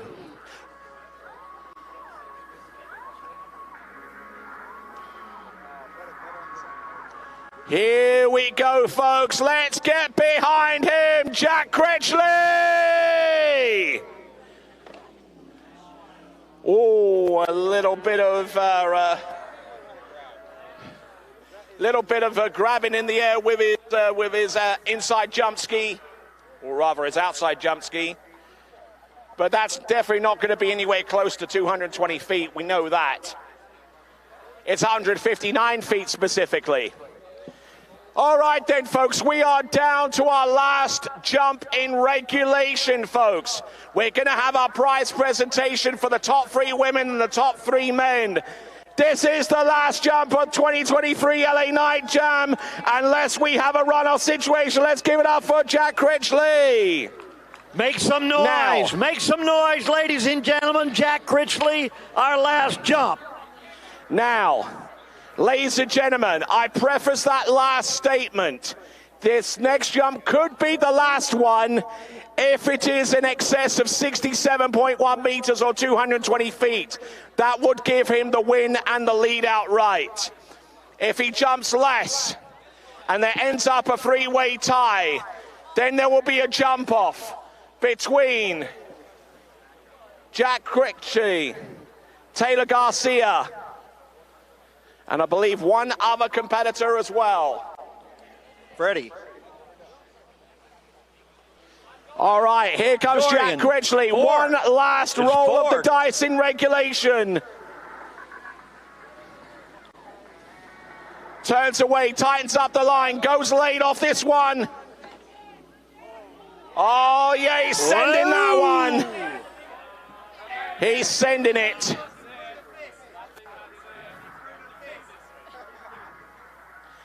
Well, the old jumpers Let's take a look at the digits. Thinking that was a good one. 159 on jump number 2, 220 on jump number 1. No! Yes, there is your winner! Winner! Chicken dinner!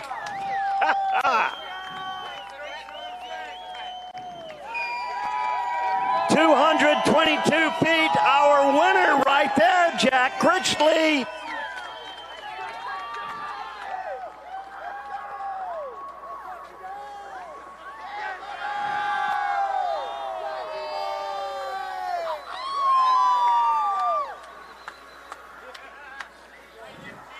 All right then, Jack Critchley, 222 feet.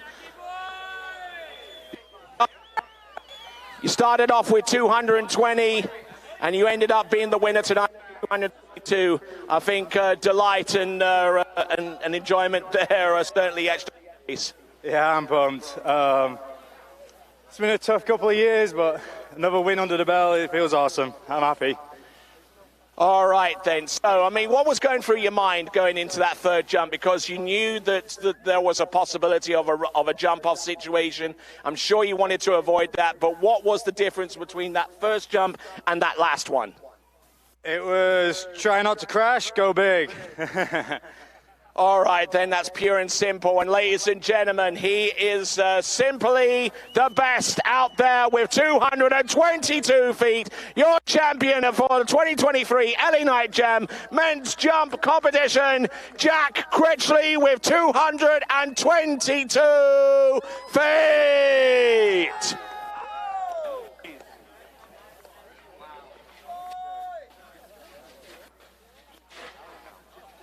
All right, then, ladies and gentlemen, that concludes the on-water activity. But, ladies and gentlemen, stick around, please.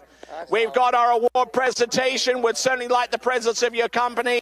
We're getting the stage set up right now, but the award presentations will take place in the next few minutes. Thank you guys on the webcast for tuning in, and we'll get the prize presentation to you as soon as possible. But we're going to take a quick break, and we'll be back in the next few moments. Jack Critchley, your 222 feet. We'll be back.